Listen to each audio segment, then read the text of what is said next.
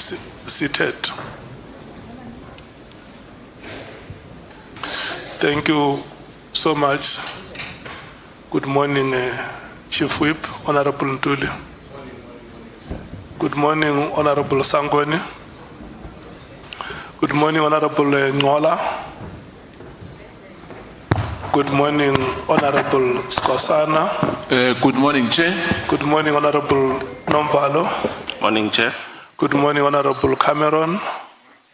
Honorable Breitenbach, good morning. Good morning, Honorable Malema. Good morning, Honorable Bangazi Mwango. Good morning, Honorable Chair. Good morning, Honorable Sols. Honorable James, good morning. Morning, Chair. Honorable Sokanyile. Morning, Chairperson. Honorable Shongwe, good morning. Good morning, Chair. Good morning to you, SC and Advocate Zikalala. Good morning, Lieutenant General Timbani.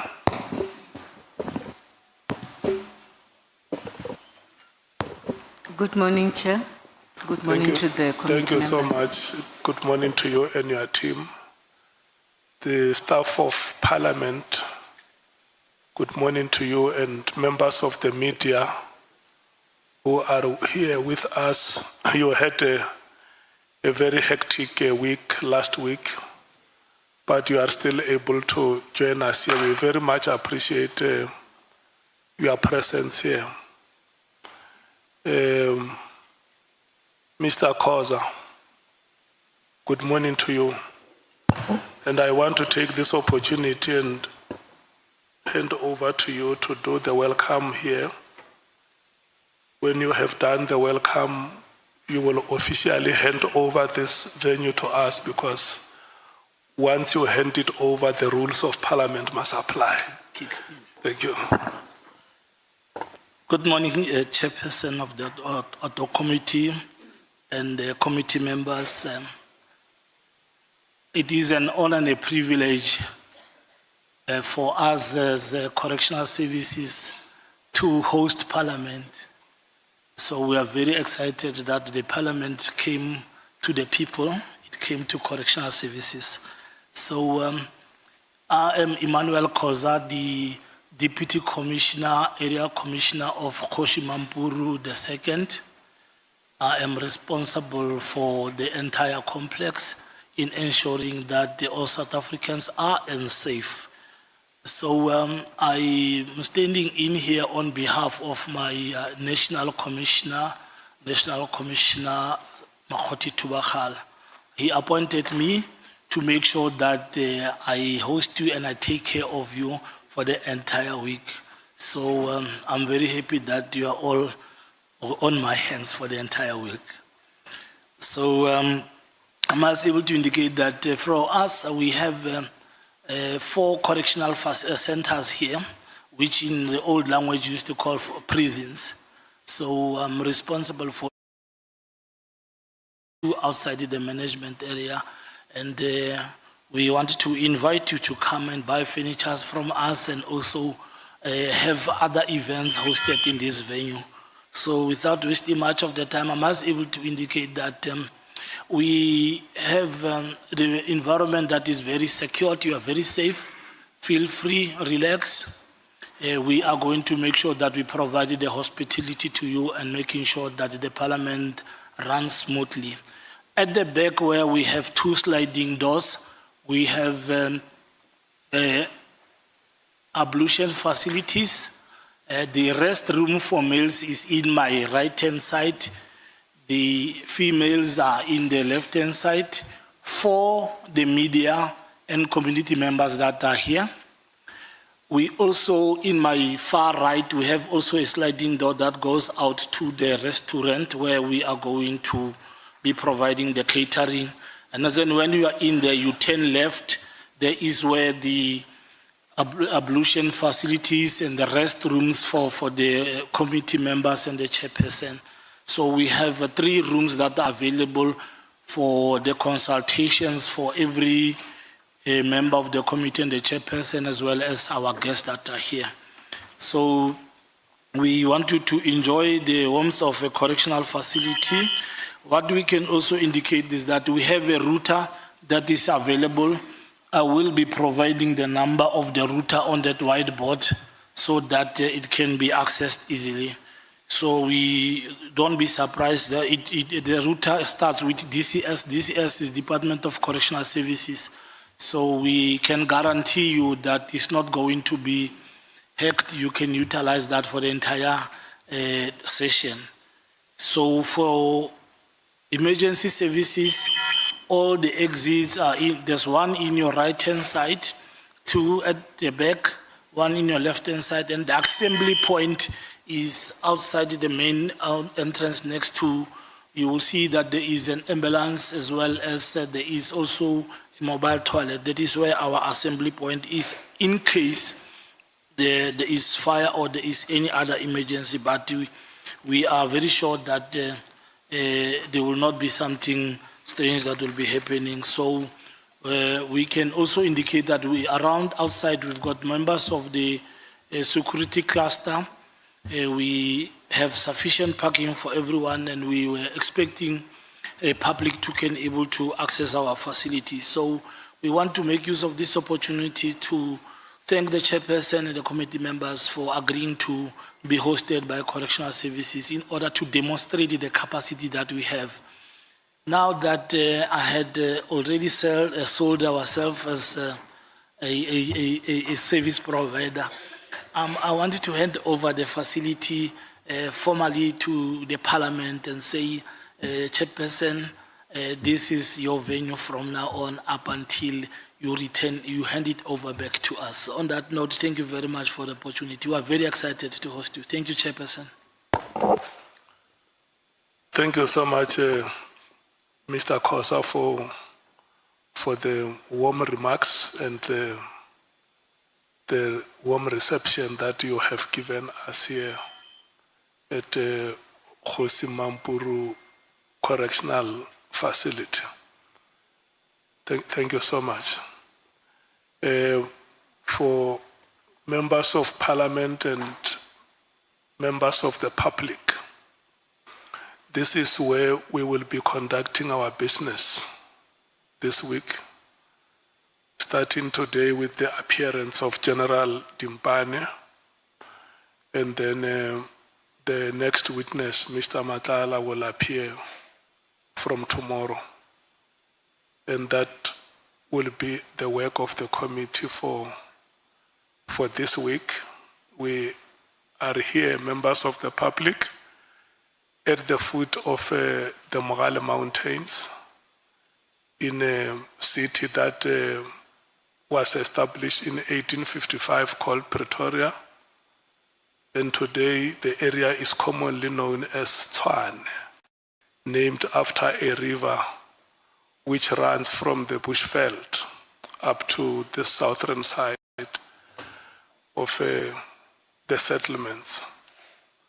This area is synonymous with our revolutionary combatants like Solomon Mahlangu, Stanza Upape, and many other revolutionaries that have emerged. Is also part, especially this facility where we find ourselves, part of our heritage, that the son of King Squati of the Bapedi, Kgosi Mampuru II, was paraded naked here, Honorable Skosana, before he was hanged.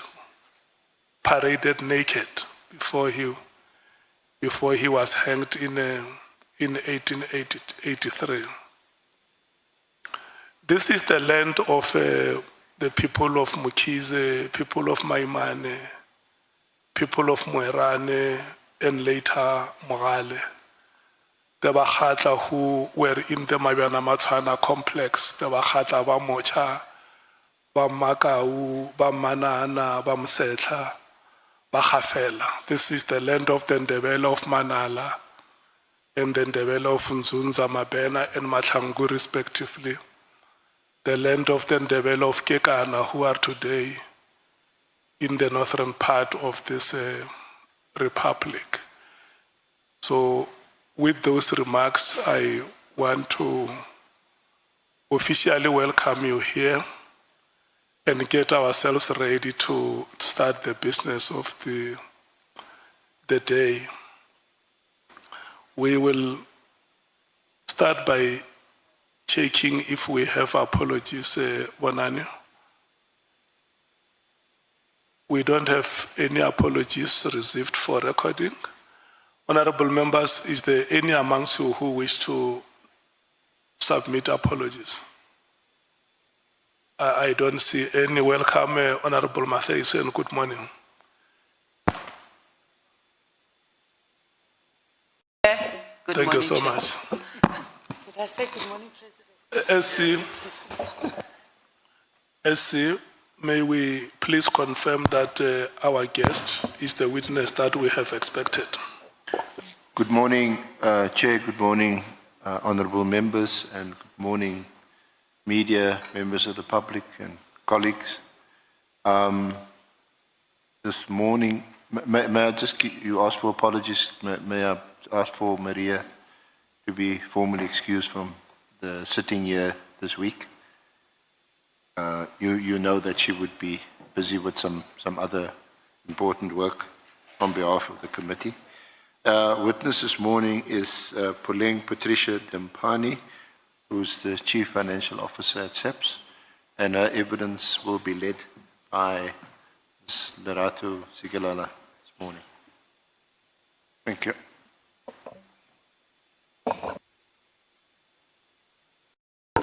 Good morning, Lieutenant General Dimpani.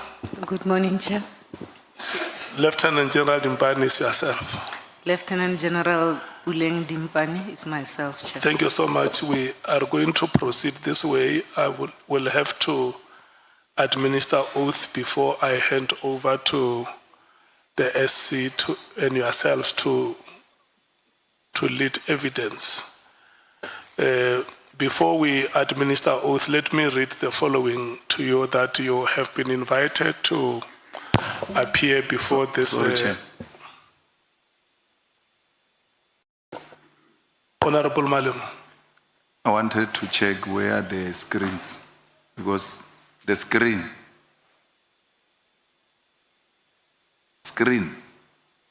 The screens. Yeah, we can't see you. That's how Parliament works. Can somebody respond to that question?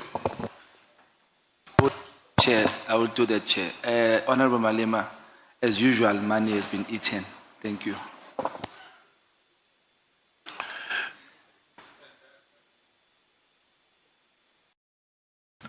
Is there anybody who is able to respond to the question?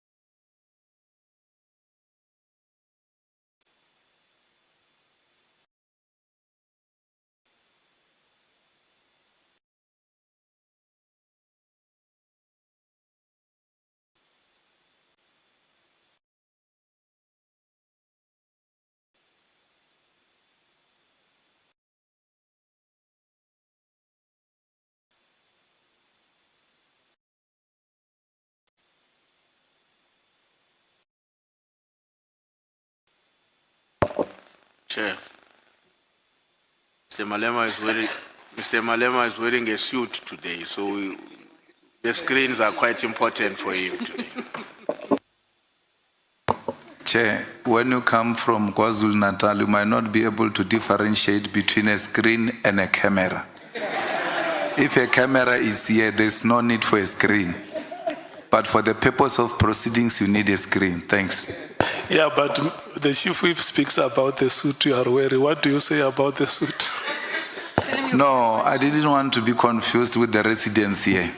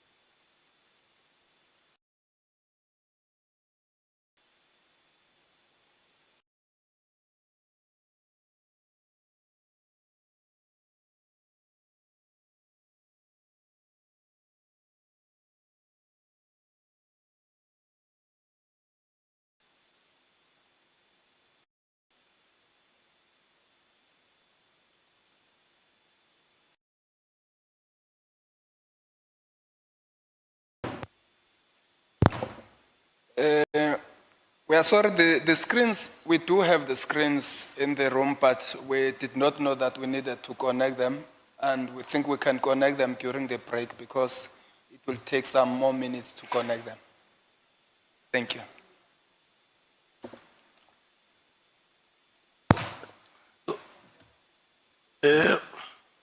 Mister, are you coming from Parliament? I wanted to check if he's coming from Parliament. Is the person from Parliament? Are you coming from Parliament?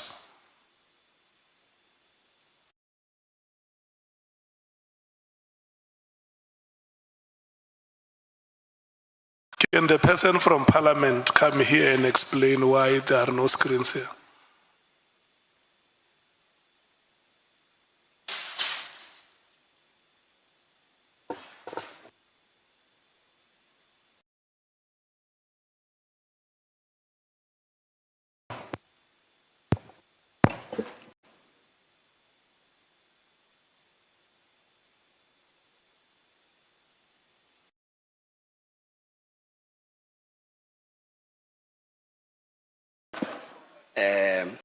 Good morning. My name is Sizwe. My name is Sizwe from Broadcasting. Sorry, we're only deployed to broadcast on YouTube, which is what we are doing. Screens are another department. We're not informed of that. But the gentleman from here has made an arrangements. We can provide him the feed and then he can display it on the screens. Thank you.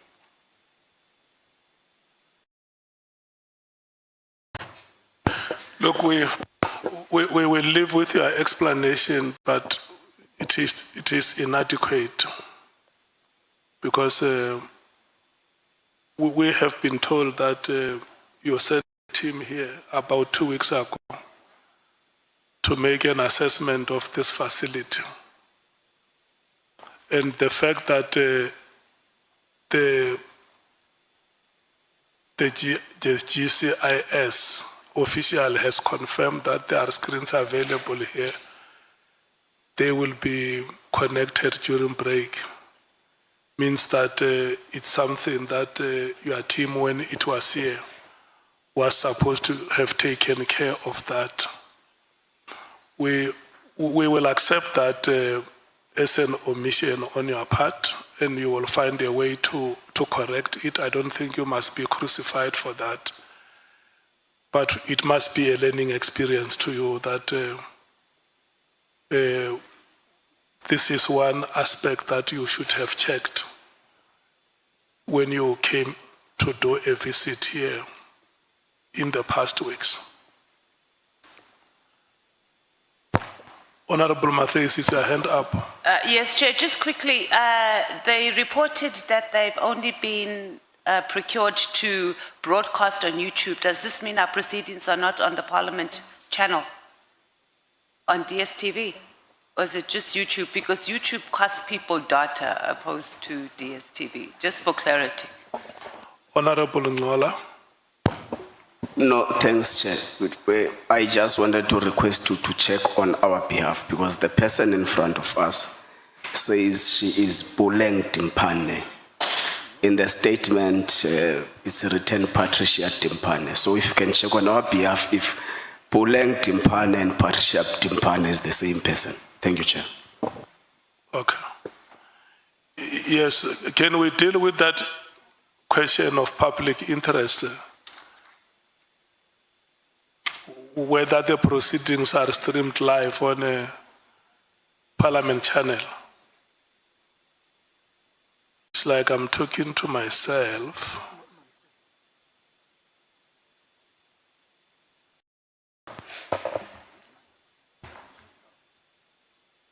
Sorry, Chair, it's all Parliament platforms, including 408 and... So the public are able to follow the proceedings from here? Yes, sir. Yeah. Look, this is something that you will agree with me that is something that we do not have to do. We don't have to delay proceedings having to deal with matters like this. Lieutenant Timpane, what are your full names? Thank you, Chair.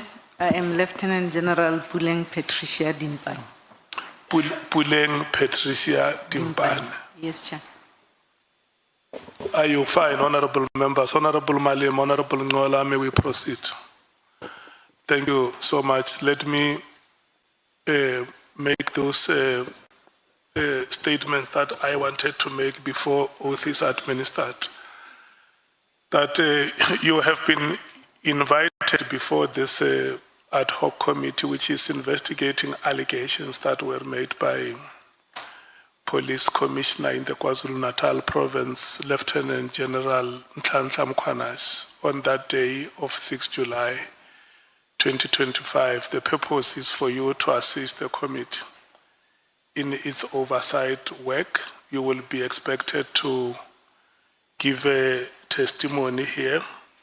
The allegations include, among others, unlawful disbandment of the Political Killings Task Team, the PKTT, or NPKTT, the alleged moratorium on the filling of vacancies within the South African Police Services, the SAPS, and alleged corrupt relationship between senior leadership within the SAPS and members of the public, as well as political interference in the work of the SAPS.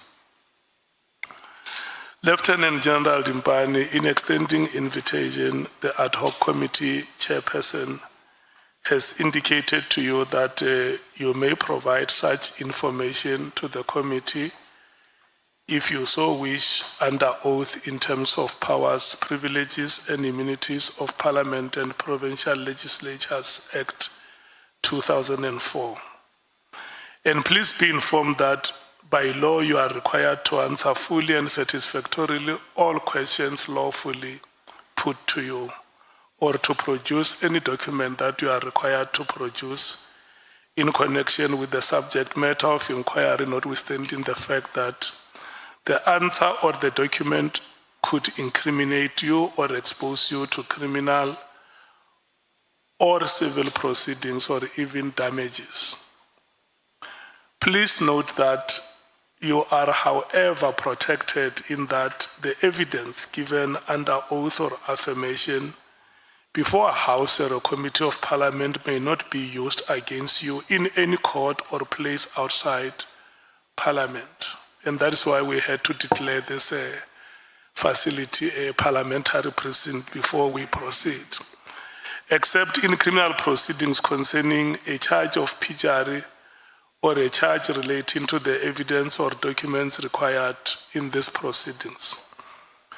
Once again, please be aware that in terms of Section 17(2) of the Powers, Privileges and Immunities of Parliament and Provincial Legislatures Act, any person who willfully furnishes a House or a Committee of Parliament with information or makes a statement before it which is false or misleading commits an offense and is liable to a fine or imprisonment to a period not exceeding 2 years. You will be required to take an oath or affirmation. Which one do you elect? I will take an oath, Chair.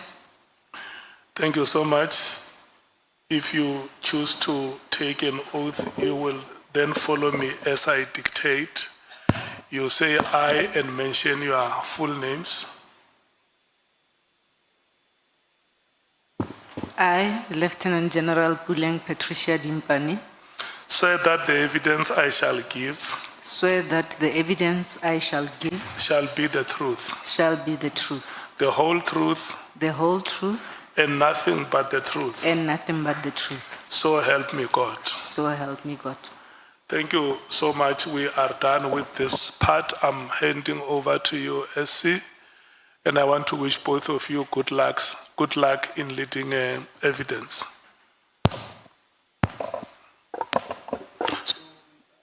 We shall run until we break at 13 hours.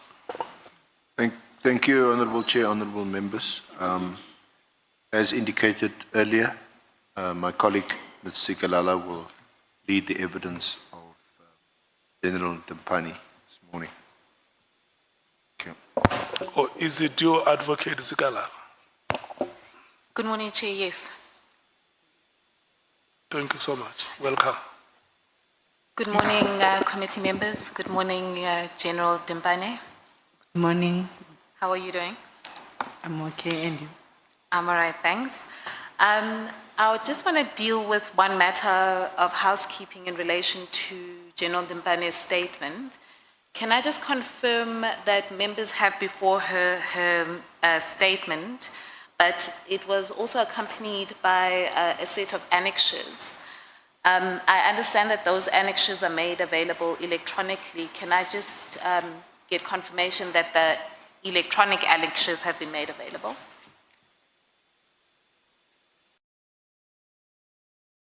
Okay. General Dimpane, I see that you have brought some people with you from the SAPS. Could you introduce them to the committee? Thank you, Chair.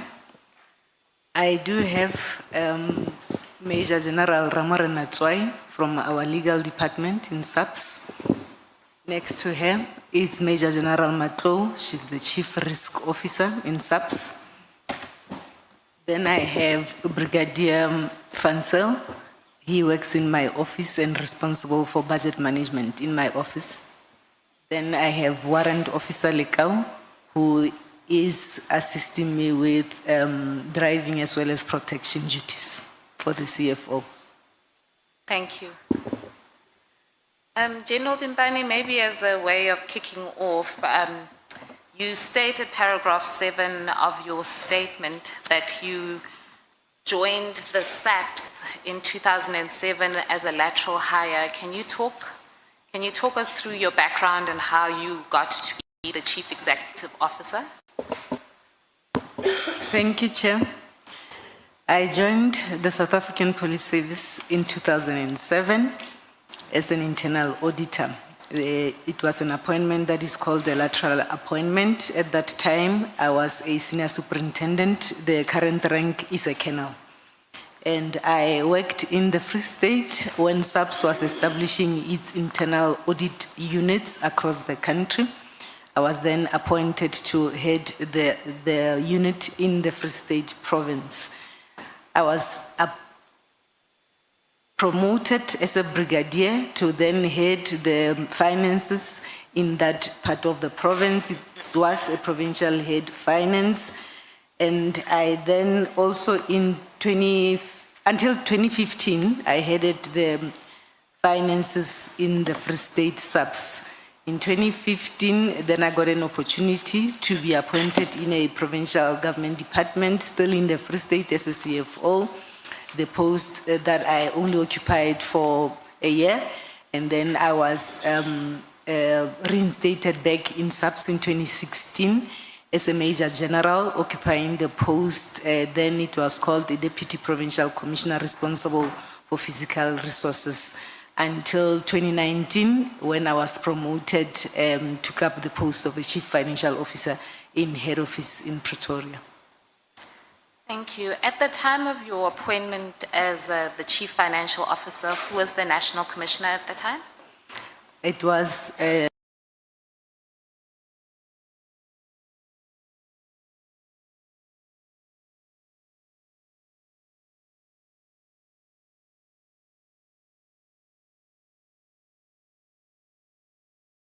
Take us through what is the relationship between you as the CFO and that of the National Commissioner?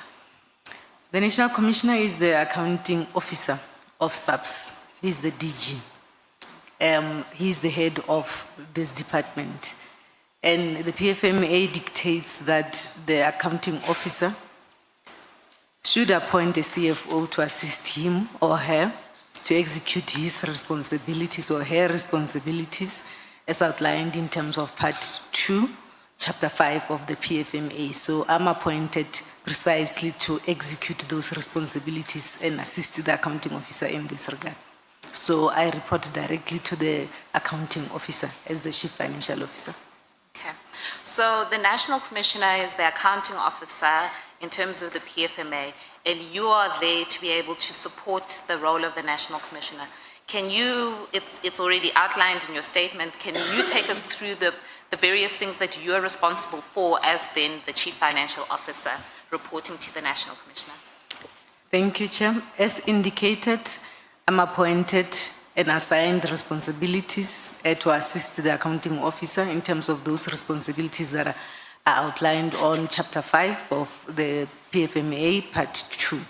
My responsibilities include budget management. I oversee the budget of the entire SAPS, expenditure management for the entire organization across the country, bookkeeping as well as reporting the financial statements are my responsibility. I also coordinate the audit issues that will include the Auditor General activities for the department. I'm also responsible for compensation services. This is managing the issues such as salaries, debtors, allowances for the entire organization. I'm also responsible for internal control as well as issues that talks to governance. I participate in the audit committee. I also chair the combined assurance. I worked very closely with the internal auditors, including the Office of the Chief Risk Officers. All the governance structures I am responsible for or oversee because to assist the accounting officer in terms of the duties that are outlined in Chapter 5. Okay. So just taking you now to paragraph 8 of your statement, do you want to just maybe, if you want to read it into the record, you wanted to clarify really what is your role with regards to the approval of expenditure and so on? You can read it from the record or you can explain. Yes. While I oversee financial operations, it is crucial to understand that my role does not extend to operational decisions. Operational decisions are taken by the relevant program managers that are responsible for operations and ultimately with the National Commissioner. I am not responsible for contract awards, or I do not have any direct involvement in supply chain management prior to the recent changes in terms of the structural changes. My function is to confirm that funds are available and to ensure that there is compliance to financial prescripts. I do not approve expenditures in the sense of initiating specific projects, task teams. Instead, I make recommendations as well as ensure and confirm financial viability. The only approvals I make relates to the activities that are within my division. My division is called Financial Management Services. So as I understand what you're saying from paragraph 8 is that you are responsible for at least the definition of financial management services. Yes. But in relation to things such as contract awards or what operational decisions are taken, those operational decisions sit elsewhere, is that correct? Yes. Historically, the division supply chain management was not integrated into the CFO's office. This is a separate division that is managed by Lieutenant General Fani, who is currently the Divisional Commissioner, and he reports directly to the National Commissioner. However, I wish to state that since May 2025, a new organizational structure has been approved, and this organizational structure then amends the reporting lines of the Division Supply Chain Management to be reporting directly to the CFO. However, this new organizational structure is yet to be implemented. This is pending processes that are unfolding gradually within the relevant restructuring committees. The implementation is ongoing and gradual. Therefore, for most of the period under discussion, supply chain management was a distinct function, and it remained so pending the integration. My current performance agreement that I have signed with the National Commissioner as I report to him reflects my duties relating only to financial management services, not supply chain. Yes. And if the committee had the benefit last week of hearing from Lieutenant General Fani in relation to issues of supply chain management, and also had the benefit of being able to see the organizational structure. And he also confirmed in his evidence that he reports directly in relation to supply chain issues to the National Commissioner, and you report directly in relation to finance matters to the National Commissioner. Correct. So, how your evidence before the committee has been structured is that you deal with essentially three themes. You deal with the approval and budget allocations in relation to the PKTT, which is the next topic that we're going to discuss. The second topic is you deal with your interactions with the minister, in particular Minister Mkhwanazi. And then the third topic, you deal with the point at which your department interacted with the health risk management contract. Correct. So maybe then as an overview, can you broadly give the committee an indication of how the budgets are structured or allocated within the SAPS? Thank you, Chair. The budget as well as resource allocation follows a program structure. We have 5 programs. Program 1 that deals with everything to do with administration within the department. Program 2, which is our biggest program within our budget structure, that deals with everything to do with visible policing. Program 3, that deals with crime detection, that will include DPCI. And we then have program 4 that deals with matters that relates to crime intelligence, with the last program being program 5 that deals with protection services, that includes VIP protection. So these are the 5 main budget programs. They do have sub-programs within them. And after those sub-programs, then you will have relevant divisions, you'll have units in this regard. So that is how our budget structure in terms of programs is outlined. Yes. So I understood you to say that program 2 is visible policing. Yes. Is that where task teams would be located? That is where task teams, intervention teams, as well as project teams will be located. There is a National Operation Coordination Center that runs almost all the interventions, the task teams, as well as operations sitting within program 2. So when you're trying to then allocate a budget in relation to task teams, or maybe we can take one step back, what is the manner in which you allocate to task teams as opposed to various units and other things that you have within the SAPS? We do have a formal allocation methodology where we will then allocate the budget to all cost centers, but specifically to the task teams, we allocate to the National Operation Coordination Center or to a cost center that will be determined by the accounting officer in this particular regard. So all these operations, task teams and interventions are then coordinated nationally through the National Operation Coordination Center. However, there might be instances where the National Commissioner will then establish a task team or an intervention team and direct you to say the funding could be given to a specific province to deal with that particular task team or to manage it. But in the main, the budget is allocated at the National Operation Coordination Center. Okay. And so the budget allocations for the PKTT would come then from whatever budget is made available in that National Operation Coordination Center? It will be clearly indicated. There are various task teams, various operations as well as interventions that will be allocated. I have heard the latest to say it is 11 of such interventions.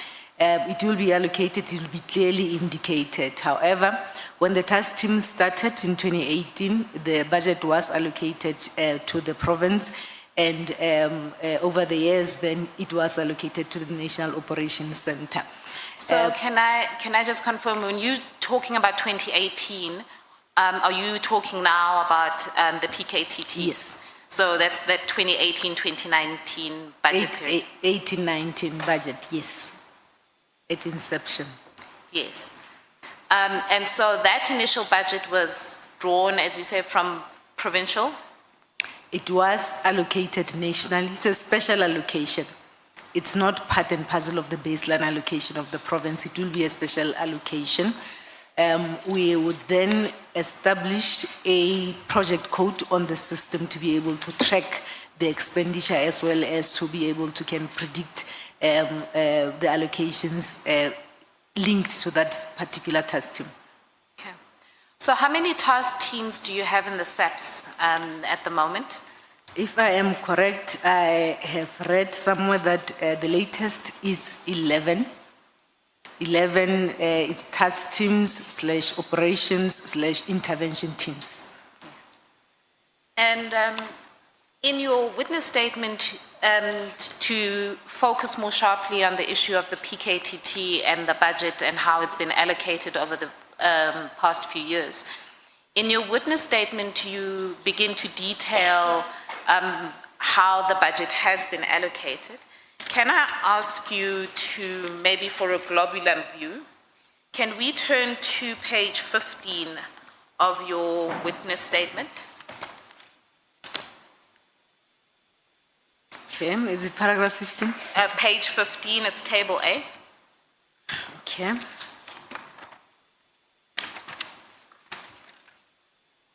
Yes, I have table A. So, can you discuss or explain to the committee what table A is intended to explain? Okay. When I was invited to the committee chair, I was requested to provide expenditure trends for the PKTT since inception. And I was also requested to provide a comparison in terms of the PKTT and other existing task teams or intervention teams. So I have two tables. I will start with table A. This is expenditure items that were recorded for the PKTT for the different financial years since inception. You will note that the first year... Dimbani, let me maybe slow you down a little bit. You say these are expenditure items and these need to be differentiated from the allocations. Yes. So can you just explain what that means? On table A, it only depicts the expenditure items. These are expenses that have been incurred since inception by the PKTT. To this end, 435 million has been spent in this regard. However, you will note that on the annexures that I have provided that supports my statement that I was also requested to provide the budget approvals in this regard. So I do have the budget approvals that I have referred to on my statement. If I am to take you through. Can I just go back to those annexures that are in your statement? Those are those information notes over the particular years? Yes, and allocation letters as well. So those information notes, they depict essentially what is allocated. Yes. but what this table is showing is the actual expenditure that eventually then goes through. Yes, correct. So at the top, the overall figure you have at table A is that to date, there's been 435 million spent on the PKTT. Correct. Can you speak or at least discuss how that has been broken down over the particular years and what the various expenditure items are? Okay. As indicated, Table A will then depict expenditure items that were recorded for the PKTT. And I must indicate that these are the direct controllable costs that we utilize as and when we allocate funding to the various intervention teams. These are the figures that we will then utilize. You will note that since 2018-19 up to this year, September, in the last column, that your biggest cost driver in terms of the work of this team would be on the line item called overtime, as well as travel and subsistence, in the main, the accommodation. The members of the team may not necessarily come from KwaZulu-Natal. It will be members that come from head office and elsewhere, and you need to then accommodate those members and pay the accommodation fees. They do work overtime. That is why you will see those two line items being a little bit on an increased trend. You do have a few items there in terms of their incidental costs, as well as from time to time those that will require to travel, they will then travel. When you look at the last year, 25-26 on overtime, you will note that there is a zero. It does not mean that the team has not performed and claimed overtime. We will soon be processing their claims, and there will be an expenditure in relation to this financial year. So they are continuously working, currently working, and I am certain that those claims are currently being processed, and you will soon then record expenditure in that regard. So overtime, travel, as well as issues of their meals will be the line items that you will note a bit of an increase in terms of those expenditure items. So just to take you back, these various expenditures are the expenditure items that have been incurred over the past 6 years throughout the lifespan of the PKTT, is that correct? Yes. And you've highlighted the overtime as one of the big expenditure items from the team. Can you talk to me? I see, when I look at the table, I see that travel and subsistence, then there's for accommodation, food and beverage incidental costs, and air and road travel. And they seem to make up the first four also big expenditure items that arise from the team. Yeah, that is correct. Is that, and this is my layman understanding, is that because the team is not a formal structure and it's drawing from different provinces, or is there a reason why that travel and subsistence is such a big expenditure item? As I indicated, when the operational environment would agree or pick up crime patterns or crime trends in an area, any area in the country, and they sit and discuss and analyze and come to a conclusion that we need to go and stabilize that situation. Sometimes they will use the local guys, sometimes they will then deploy from all over the country based on the decisions as well as the approvals in this regard. The members of this task team are from across various environments, and you need to accommodate them as and when they go and operate in KwaZulu-Natal or operate elsewhere in the country. And you need to also ensure that there is food as well as S&T that is provided for them. And they do work hard, they do claim overtime in this particular regard. So it's not anything that is strange. This is how the work of the police is done. This is how the task teams as well as those interventions. And those task teams would have been established for a specific period to go and achieve a specific outcome. So they are temporary in nature. these interventions as well as these task teams. They are not permanent. They are established for a specific period. They are established for a specific purpose, and there will be cost estimates that will then be submitted to the National Commissioner, and the submission will come to us to confirm if funding is available. Of course, as the finance team, as myself as the CFO, occasionally there is a need for me to comment or raise concerns in relation to this. You will note that over the years... Let me just ask you a question before you pivot in relation to that. What I'm trying to ascertain from you is the expenditure trend that we see here. Is that an expenditure trend that you would see if the team was more permanent rather than it being a task team? Or is it an expenditure trend that is one that is like this because you're dealing with an informal structure where members are coming in and out at various points?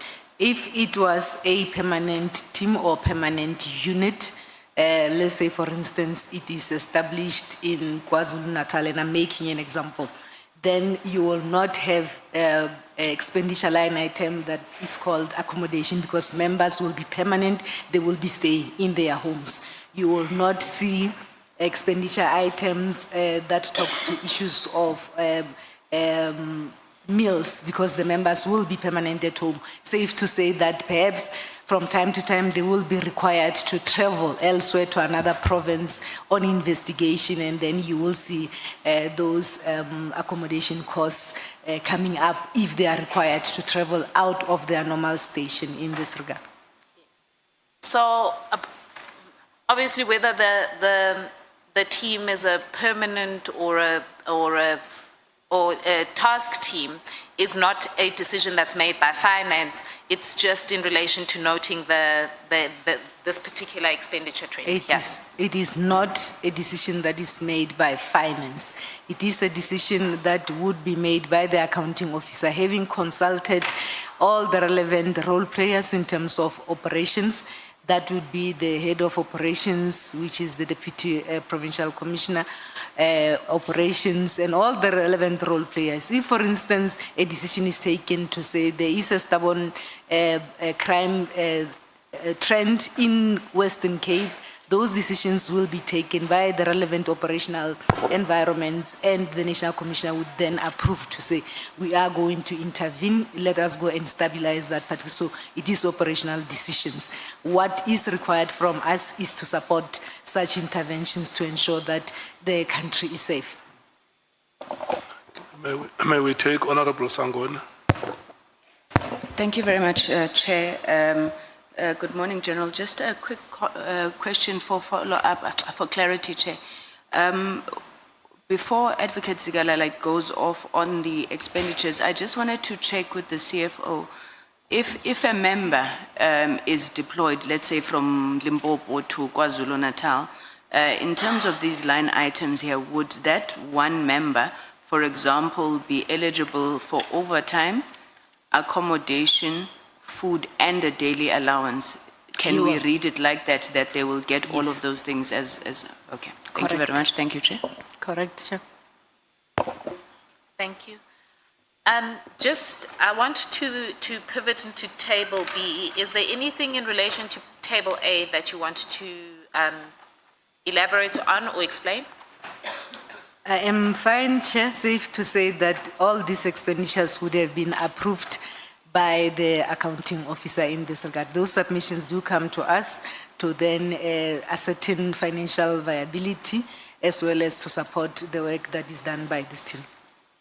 And those information notes, for just for the purposes of the committee, are attached, the various approvals that were made over the years.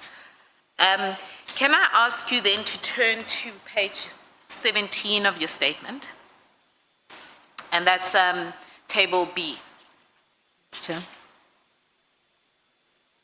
So what we looked at in Table A was the expenditure of the PKTT over the past 6 years alone.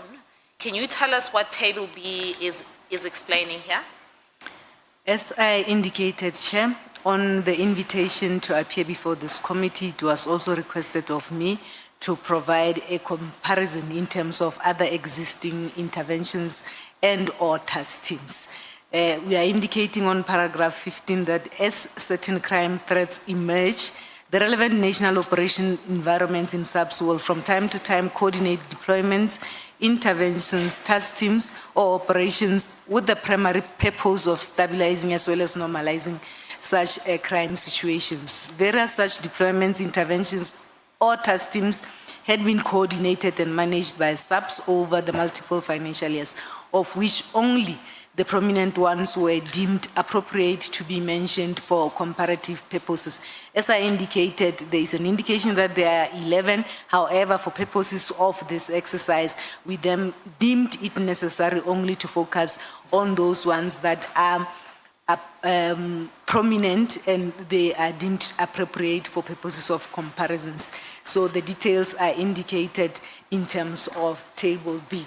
So so just to clarify, though there are 11 task teams, when you're doing an analysis trying to compare apples for apples essentially, to see which interventions, which task teams you're spending money on, you essentially chose these ones, which I think is 6 on table B, to be able to do the comparison. That is correct, Chair. So can you just a brief description about what these various task teams and so on that you have selected to be able to do this comparison are? So table B indicates expenditures that were recorded for prominent SAPS national deployments, interventions, as well as task teams, etc., for different financial years. For purposes of comparisons, we then took from 2018-19. We have the first one that I have heard that it deals with the issues of illicit mining. This is an operation or an intervention that is normally called Valam Gold. You will note that this particular intervention only started in 23-24, and we have expenditure up to 25-26, up to end of September. This one, you will note that the expenditure up to date for 3 years is over R1 billion. And I will indicate to the committee that this is mainly an operation or an intervention that is funded through CARA funding. It's funding that does not come from our baseline. We are given an opportunity as the law enforcement agencies to, from time to time, approach the CARA funding committee to then request funding. The CARA committee or the CARA funding is funding that is used to assist departments. This is the criminal assets recovery account. So from time to time, the accounting officer, having assessed the financial or alternative financial sources, would approach the CARA committee. So the illicit mining or the Valam Gold intervention is funded from that particular source. And this source is not part of our baseline. It is money.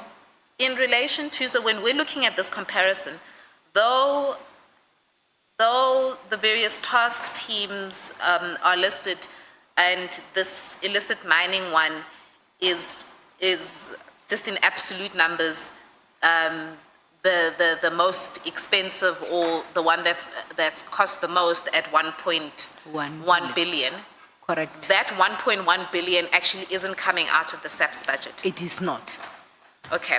It is not. It is funding that was sourced through the CARA committee by the accounting officer, and we are grateful for that. And the reason why we would then go and look for alternative funding is because of the financial constraints that we find ourselves in. We have experienced financial constraints in a form of budget reductions on our operational funding. For us to be able to succeed with these operations, we from time to time have to then make funding available, and it becomes a challenge when you are faced with budget reductions in terms of operational funding. So we look at other alternative funding sources, and this is one, and as a department we are grateful for such.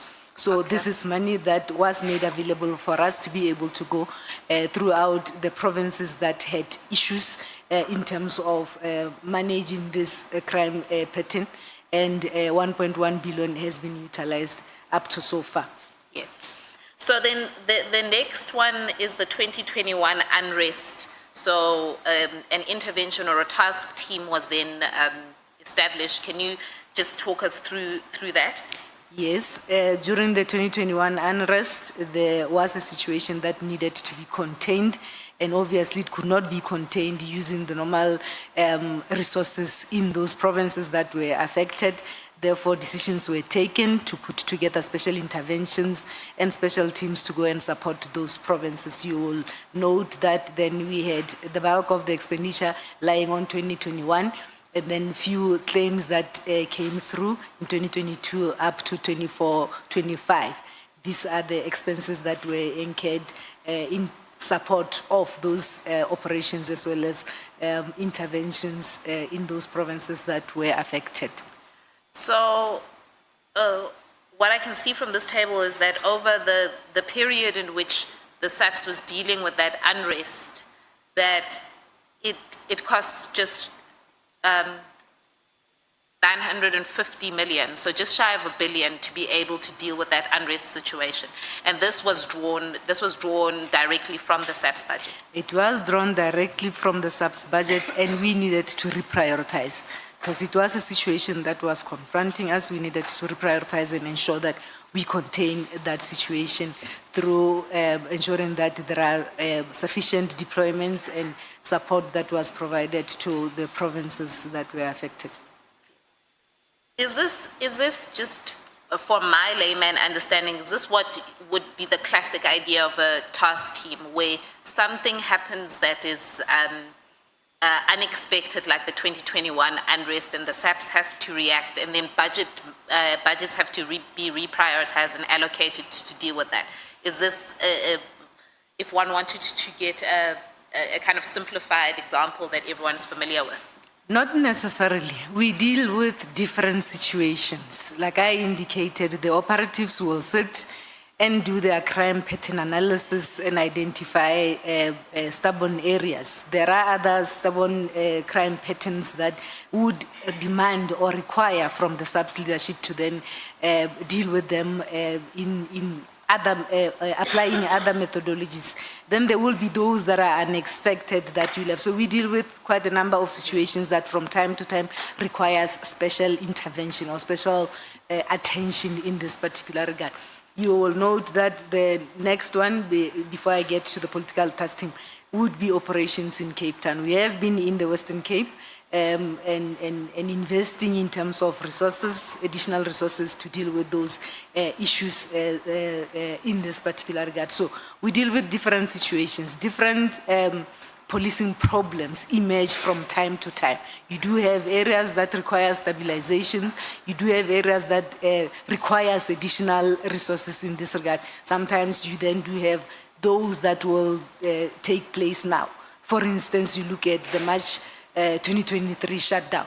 It is a situation that needed to be contained in this regard. You will note that during that March, it was a closure of the books or closure of the financial year, and you then needed to spend or process those payments in March, and in the following year, probably in April, those claims that could not go through then went through in April in the following year. So you do have different type of policing challenges that the police are confronted with from time to time, and those challenges requires different interventions and different plans and strategies.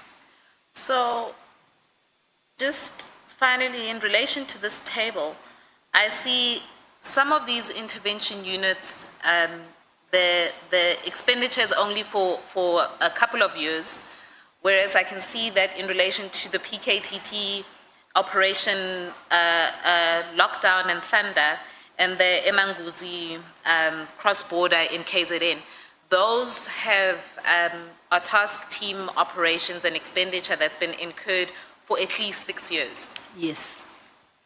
So does that mean that, and you'll correct me if I'm wrong, if when you're looking at the 432, you must also consider the duration within which the expenditure was incurred, whereas some of these seem to have incurred the expenditure over a shorter period. Yes, correct. And when you look at those three, perhaps they are the more comparable ones. You will note that for lockdown as well as Emanguzi, then the expenditure goes down. Evaluations of these interventions do take place from time to time.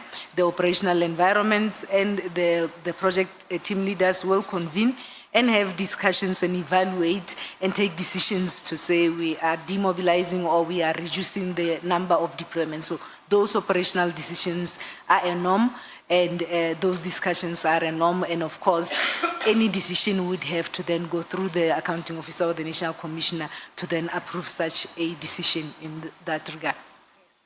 So when I look at these tables, I see vast amounts of money that is being spent on various operations. And these are the, as you say, the absolute sums, the expenditure that's come through. Are you able to give an assessment whether they are on value for money, whether these operations are successful or so on, just looking at these tables? These tables that I've provided to the committee are not necessarily indicating the impact assessment, and these are some of the concerns that we normally raise from a financial point of view with the operational environments to then look at the issues of value for money or impact assessment. Of course, ultimately we are assessed as a country in terms of whether, or as the police in terms of whether the crime stats or crime statistics are going down. However, from a financial point of view, what we have then done, this is a conversation that we always ask ourselves, because we need to ensure that there is return for investment.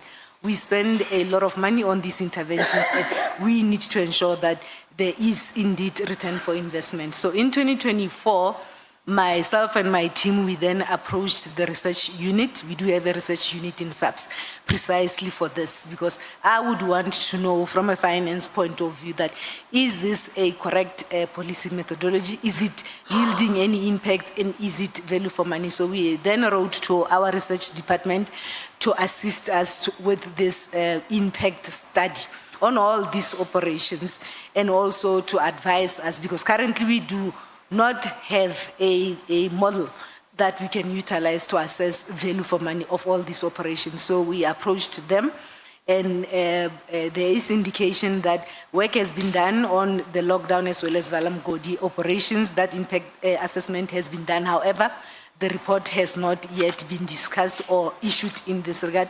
It also, the research unit has also indicated that they are in the process of developing this value for money model that we can utilize, but they have cautioned me to say it is not an easy process. It is difficult.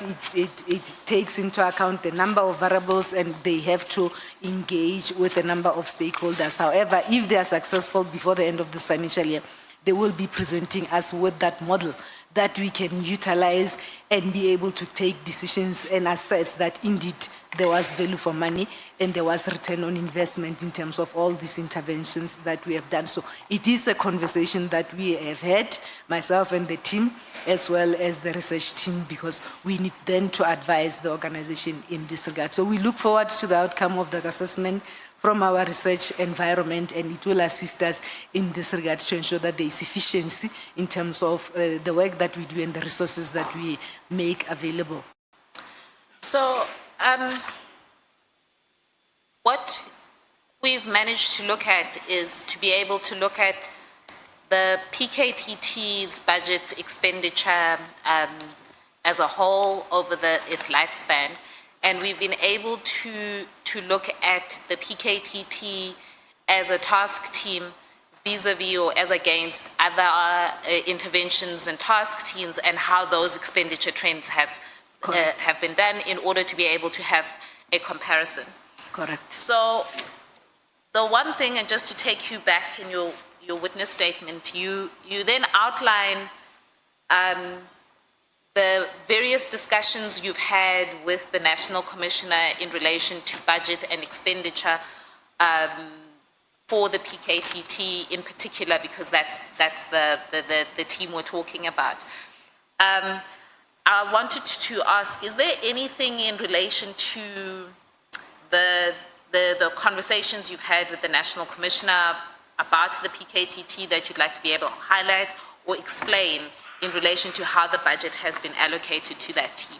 We always have conversations, myself and the National Commissioner, when it comes to these interventions, including the resources that are required to support these interventions. When it comes to the PKTT, the request for funding would come to us and we will have those conversations. When it comes to the PKTT, I have had conversations with the National Commissioner to say, my understanding is that a task team is established for a specific period, for a specific reason, and then it is withdrawn. But with the PKTT, we have noted that it is clearly dealing with something that is permanent. So for us, from a budgeting point of view, it becomes challenging when you receive applications almost every 3 months for 5 years. So you are unable to budget properly, you are unable to project properly. It may be necessary that perhaps this becomes a permanent structure to deal with the permanent problem that seemingly exists that they are dealing with. So we have had those conversations. It was my understanding that this particular team was established to deal with the problems in KwaZulu-Natal. I've even made suggestions to say, let us task OD, the OD is our organizational development, to put together a permanent structure, and we give this structure to General Mkhwanazi in KwaZulu-Natal to deal with this permanent problem, because for 5 years we can continue like this from a budgeting point of view. Now, if it is a permanent structure, then you are able to resource it properly, you are able to budget and plan for it properly so that then you support the team to be able to do its job. So we have had those conversations in this particular regard, myself and the National Commission. And the National Commissioner, then during those conversations, obviously, from an operational point of view, knowing that the work of this PKTT has been, the scope has increased, they are no longer only operating in KwaZulu-Natal. Of course, he has got no obligation to explain that to me. He said, perhaps then it should not be local. If it is a permanent structure, it should not be localized in KwaZulu-Natal, and that structure perhaps could be in head office. So those are the conversations that we have. So if it is a national structure, then it will be able to serve all the provinces should there be any political issues that are picked up in other provinces. So for me, from a budgeting point of view, it is an issue that I have raised. However, I raised it in the view that then this team clearly is dealing with something permanent. Let's make it permanent so that then there is proper budgeting, there is proper resource allocation, and there is proper accountability in this regard when it is a permanent team. So I have had those conversations. So as I understand your evidence, and you'll correct me, that the difficulty with dealing with a team that is not a permanent structure is that it's not formally budgeted for, and that the applications come in every 3 months or sporadically or ad hoc in a way where you can't necessarily anticipate when the applications for further budget allocations would be made. That is correct. And also for me, I need to be able to hold someone to account for the utilization of those resources that would have been allocated. And it also makes it easy for you to plan and to allocate resources in order to properly support that particular team. So if it becomes a team that operates for a longer period on a temporary basis, you are unable to, from a financial point of view, to then resource it properly and to make those projections properly. And then you will have other resources being utilized. Those resources will have been drawn from other units and so on and so on. So we needed it to be a structured team, continuing with its work because it is doing a great work, and being supported with proper resources and obviously accountability. Someone has to be held accountable in terms of the monies that would have then been given to the team to do its job. Yes. So this is a conversation, or these are conversations, they are outlined in the various sub-paragraphs of paragraph 13. I don't think we necessarily have to go there. With regards to how you resource this team and whether it should be made a permanent structure or not. But ultimately, that's not a decision for you to make, is it? It is not. And that's a decision which lies where? With the accounting officer. Yes. So, and maybe this is a good segue to then go into the second kind of theme of your evidence, because it has become a big part of the evidence that has been presented before this committee, that one of the reasons for disbandment of the team that was given by Minister Mkhwanazi was that he had various budget issues in mind. So I don't want you to address that now. I just want you to address, and maybe let's start at paragraph 17 of your statement on page 18.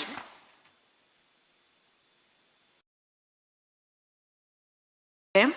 So at this point, Minister Mkhwanazi becomes the minister in charge of the SAPS at, when is it? Is it end of June, early July? And do you have any interactions with Minister Mkhwanazi? Thank you, Chair. Like any other executive authority that will then be appointed to head the vote police, vote 28, Minister Mkhwanazi became the executive authority for SAPS after the elections in the 7th administration. As part of the executive management of SAPS, we were requested to then embark on meetings to assist with the orientation of the new minister together with his team. And these meetings, or the orientation meetings, would have been arranged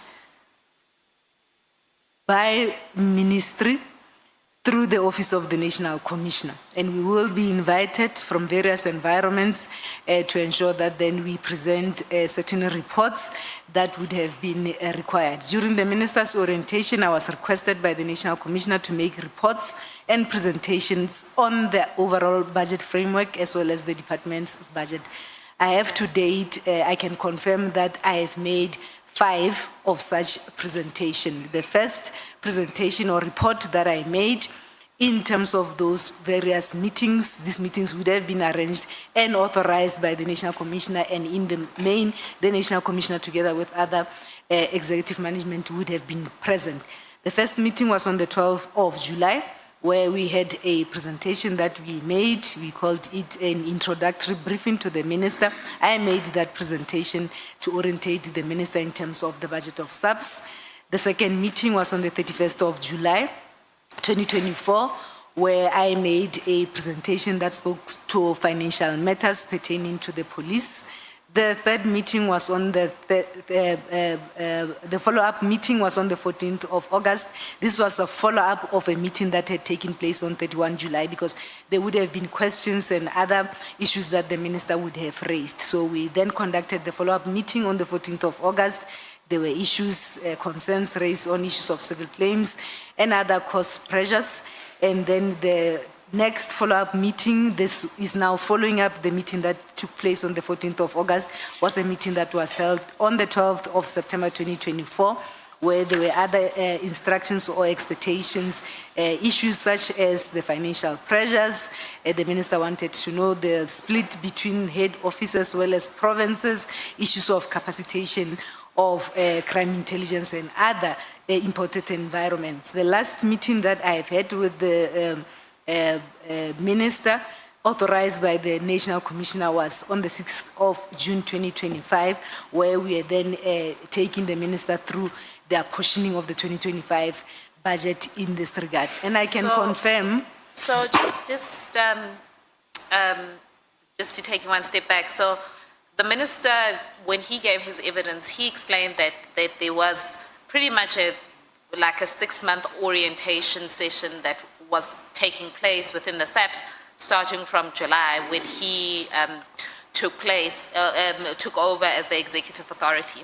Yes. And what you are explaining is that during that orientation session, at various points you were asked to make presentations to the to the minister, and you have attached in your witness statement the various presentations that you made to the minister in relation to various financial and budgetary issues relevant to the SAPS. Correct. So just over paragraph 19, can you can you read that and then just explain what your evidence is from there? Yes, I can confirm that all these 5 presentations that I've mentioned in paragraph 18 dealt with the budget framework, overall challenges as well as pressure points in the organization. None of these presentations dealt with the matters that are relating to PKTT. To our strategic presentations, there was nothing that we spoke about in these 5 presentations that related to the PKTT. So in these, so you're making these presentations, but they're at a very high level in relation to the overall SAPS budget and so on. That is correct.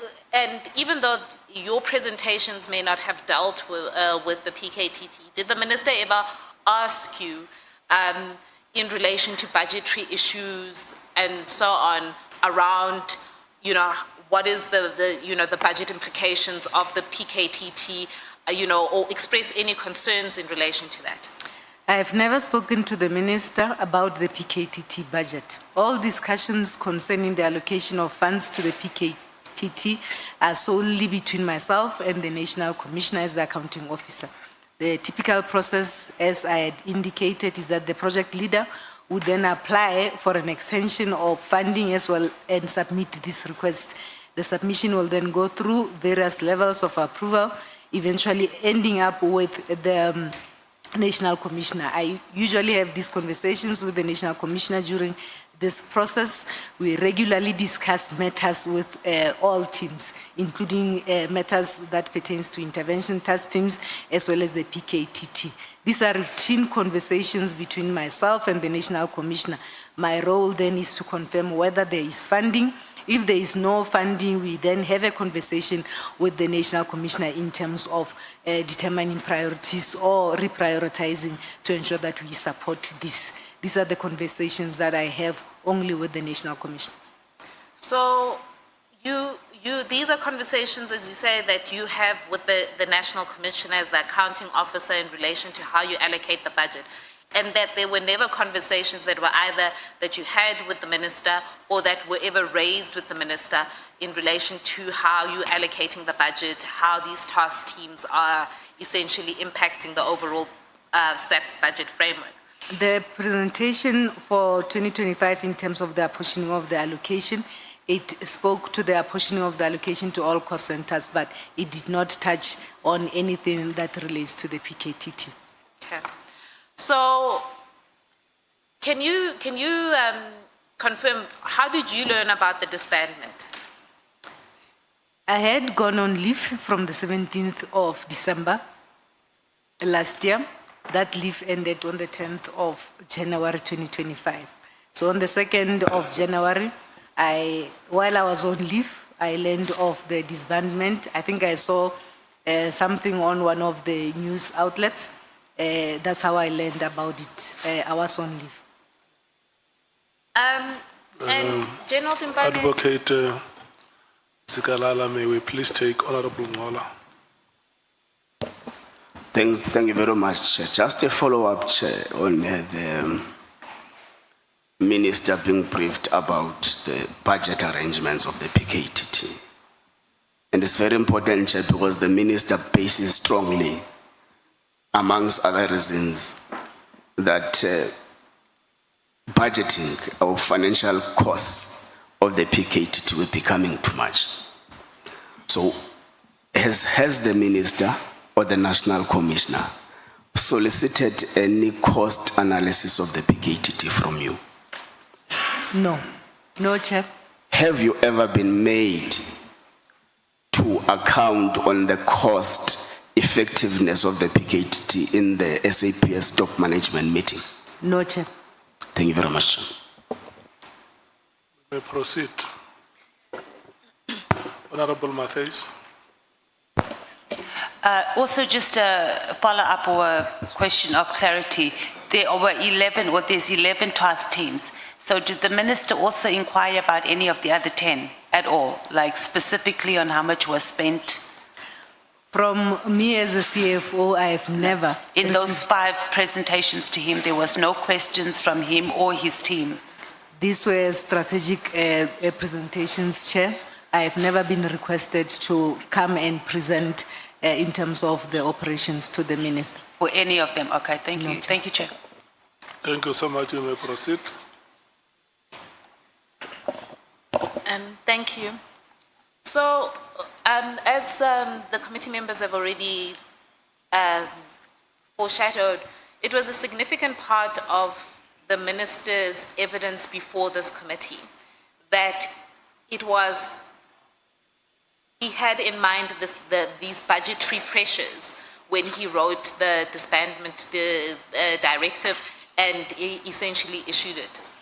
And when he was before this committee, one of the things that he relied on heavily was a comment you had made in an information note. Now, I don't know if the committee members have that information note. It's in the annexures, but the comment is also set out on paragraph 20, page 20, paragraph 23. The information note for those who want to look at the annexures is PPD 13 at page 105. And so, just to take one step back, this was an information note for the 2024, for the period 1 April 2024 to 31 March 2025. Is that correct? Correct. The information note was, as I see it, and I can pull it up quickly, was completed or was an application for funding that was done by General Khumalo. And that application for funding was then made, I think, in March. Let me check. Was made on the 26th of March, 2024. Is that correct? Do you have it before you? That is correct. So the comment that you made on that information note was essentially approved before the minister came into office. That is correct. And then can you then take us through essentially what you were trying to explain in that comment? You've set it out in paragraph 23 of your statement, if you want to have a look at that. Thank you, Chair. Perhaps before I even get to my comment, I wish to state that I did not give anyone permission to utilize that information note. That information note was an information note requesting funding from the project leader to the National Commissioner, and it came to my table to then confirm if funding is available. I was shocked to hear about that information note being utilized in evidence in this regard. And nobody has ever asked me about the context of that particular comment that I had made on this information note. Nobody. And it is a conversation that I had had with the National Commissioner when that request for funding came to our table. The project leader requested 94 million. You will recall that this information note comes in March. Somewhere towards the end of March, you are trying to close a financial year 23-24, and you are getting to the new financial year. Can I just pause, because I think that is an important detail. The financial year for the end of the financial year is the end of March. It's the end of March, yes. So the information note comes on the 26th of March. Yes. So it's coming just before you are about to close your books, or I don't know what you close. Correct. Yes. It's coming just towards the closure of a financial year, and the Before that, Chair. May I yes, proceed? there's a question.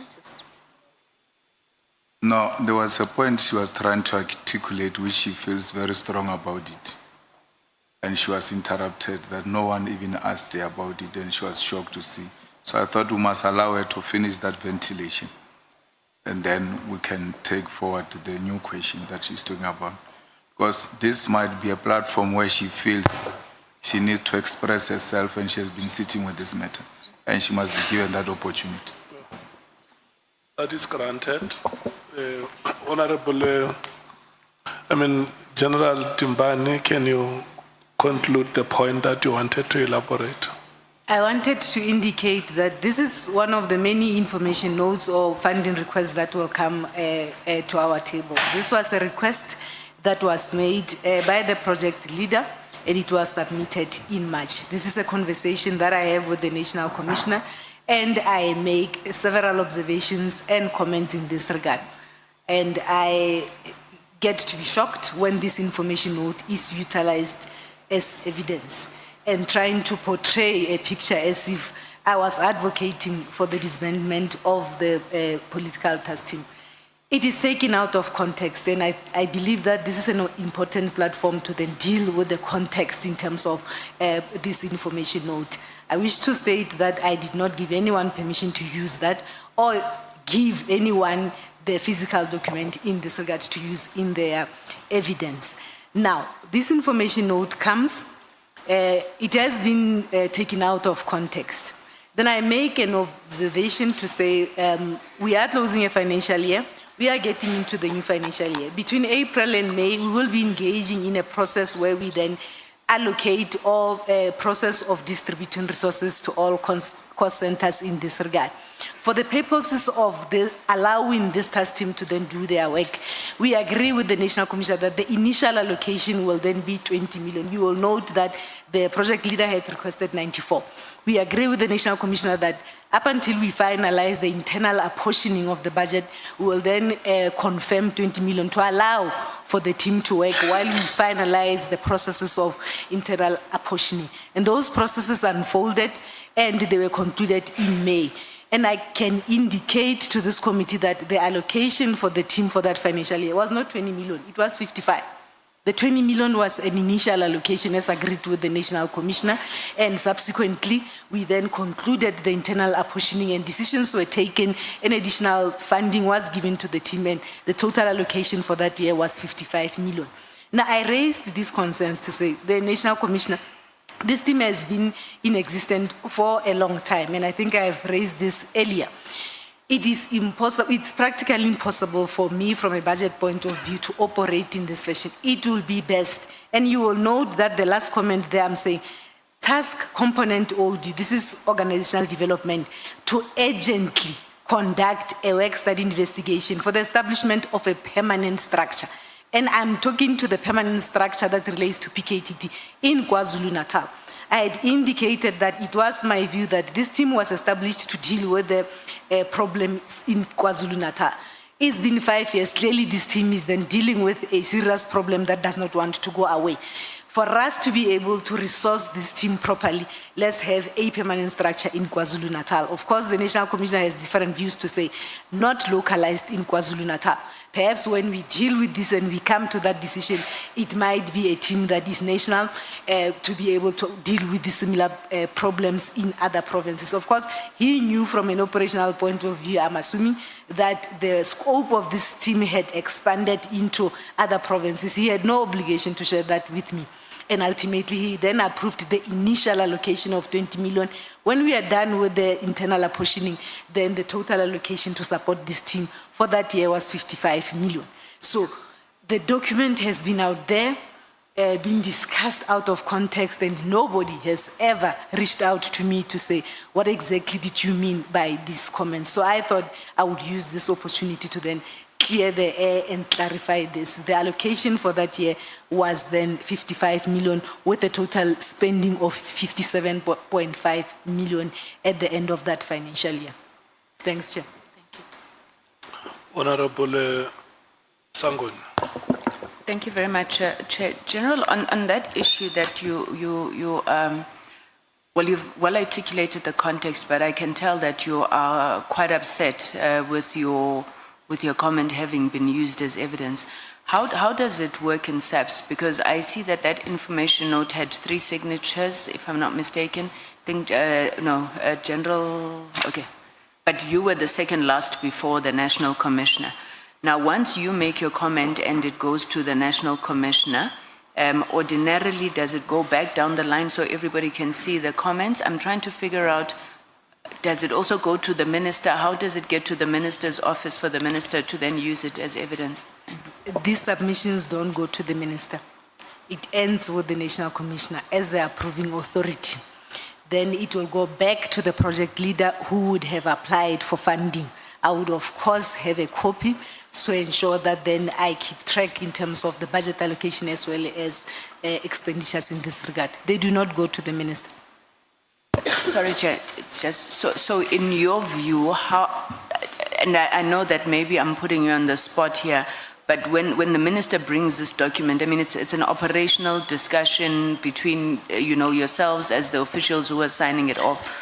If you had to hazard, how do you think the minister even knows what you said? Because you said you never discussed this with him. He shouldn't, maybe asked that he shouldn't even know that you had written this comment, am I correct? I am not saying he shouldn't know. I am not certain where he got hold of the document. I'm simply saying that it should not then be utilized as if, and creating an impression as if, as the CFO, I took the document and I went to the minister with the document. That is not what transpired. And I'm not saying he is not entitled to have a look at documents in the organization, but I certainly did not give him that document. When the document leaves my office, it goes to the National Commissioner. The National Commissioner will then approve it, goes back to the person who had requested funding. I would request a copy for purposes of my records as well as accounting properly. Probably the executive authority has access to documents and discussions in the organization, but I certainly did not give the minister that document, or General CBF for that matter. So you've already discussed part of the comment that you made, which is under paragraph 23 of your witness statement. And this is just further clarification because a lot of emphasis in the evidence of both General Sibia and then subsequently the minister, and in particular the minister, was to say, and looking at the line just under paragraph 23 in the quote, 1, 2, 3, 4, the fourth line, where you say post-elections, the team must be deactivated as it has been in existence for the last 5 years. So there seems to have been the suggestion, and it was made in evidence, that you as the CFO had advocated for the disbandment of the team. But as I understand from what you're saying about the last line, was that you were in fact saying that steps need to be taken for the team to be made a permanent structure. Is that correct, or do you just want to clarify anything further? That is the correct context, because if it is a permanent structure, it has been there for a long time, then it gives you an opportunity to be able to budget for it properly, to resource it properly, because clearly it is dealing with something that is a bit permanent in this regard. And as I indicated earlier, then issues of accountability in terms of the resources that you would have allocated to that particular team. So it is correct. So, I mean, we've covered a significant amount in relation to that particular comment that you had made, but ultimately, as I understand, your evidence is to be saying that from a budgeting perspective, you had made that particular comment in that framework from a budgeting perspective, looking at the fact that this was a team that was ongoing for 5 years. Yes. But it was not, and you must just clarify for me if I'm putting words in your mouth, that it wasn't you advocating for the disbandment of the team in the way that it was eventually disbanded.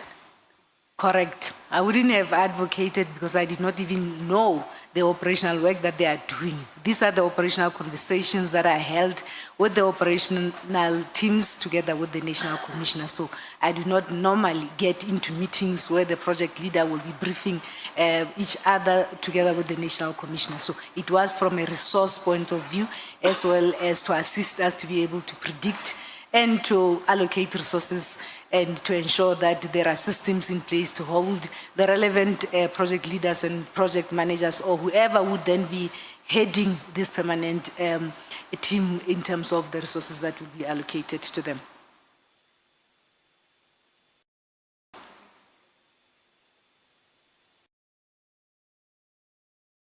Can you just give me a minute? I just wanted to confer with this.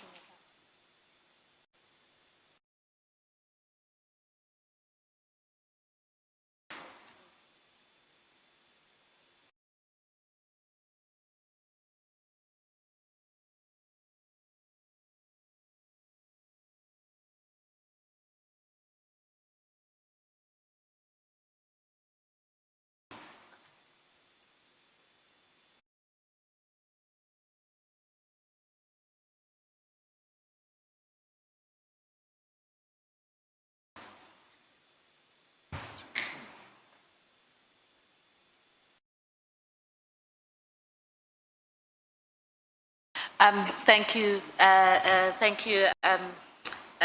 General. I think in relation, and the SC had just wanted me to confirm with you that really the context within which this must be understood, certainly by the committee, is really from the budgeting point of view, and that it wasn't an operational decision. Not at all. That is correct. So then that then largely leaves us with the third theme that you explore in your evidence in relation to the health risk services contract. Can you, now the committee's already had quite an extensive explanation from General Fani about supply chain management and eventually how that contract was awarded within his component. But can you then explain to the committee how you begin to intersect with this health risk contract that was awarded to Mr. Nhlanhla's company? Okay, perhaps before I start, just to confirm with the committee that I did not form part of any structure, be it the BSC or bid specification committee, bid evaluation committee or bid adjudication committee. I was not part of such structures when this contract was awarded. This was awarded by the BAC, that is chaired by Lieutenant General Fani, and an SLA was signed by Lieutenant General Mkhwanazi, who is the end user and who had requested these services to be procured on their behalf by supply chain management. I'm on leave in December. I have never formed part of any meeting that was called by the minister when the articles came out. I was not in office, I was on leave. When I came back from leave in January 2025, I get to be briefed by the internal auditors that were obviously appointed by the National Commissioner, having been tasked by the minister in terms of the issues that were raised in the media surrounding this contract. Can I just clarify things? The internal auditors come and brief you, or the internal auditors in your line department? The internal auditors reports directly to the accounting officer. However, it is an environment that I work with closely with the indication to say they understood the implication of this particular investigation. What implication will it have on the financial statements? You will note that this would have been the last quarter of a financial year, and we were preparing to close the financial year and subsequently to put together a set of financial statements. So I work very closely and coordinate the audit issues in the organization. That will be the internal audits as well as the external audits, as well as the activities of the audit committee. So the internal auditors together with the chief risk officers are the offices that I oversee and monitor and support on a continuous basis. They are given this task. I came back from leave. They then come and brief me to say, CFO, this is a task that has been given to us in your absence. We are proceeding with the audit of this particular issue. We are flagging it in the process of you preparing to close the financial year and ultimately to put a set of financial statements. Take note. So I support immediately the work that was done or the work that was given to this team by the National Commissioner. So what is the significance for those of us that don't, and certainly for myself, are not familiar with the budgeting cycle? When you say it was in the fourth quarter and they were raising this investigation they were undertaking, what was the significance of that? The significance was that by end of March, we will be closing the financial year. And after the closure of the financial year, then you are expected as the CFO to then put together a set of financial statements that you will hand over to the external auditors to audit and determine whether your financial statements are credible and they indicate all the affairs of the department. So there is a note that we need to disclose. If there is any irregular expenditure, if there is any unauthorized expenditure or any fruitless and wasteful expenditure that has been incurred by the department for that year under review. So this essentially would then affect, if it is deemed to be irregular, it will then have to be reported and disclosed properly. So the auditors do brief me and we support the work that they do. And in the first week of March, a formal preliminary report is given to myself as well as General Fanny to say the preliminary indication is that this contract is irregular. There's a possible irregular expenditure that you need to note.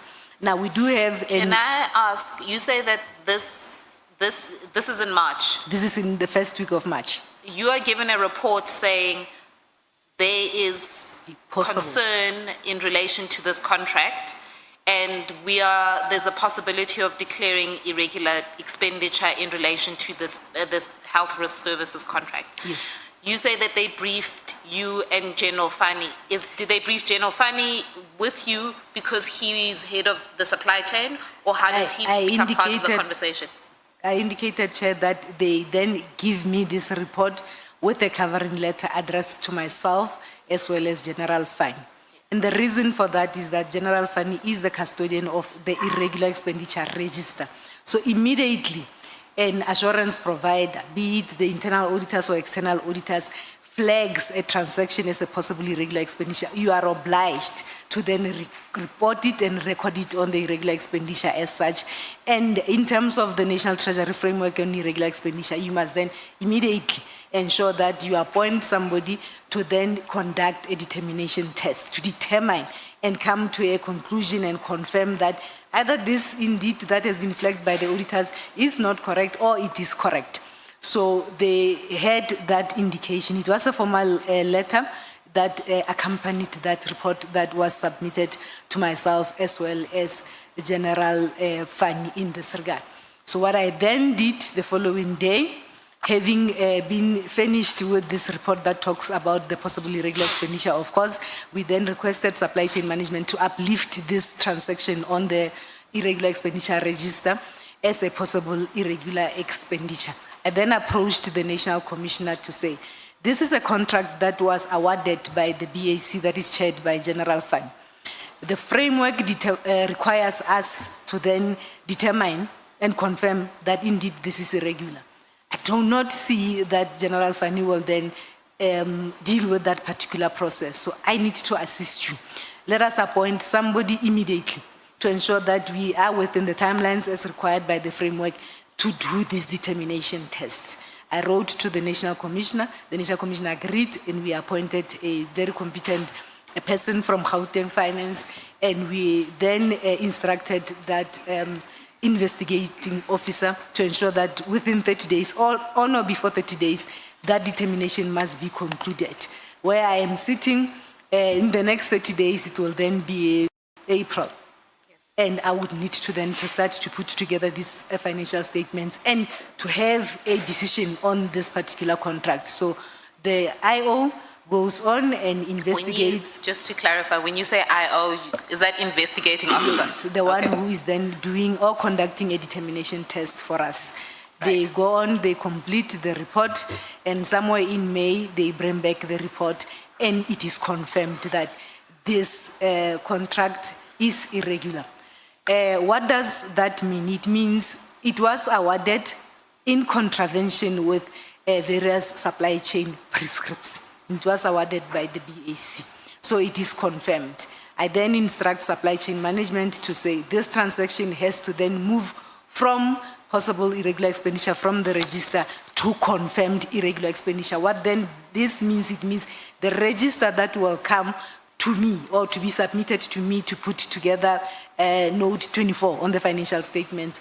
It is a register that will then have these transactions or this transaction confirmed as irregular, and we have to disclose such. So we then instructed supply chain management to upgrade it from possible irregular expenditure to confirmed irregular expenditure.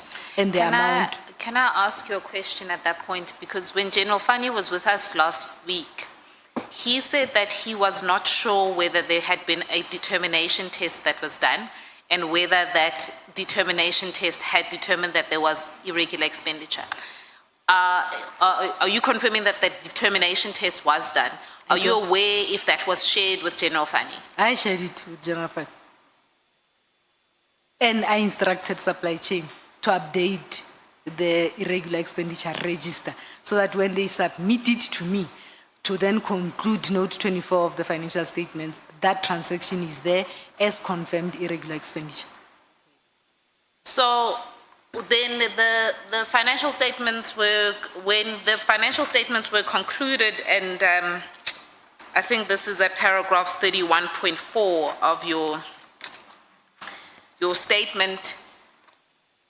In note 24, or maybe you explain it because I think you're much more fair. Okay. So in the set of financial statements, you have different notes that you will then have to disclose these types of expenditure. For the purposes of these discussions, I will then refer to note 24. If the committee has gone through our financials, that note then requires us to disclose this. There is an amount of 466 million that we had disclosed as irregular expenditure that was confirmed for 24-25 financial year. Within that 466 million, this contract constituted 48 million. These were all the payments that were made from August, if I am correct, since the inception of this contract. So all of them, as per the recommendation of the determination test to say this contract was awarded irregularly, therefore any expenditure that would have been incurred since the inception of this contract is then deemed irregular. So those figures amounted to about 48 million. There are a few invoices that remains on the system. I then instructed my team to stop those particular payments so that then we do not perpetuate the incurrence of irregular expenditure. So within the 466 million that is disclosed on that note, it has other various contracts and various transactions, but the 48 million relates to this particular contract. The committee will note that I have tried to simplify it or summarize it on the presentation that I have attached. We have various contracts there. On Just the give us the page number, the page number that you're looking at in the annexes. Can I be given a few seconds? I will assist you. I think it's page 389 of the annexes, annexure PPD 24.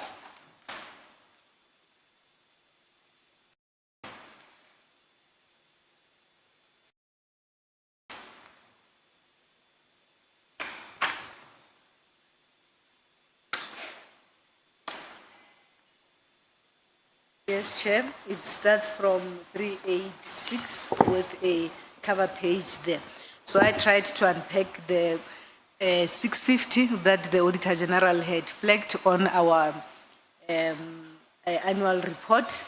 That 650 million consists of the 466 that was incurred in 2024, and there are other amounts of transactions that were investigated that had taken place prior to 24-25 that were then confirmed in the financial year 24-25. That is why the amount is 650 that was discussed with the portfolio committee from the AGSA. Then the next subsequent slides are then unpacking what is lying on this particular amount. You will see that there's a number of contracts there. Majority of them would have been contracts that would have been awarded and they were deemed irregular. They would have been awarded by the BAC or at supply chain management headquarters, and then you do have other transactions that are on quotation basis that would have been incurred by various cost centers in provinces, you will note that a procurement takes place from a police station to a district, to a province, to head office. So the auditors, when they audit everywhere.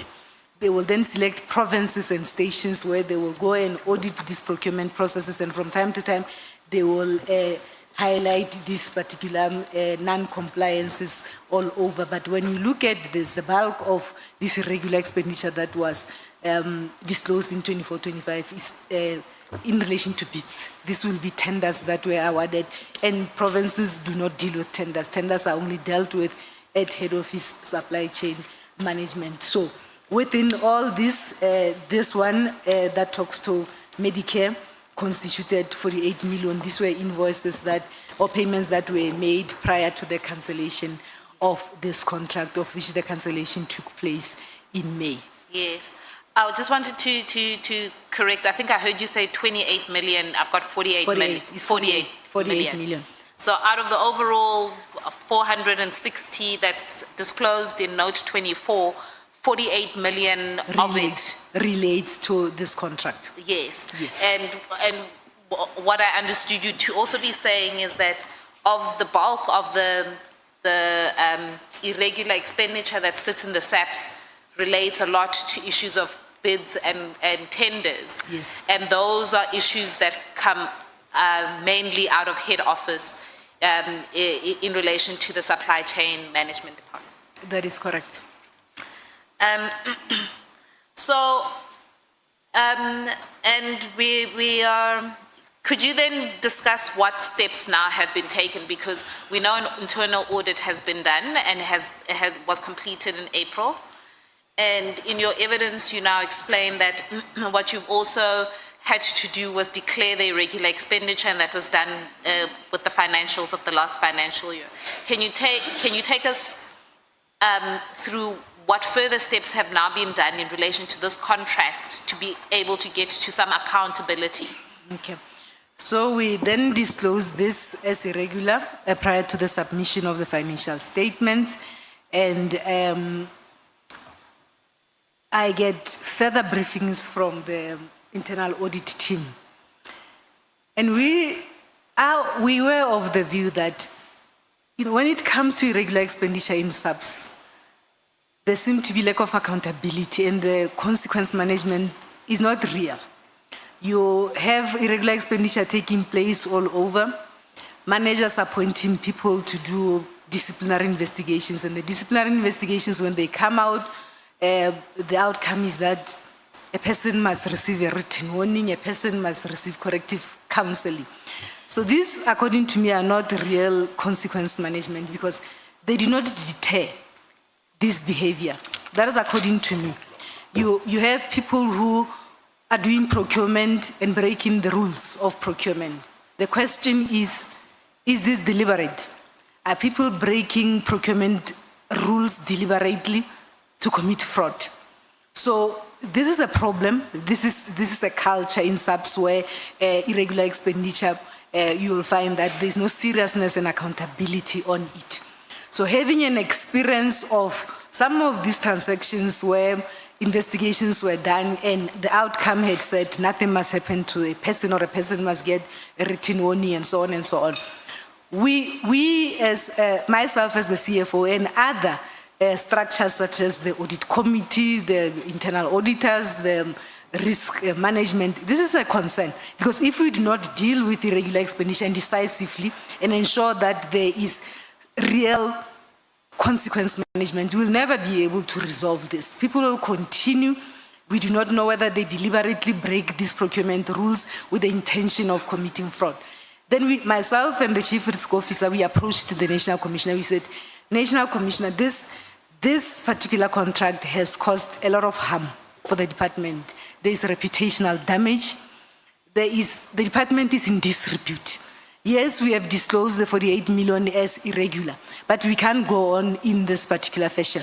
So we will need to get to the bottom of this in terms of identify where were the lapses and who was responsible for this, because the damage is too much. We then advise the National Commissioner to say, avoiding the risk of appointing somebody to then do an investigation and come back and tell us that somebody must get a written warning. Let's rather pursue this forensic audit investigation. So we advise the National Commissioner because this matter, it's an embarrassment. We are tired of management or senior management not dealing with irregular expenditure the way it's supposed to be dealt with. So we approached him from a risk management point of view to say, we will appoint somebody to do an internal investigation, and then the report comes out and it says somebody must get a written warning on a damage like this and an embarrassment like this. So it is rather safer that we then channel our energy and all the reports that are on the table that we support this forensic investigation. This forensic investigation is dealt with by experienced people who will be able to unearth this maladministration that has happened here and give us the real people who must be held accountable with the possibility of recovering of monies in this particular regard. And the National Commissioner supported us in that regard. That forensic investigation is in the reporting phase and is being concluded, and we are looking forward to the outcome of that report so that then we can implement real consequence management and serve as an example or as a deterrence so that then we are seen to be serious in terms of these particular issues, because it starts small, breaking the rules in terms of quotations, and then it grows. And if you are not going to deal with this as a department decisively or ensure that we implement real consequence management, then we are going to have a problem. The accounting officer or the National Commissioner then, in addition to that, because it cannot be that we see this unreal consequence management, he has since then also established accountability sessions where he calls all of us, PCs, DIFCOMs, where everyone must bring any transaction that is deemed irregular and what were the disciplinary outcomes of that, and you explain yourself to say, why is it that the person has broken procurement rules and you gave that person a written warning? So this is a matter that the accounting officer is supporting, and those accountability sessions has been established in this regard so that we get to the bottom of this and we declare zero tolerance in terms of this unwanted expenditure in the organization. Thank you. Chair, I think now is the lunch adjournment. Can I just indicate for purposes of the committee that I possibly only have another 5 minutes with this witness, and I'm in your hands with whether you want me to complete it now or to complete it after lunch. You need how many minutes? 5. To conclude. I just want to invite the witness to conclude. Yeah, no, that should be granted. Honorable Malem. I think she must be granted that 5 minutes. Yeah. No, we agree. Thank you. General Dimpani, you've taken us through, so I have 2 quick questions. The first is, we've had 2 witnesses, or 1 witness. The National Commissioner has referred to this forensic report. General Fani has referred to the fact that this forensic report. Could I ask you, would you be willing to make an undertaking that once that forensic report is made available, that it was also shared with the committee in order to be able to inform the committee of what exactly went wrong with regards to the health risk tender? Certainly, with the approval of the accounting officer, that report could be made available to the committee. When do you anticipate that this forensic investigation will be concluded? It has been indicated that next month, which is December. I believe before Christmas that report will be here. Yes, so in the next 2 or 3 weeks, that forensic report investigation will be concluded. General Dimpani, is there then anything that you want to be able to highlight? As I've indicated, I'm in a position where I feel we've covered your evidence, but is there anything else before I hand you over to the committee? Yes, perhaps I did not conclude on the issues of irregular expenditure. I touched on the 466 million, I touched on the 650. There is also an indication from the AGSA that there's a 2.4 billion that is not dealt with. And this has been reported and discussed at the level of the portfolio committee. Perhaps I wanted to then also give an overview in terms of what is this amount all about and what are the concerns of AGSA. In 2019, when I took over, the reins as a CFO, this department was struggling with a qualification audit of opinion from AGSA, I think for 3 years. And one of the main reasons for such, it was the issues of irregular expenditure. There was an indication to say it might be that the department is understating or under-disclosing irregular expenditure to the tune of 900 million. And therefore, the Auditor General was unable to give this department an unqualified audit opinion.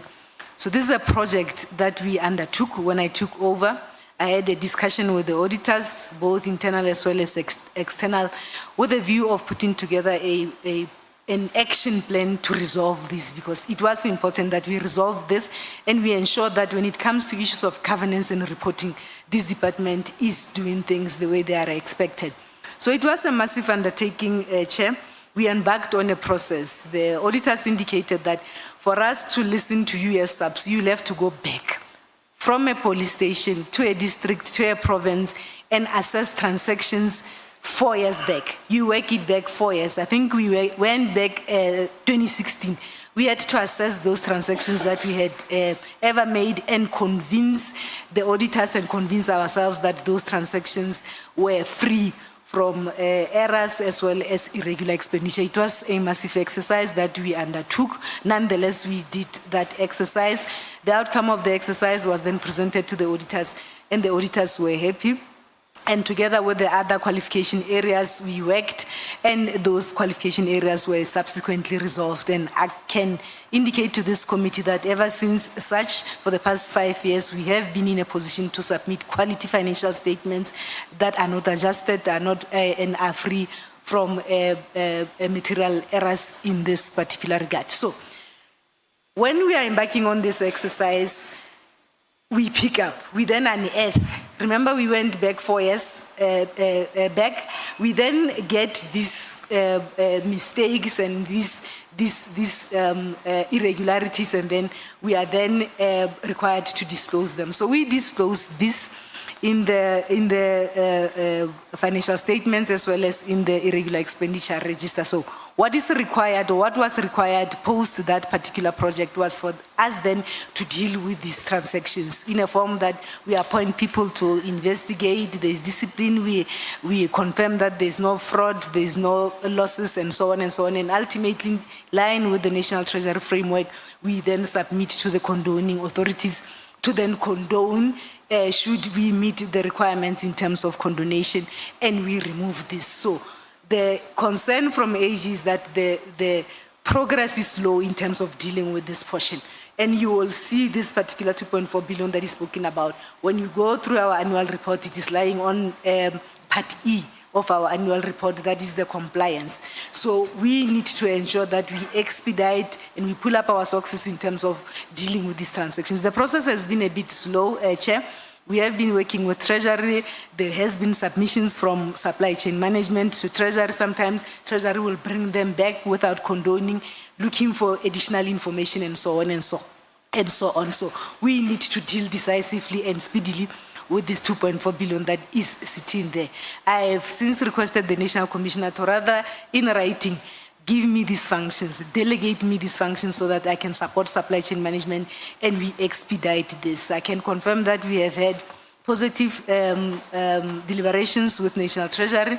They are willing to support us so that then we decisively deal with this Part E of the annual report, and we deal decisively with this 2.4 billion that is lying there. Progress has not been as fast as we would like it to be, but all the stakeholders are cooperating, and we are glad that Treasury has come to the table to assist us in terms of dealing with this.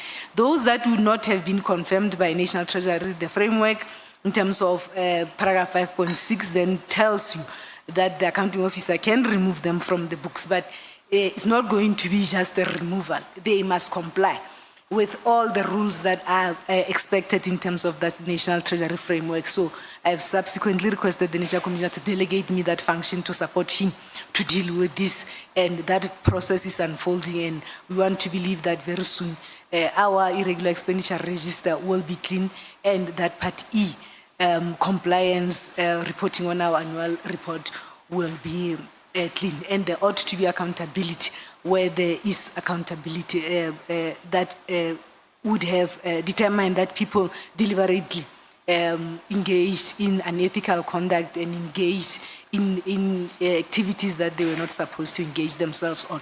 So we would request to be given support while we support the National Commissioner to deal with these issues and to ensure that this unwanted expenditure becomes a zero tolerance for the organization, and this culture of just not accounting becomes a thing of the past. Thank you, Chair. Thank you, Chair. That would be General Dipane's evidence in chief. I'm in your hands.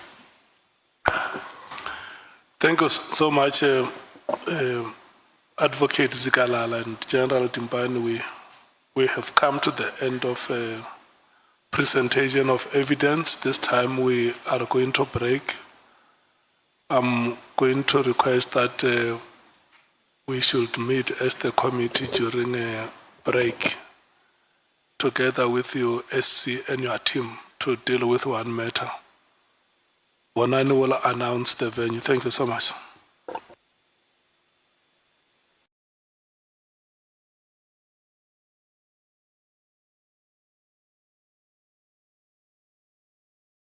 We are coming back at 14 hours.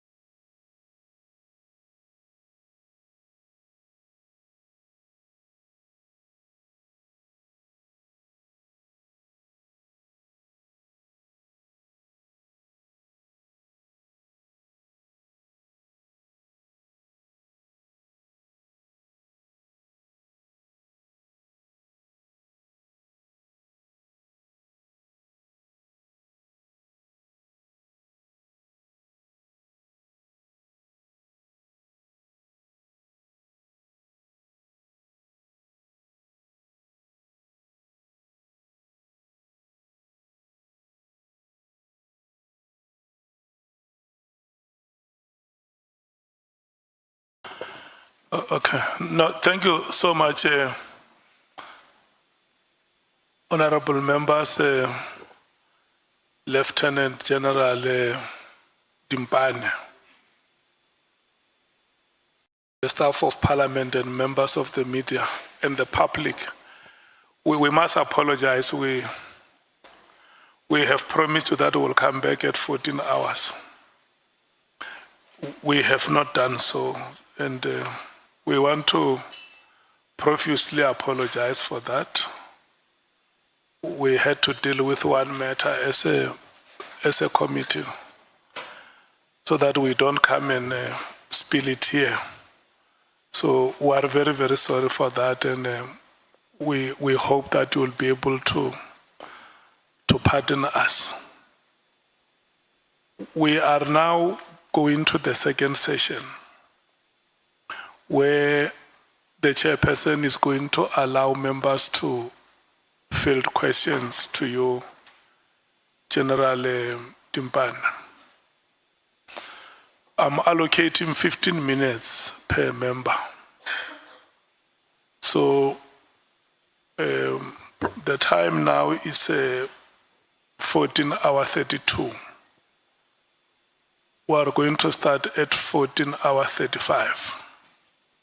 So it means the first speaker will run with you from 14:35 to 14:50.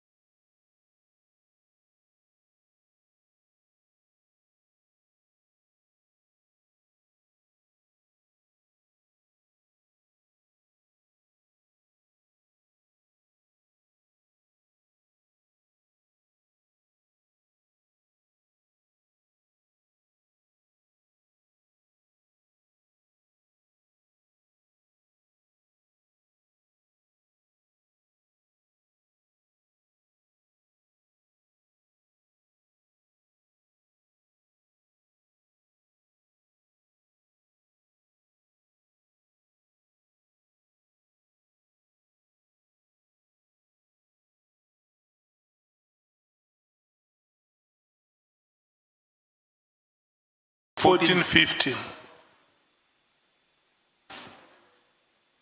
14:50 is 10 to 3. It's 15 minutes. It's 15 minutes. I hope you Thank have you, sir. stopped your watch. Honorable Sokanyile, may you please proceed. Thank you. I've got a few questions. CFO, Lieutenant General Spear was here before us. He gave an evidence that Mr. Nhlanhla is well known within SAPS as a service provider. Do you know Mr. Nhlanhla? No, I do not know Mr. Nhlanhla. You have never heard of him? I've never heard of him. Safe to say that I've seen him on TV or on newspapers. I've never seen him. I do not know Mr. Nhlanhla. Mr. Nhlanhla, as a service provider, there are no prior contracts with SAPS I'm not aware. that you have made payments, because I've seen in your statement you have said that you enter on the sixth line where you pay. The only contract that I'm aware of is this contract that was subsequently cancelled by The National Medicare Commission. 24 only. Yes. That was cancelled. Yes. No payment was done for it. There were payments that were done prior to cancellation. During May, all payments were stopped after cancellation. How do you pay? You simply pay because documents have been produced, or you have to see the work that has been done, or because documents are put in your office, you pay. The SAPS has a national policy that regulates the payment of service providers in SAPS. Procurement takes place at a police station, district, province, as well as at national. So there is a brilliant policy that regulates payment of service providers. It outlines the role of each and every individual within the value chain. From those that would have sourced the services, in this instance, the people who would have sourced the services of Medicare would be HRM. We refer to them as end users. They would have sourced those services through a contract that supply chain management had put in place. Now, they enter into a service level agreement with the service provider and regulate themselves, the performance of that particular contract. So the work would be done, and in terms of their roles, they will then confirm that indeed services were rendered, and then they sign and they upload the invoices on the system in terms of the procedure that is outlined on the policy. The policy has sufficient safeguard, Chair.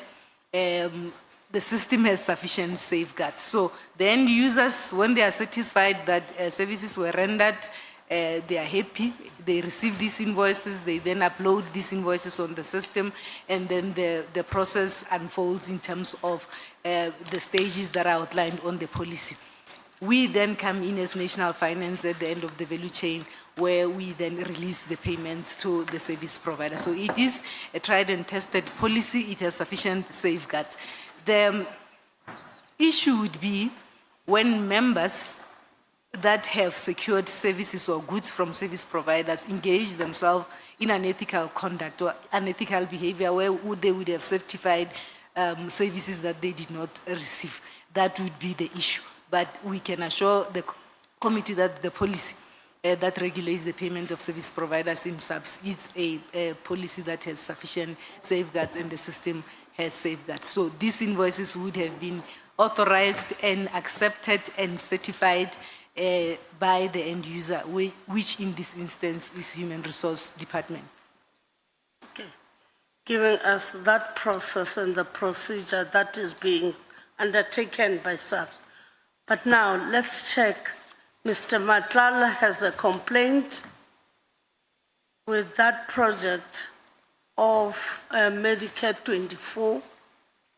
Then he goes to Lieutenant General Sibia when he was acting to lodge a complaint. Do you think that was a correct procedure? I was not even aware in this particular regard. Naturally, service providers are dealt with by supply chain management. If they have issues, then supply chain management through the leadership of General Fund would be the best people to sort out those particular issues, should a service provider have issues in this regard. So I've heard through evidence that he subsequently approached General Sibia. I was not aware, and I'm not certain why he would take that particular path in terms of going to General Sibia, while there is supply chain management who entered into this contract with himself. Okay. Then on paragraph 10, you indicate that since May 2025, there is a new organizational structure that has been amended. It has amended the reporting structure of SAPS, whereby the divisional commissioner on SCM to report directly now to the CFO. But that thing has not happened. What do you think that informed that decision to be undertaken? May I get clarity, Chair? Which decision, the decision to amend the reporting lines of supply chain management? Yes, the reporting lines of supply chain management, whereby now they will report to you. It was not done before. I believe these are the efforts that the leadership of the department are trying to do to strengthen governance issues, including the supply chain management processes, so that then at least I have an overview and a grip in terms of the area of supply chain management. It has an impact on the reporting of the department. It has an impact, and the work is closely related to the work that I do. So I believe these are the efforts that the department is putting in place to ensure that there is strengthened capacity in that particular regard, and you do not have supply chain management that is reporting directly to the accounting office. Why was it not done before?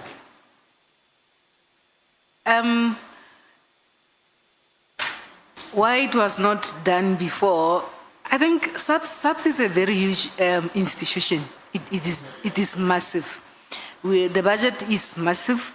We have a lot of assets, and I believe in terms of the audit processes that would have unfolded before those times, it was then decided that it is best that these particular functions are separated. I must just indicate that when I came in 2019, they were combined, and then decisions were taken by the leadership that let us rather separate because of the work that supply chain management continues to do, and the weight of the work that I do as a CFO. So from time to time, the leadership will review their decisions and look at the areas of weakness and try to close those gaps and strengthen this particular issue so that there is proper accountability. Don't you think that reporting line that was there before, it has an impact in you not being effective in the financial management? Because if you are looking at SAPS, the irregular expenditure that incurred, then the person whom we are looking at is the CFO, because you are the leader there. Don't you think it has an impact on that? Perhaps I need clarity. The impact of supply chain management not reporting to the CFO. Can I be clarified? Yes, because even the other people, when we're asking the divisional commissioner who was here,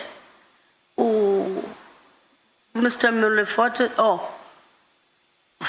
Ban, Lobeko, Fanny, yeah, because I want to say Fanny is the same name, Mulefe, I mean Fanny is the name, Mulefe is the same name, is the other way around. When he was here, we're saying that even when we're saying that the crime rate is very high, it is because the procurement also of the vehicle are centered in one place. Hence, I'm asking this question now. We have SAPS with this 406 million for 2024-2025 financial year of irregular expenditure that has occurred under your leadership.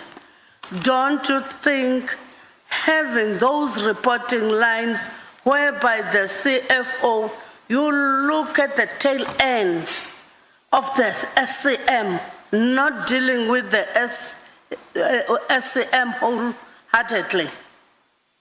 Don't you think it's also the reason? It's not. It is not. I'm trying to protect you. It is not, Chair. You will note on the summary that we have tried to also give information to the committee in terms of cost centers. As I indicated, procurement takes place all over in the country, from a police station to head office in this particular regard. There are people who are appointed specifically to deal with this at all those structures. There are policies that indicate who must do what and what is it that we must comply to. So you will find, Chair, that some of the matters might be deliberate non-compliance. So people are not complying to the rules while the policies are there, while the rules are there to say for you to be able to procure through quotations, you must do A, B, C, D. And people go out of their way not to deal with such issues. I must indicate that there are systems in place. Supply chain management does go out to provinces and conduct awareness sessions. We do speak to officials in terms of what is expected. I have recently even circulated through the Internal Control Department a circular that talks about all the aspects that needs to be complied with. We have shared in the organization so that the officials who are entrusted with the duties and responsibilities of procurement are then aware and in terms of what is it that they need to comply with. So they know. The problem in SAPS in terms of irregular expenditure, I think, is the issue of accountability. If we can strengthen that particular issues, because procurement happens all over in police stations. If we can strengthen accountability and each and every manager ensures that they do their work and they account in terms of Section 45 of the Public Finance Management Act, which says every manager, whether you are a financial manager or not, when you are allocated resources, you have got a duty to ensure that you account for those resources. So I think the organization as a whole, we struggle with issues of accountability from all angles in terms of the managers and end users who would have been given resources to utilize, who would have been given or delegated powers to ensure that there is procurement within their spaces for them to be able to do their work.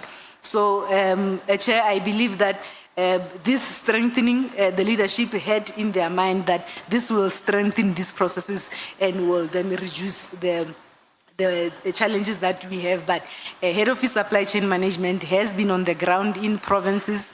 As soon as these particular issues are picked up, then there is a post-audit action plan. We analyze the root causes in terms of this non-compliance, and we educate, and we also develop those that are working within the supply chain management space. Each and every division has a supply chain management group that is appointed to deal with procurement management, each and every province in this particular regard. So I believe that this is a collective responsibility from all managers who are in SAPS to ensure that then when this procurement takes place, it takes place within the confines of the rules that govern supply chain management.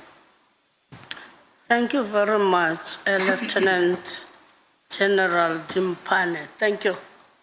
Before I'm being cut off. Yeah, General Dimpane, stop speaking. May we please go to the next speaker? Is it you, Honorable Ntuli, Honorable Nhlanhla, Honorable Sangoni, who is the next speaker? No, thank you very much, Chair. Good afternoon once again. The time expires at 5 minutes after 3. Good afternoon again to the General, Lieutenant General Dimpane. No, I just want to make a follow-up on the question that my colleague has raised with regard to your role as a CFO in combating on one hand, but equally in taking actions that makes it easier for the institution to avoid a situation of a huge irregular expenditure as you are confronted with at SAPS. Towards the end of your statement, I think it's paragraph 32, you are making references to the fact that you are saying there in that paragraph, I remain committed to my duties as a CFO of SAPS, ensuring financial integrity, transparency, and accountability. My actions concerning the irregular expenditure were proactive. I want to stop there. What is your understanding of the word proactive? What does it mean? So, as I indicated, the bulk of this irregular expenditure would have been as a result of the bids that were awarded, and these are the functions that are performed at head office and by the BAC. So, as soon as such indications are put, or assurance providers would have picked these particular issues, I proactively approach and assist the accounting officer to then conduct these determination exercises and also to ensure that there are proper internal investigations so that we can hold the relevant people into account. Over and above that, I also coordinate all the post-audit action plans after the audit has been concluded, where I then have a steering committee that includes everyone, including supply chain management, where we monitor that all the findings that had been put on the table, whether by external auditors or internal auditors, are rectified, and there is strengthening of internal controls. So we will interrogate the root causes of this non-compliance and make suggestions in terms of improvement of internal controls. I also participate in the risk management committees, where we will then monitor these risks. Some of these risks you will find, they find expression, in particular irregular expenditure, it finds expression on the risk register that will highlight the fraud risks as well as the ethical risks. So those are the areas that we then monitor and call managers to account in terms of the lapses in internal controls. Over and above that, we then support initiatives in terms of education, in terms of ensuring that there's capacity for our members to be able to do their work properly when they handle the matters of procurement in the organization. No, thanks, CFO. I take it that you are very much familiar with what the PFMA says, with reference in particular to what is called in the PFMA, there's a section that I'm looking for, but let me frame my question while I'm identifying it. Because the way you are explaining proactiveness, it appears to me, and you will tell me if my interpretation is wrong, that all your interventions were only initiated in response to a crisis, from what I'm understanding you to be saying. And I can see you are nodding negatively, means I didn't get you right. Because my reading of what you are saying, even as you were presenting it now verbally, you are making a lot of references to what you have acted to do or you have sought to do as a consequence of negative findings that were made. So maybe if you can explain a bit the aspect of you being proactive and the extent to which your proactiveness has actually helped you to produce the desired outcomes. And maybe make examples of how those outcomes would have otherwise been negative if it was not as a result of your own actions. Our proactiveness would be a lot of interventions. I spoke about risk management, where we monitor risks such as fraud indicators as a result of non-compliance to procurement rules. We then strengthen and identify whether our internal controls are adequate as well as effective. Where we find gaps, we then make recommendations in terms of closing those particular gaps. Chair, you will note that there is a divisional commissioner responsible for supply chain management. So we work closely with the Office of Supply Chain Management to ensure that where there are internal control gaps, that puts the organization at a risk of non-compliance and ultimately incurring an unwanted expenditure. Those internal controls are strengthened through the work that we do within internal control, through the work that we do with the oversight structures, as well as ensuring that our members are well trained in this particular area. So we do work closely with supply chain management, and we support all the initiatives in this regard. The issues of the tenders, what we have also done, having picked up that this is a vulnerable area, that exposes the department to reputational damage. We have also approached the National Commissioner in terms of strengthening the work that is done by the issues of surrounding the bids in this particular regard. So we have made a number of recommendations. We are supporting the issues of probity audits that have been introduced to ensure that before those tenders are awarded, then there is another layer of quality assessment. I do not serve in the BAC, Chair, so some of these particular processes would have arisen as a result of the work that would have been done by the BAC. Then the reactive part kicks in where one supports the accounting officer to ensure that relevant investigations are done and relevant reporting is done accurately in this regard. Thank you. And then when the tender was cancelled, and given the fact that the service provider was meant to provide services which are a necessity for the institution, now the tender got cancelled because of all that we now know. Who provides the services now? There is a process underway that is led by the end user. They are trying to establish an alternative procurement vehicles.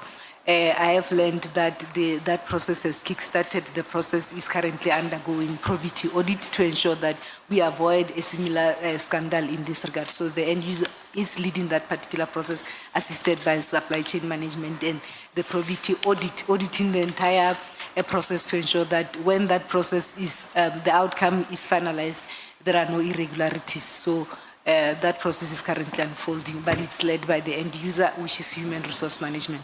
What's the nature of that process? What's the nature of it? In terms of the procurement vehicle? Yeah, what exactly? I believe they are currently embarking on a quotation process, and they have also requested parallel to that supply chain management to ensure that a long-term tender process is then put in place to ensure that we have these services and we are able to do our work. But it is led. Are you confident that that process will not result in another wasteful expenditure?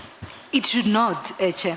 It should not. Like I indicated, all the steps that the accounting officer has put in place, the introduction of the probity audit prior to award, the strengthened activities of the BAC, it should not. If it can have irregularities, then it will then mean we are dealing with something else. So all the steps and the processes that have been put in place and strengthened through the leadership of the accounting officer should make us not to have a similar repeat of this nature of irregularities. Thank you. When Advocate Nhlanhla was leading you on the evidence, you gave an indication of the number of meetings that were convened in which you had to make a presentation for the minister about, I'm sure you recall that. Now I want to draw your attention to paragraph 19 of your statement, and I'm going to ask us to look at that paragraph as well as the first sentence of paragraph 20. So paragraph 19 says, all 5 of the mentioned presentations dealt with the budget framework, overall challenges and pressure points in the organization. I want to stop there on that one. Then on paragraph 20, I'm just taking one sentence. I've never spoken to the minister about the PKTT budget. Now, what I want to understand, you will forgive me, I'm not trained in finance. So what I want to understand is, how does it happen that a CFO can explain through a presentation budget framework, overall challenges, and pressure points without making references to what give rise to pressure points? The presentations that we would have made to the executive authority would be dealing with matters at I would say a macro level or a strategic level. The issues of the task teams and interventions are operational issues that are normally dealt with by the relevant managers at operational level with the National Commission. So it is not natural that you will have an operational matter in a presentation of that level. So we would orientate the minister in terms of the structure of the budget, the priorities, the alignment to the priorities, issues of the APP, and issues of scarcity or challenges, fiscal challenges, and the support that one would require. So the PKTT budget would be at the level where I discuss those issues with the National Commission as and when various applications are made. So I have made available the presentations just to indicate the orientation that we had made. We would explain in terms of how do we then apportion this, is our apportionment methodology fair? And what is the level of resourcing at head office versus the level of resourcing at local level, because you need resources at local level. So those would be strategic decisions or discussions that we carry out in those particular presentations. Okay. My last question, Chair. On the, again on your statement, Lieutenant General, is paragraph 25, and I'm going to the sentence before the last one on paragraph 25, the one that begins by saying, I also wish to state clearly that I have not given anyone permission to access this in this submission, nor to utilize it in their own defense. Who are you talking about? I think I heard it more being emphasized during the testimony of General Sibia, as well as I have seen it attached, I believe, in the defense of the minister as well. So I was not aware that such a document will be utilized in their defense. Okay. Thank you very much, Chair. Thank you, Lieutenant General. Thank you so much, Chief Whip. Who is the next speaker? Honorable Nomval. Yeah, thank you very much, Chair. Good afternoon, At General. 3:20, at 3:20, you stop speaking. Okay. General. No, I will comply, Chair, that I can promise. In fact, today you will give me a standing ovation. How are you, General? Are you okay? I'm okay, thank you. Yeah, so the total amount that was paid for the Medicare contract is 48 million. It was 48 million. Correct, okay. Now, the SCM boss in SAPS, when he was here last week, we had an argument with him because he was so convinced that even though the expenditure hereof was irregular, but there was value for money. And my argument to him was that there was no value for money because in his statement, he said the contract or the service provider underperformed. That's what he said. And he said that the contract was terminated even before the underperformance was corrected. So what is your take on that? The issues of the performance of the contract would have been dealt with by the end user working together with supply chain management. And I heard him explaining the definition of irregular expenditure to say this expenditure that is incurred in contravention to prescripts that relates to supply chain management. However, the service was rendered. So the issue of value for money, for me, as I indicated, those that would have requested these services, thereafter they receive invoices, they certify to say we have received services and we are happy with these services. And they load invoices on the system for payment.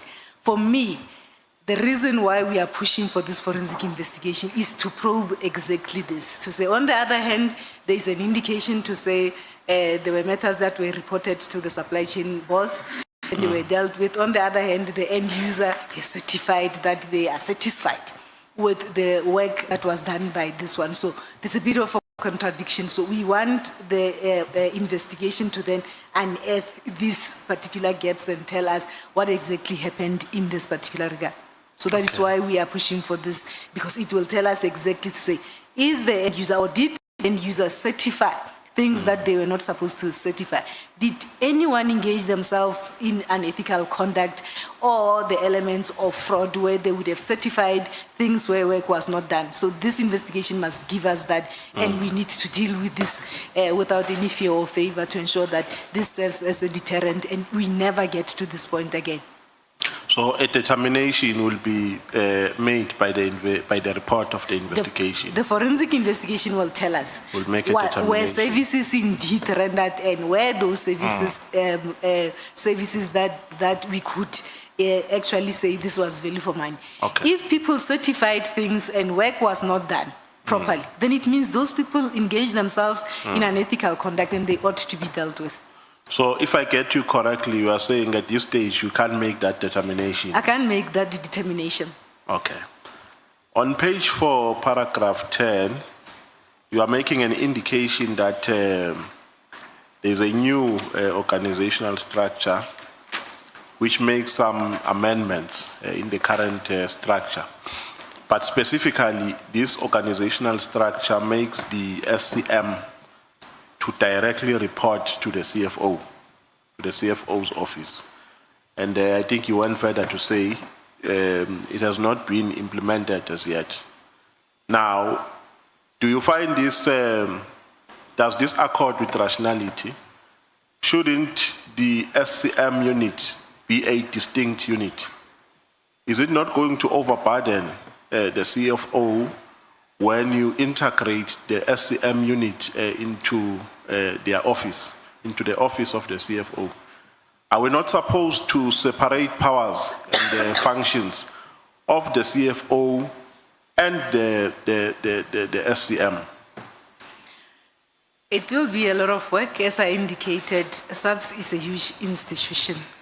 We have a big asset base. We have got issues that we need to deal with from a financial point of view. It will be a lot of work. I think the implementation in terms of this particular structure differs from department to department. In small departments, you will find supply chain management reporting to the CFO because it will not make any, it's not rational that supply chain is separate in a department that is deemed to be small. In a department as huge as SAPS, that was the rationale why it was split in the first place. But I believe the leadership have got a reason why this decision was taken in this particular regard. But it will be a lot of work. It will require all the hands on deck to ensure that we work together and we ensure that we uphold the law in terms of ensuring that people comply to supply chain prescriptions, but it will be a lot of work. Yeah, because my view, my honest view is that this is not an ideal mechanism. If anything, it will overburden the CFO. I'm asking that because this committee has a responsibility to make recommendations on policy reforms. So you can lobby us if you are saying, based on experience, this is not going to help the situation. If anything, it will exacerbate problems that are intrinsic in the operations of SAPS. So I just wanted to give you that leeway or that liberty, but we are not making use of it. So tell me, do you have, is there a committee in SAPS called Irregular, Fruitless and Wasteful Expenditure Committee? I'm responsible for the Fruitless and Wasteful Expenditure Register. I'm the custodian. So I do have a committee, a very vibrant committee that meets from time to time to ensure that we are on top of the situation. You will note that fruitless and wasteful expenditure has actually declined in this regard. We have made a lot of work. On the other hand, the Irregular Expenditure Register is the custodian of supply chain management. When I came in 2019, I established that particular committee, and that particular committee is supposed to be a function, but I cannot confirm or vouch for its effectiveness at this point in time. We have since requested supply chain management to revive that committee and ensure that that committee is effective and is able to assist us. However, supply chain management head office is present. They do go to provinces. They do assist in terms of these transactions that are there to ensure that where there is uncertainty at the cost center, they are then able to can guide those particular cost centers. So it was two different committees. We do have the fruitless and wasteful expenditure one that is within the space, and the irregular expenditure one that is within the supply chain management space. Yeah, no, thank you for that comprehensive report. You know what, the approach in this conversation that we're having is that I'm trying to test all the amendments which have been put before this committee in relation to matters which are financially, which relate to finance in SAPS. Now, there is an issue here about the blue light contract in Gauteng of irregular expenditure. Have you ever come across any finding of irregular expenditure with regards to that contract? Blue lights in Gauteng, if you know it. I think those were investigations that took place prior to my arrival in head office. I have heard about those investigations and I've heard about the outcomes and the irregularities in terms of those. But those would be investigations that would have commenced for my arrival in Gauteng. No, I'm saying during your tenure, have you ever dealt with a matter similar to that? Maybe to give you a hint, I think that matter was part of the reasons for the suspension of the former acting National Commissioner, General Patlane. Have you ever come, during your tenure, have you ever come across that kind of situation? I've heard about it. As I indicated, when I arrived, those processes were at the tail end. When I arrived in head office, they were at the tail end. And when I arrived, it was General Stoll who was the National Commissioner, and I'm aware that those processes were were at the tail end in this regard. You know, one thing as I'm landing and as I'm concluding that I can commend in your statement, which is very commendable, is that you are not waffling and rambling. You are just dealing with issues which are related to your responsibility. And for that, you have made the work of this committee to be very easy. We are not dealing with a person who's all over the place talking about things she doesn't know anything about. So that's my compliment to you. Thank you very much, Chair. Thank you, Chair. Are you done, Honorable Nomvalo? Please give me a standing ovation, Chair. Are you done? Are you done? Please stand up for me. Are you done? Yes, I'm done. I'm donating to Honorable Skosana. I'm going to thank you at the end. Who is next? Honorable Skosi. Honorable Skosana, your time ends at 15:30. But I don't think you had the Honorable No, I'm saying your time ends at 15:30. Yeah, but the honorable member made a commitment even before he could say a letter. That he will not finish the your time. benevolent ended in Cape Town anyway. Your time expires at 15:30. Thank you, Chair. Thank you, Lieutenant General. My first question to you will be, it's amazing that you are a chief financial officer, but you don't sit on a bid adjudication committee. Why? The circular from National Treasury says the bid adjudication committee may be chaired by the CFO. It doesn't say must. As I indicated, with the structure within the organization, you have supply chain management that is separate with its own divisional commissioner and a CFO that is separate. So that is a structural decision by the organization to say, because supply chain has its own divisional commissioner, the divisional commissioner will chair. So the rules from Treasury indicates that it may. So I believe it leaves room for discretion in terms of a department. So I'll be wrong to ask you why tenders, like for instance, the parts, which has been going on for some time, which is all parts, if I remember. There was an AutoZone before who religiously have a tender for over a decade. As we speak here, I think that tender has expired as well. And why so? Why the deadlines? I know that there's that 180 days extension, but why? Because you know that the tender on this particular day is going to end. You have to advertise it early, but you leave it until late. Hence, there's the so-called the capture in this government departments. There are processes in place, Chairperson, that are regulated by, I believe, during the era of General Sithole, there was a contract management strategy that was put in place and a contract management committee. And supply chain management have a system in place where they will notify the end user 12 months before the expiry of that contract to say, end user, this contract is coming to an end. What are you going to do about it? It's end users who do not do, there are inefficiencies, they make the system to be inefficient. So supply chain management does in writing, and I've seen them informing the end users to say, your procurement vehicle in terms of this particular tender is coming to an end. We want feedback from you in terms of the way forward. It's just inefficiencies in the system. So there are processes in place to pick up those, and supply chain management is monitoring those particular issues. Do you agree that there's you need to improve on that? We need to. There are inefficiencies, whether deliberate or not, those are the issues. But there needs to be an improvement in that area. No, there is inefficiency on that. Yes. I can guarantee you if we agree to each other on that one. And do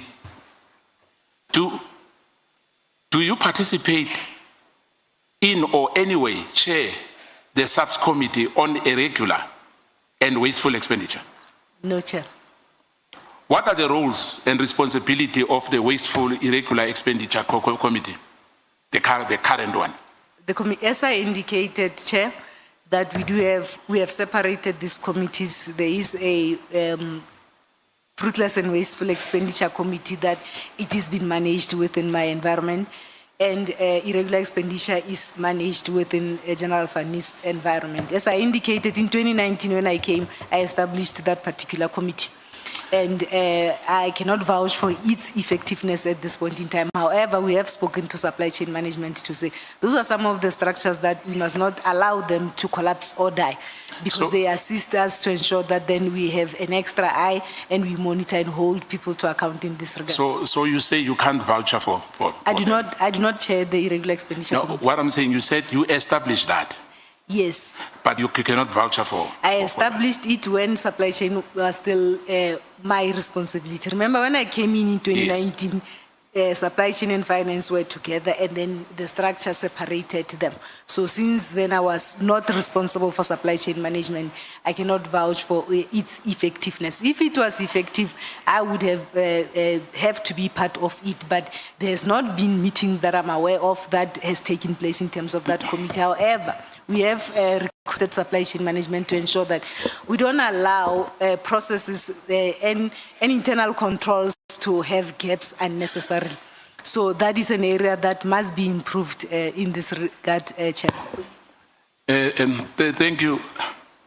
Lieutenant General, as you know that we have limited times, and I understand that some of my questions will just thrown out of the window. But let me ask you, what were the findings in relating to the Gauteng blue light contract?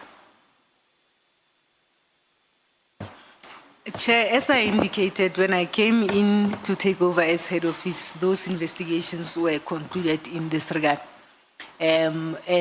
People were undergoing those processes in terms of discipline and so on and so on. So I am not more conversant in terms of the actual findings that were made through those investigations, because when I came in 2019, those processes were concluded. However, some of those contracts were deemed to be irregular and they were reported as such. So in terms of the processes, you were not involved in awarding of that blue? I was still in the province. In the province? Yes. Which province? Free State? Free State. Yes. Who signed the blue light contracts? I think by now you know, because as a CFO, when this matter was raised and this matter is in court and people were arrested, obviously you have the knowledge. I would believe that it would be the then chairperson of the BAC, whoever was the chairperson of the BAC, because in terms of the delegations as outlined by General Fani, the chairperson of SAPS, the chairperson of the BAC is then delegated the powers to then sign these contracts on behalf of the accounting officer. So let me put it to you. So it would be wrong for anyone to blame the acting then National Co-Commissioner General Patlane. When you read section 4 of the Public Finance Management, that talks about delegation of authority. It says the accounting officer has got specific responsibilities, but he can delegate those responsibilities. However, it does not divest the accounting officer from responsibility as a result of the conducting of the work of those that he would have delegated this. So the accounting officer remains accountable in terms of his or her roles as outlined in PFMA. So when you delegate, it does not divest you from responsibilities of those that would have been doing the work on your behalf. So it was not for Gauteng. Then I think the provincial commissioner was Dilang, if I remember well. Sorry, Chair? What I'm asking is that the responsibility lies then with the provincial co-commissioner, or, as you said, it lies with the national commissioner as an accounting officer. The accounting officer takes the ultimate accountability. And then he has the responsibility to ensure that those that are responsible for those lapses are held to account. But if I may ask, like you as a CFO, you must take responsibility as well in matters relating to finances of South African Police Service, am I right? If I'm found to have erred or... No, I'm asking, is that like you, the responsibility, it's your responsibility to make sure that the finances of SAPS are above a reproach? Yes. Now, have then, in your knowledge, the acting national commissioner signed that contract? I cannot comment on that. I have not seen who has signed the contract. Hence I said, since I started, I have learned that the structure in SAPS allows for the national commissioner to delegate those responsibilities to the BAC chairperson. So I have not seen it with my eyes in terms of who exactly signed that particular contract. So in your view, let me put it to you, or if I may ask, if he has not signed that contract, should he be responsible for that contract? I would repeat, if he had delegated functions to a specific group of people to execute responsibilities on his behalf, the ultimate accountability rests with him. It would then be incumbent upon him to deal with those that would have failed in the execution of those delegated responsibilities. So in other words, for him to be fired, you say it was correct in your view? I am not saying that. No, I'm just asking. I'm not saying that. I'm not privy to the aspects that were taken into account during his processes that were dealt with. Yeah, but if it was only fired for that, what's your view on that? I'm not aware in terms of what was taken into account to come. No, I'm saying if he was fired for that, what's your view on that? Chair, I don't think I have a view, because I am not privy to the reasons that were on the table in terms of his release. Did SAPS have value for that contract in your view? Or you had no interest at all to know exactly what happened? Which contract, Chair? The blue light contract. Chair, I am repeating that that particular investigation was concluded while I was still in the province. And those processes of investigations and consequence management were unfolding and were at the tail end when I arrived. So it is a matter that I have not set aside time to interrogate because we then allowed those processes to then take their own course. So when I came in 2019, I then dealt with other processes, a matter that I have not set time aside to interrogate. Yeah, I understand you distance yourself completely, but you've been long in the SAPS as CFO.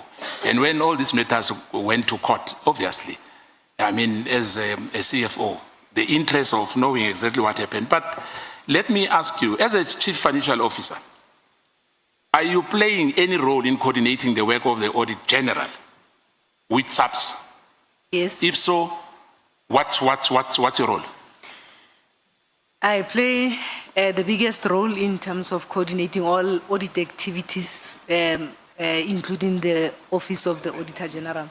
I am the nodal point for SAPS to ensure that the audit activities run smoothly, from the engagement letter to the audit strategy to coordinating all stakeholders in the SAPS to ensure that we cooperate with the assurance providers, as well as ensuring that there is effectiveness of the running of the audit committee of SAPS.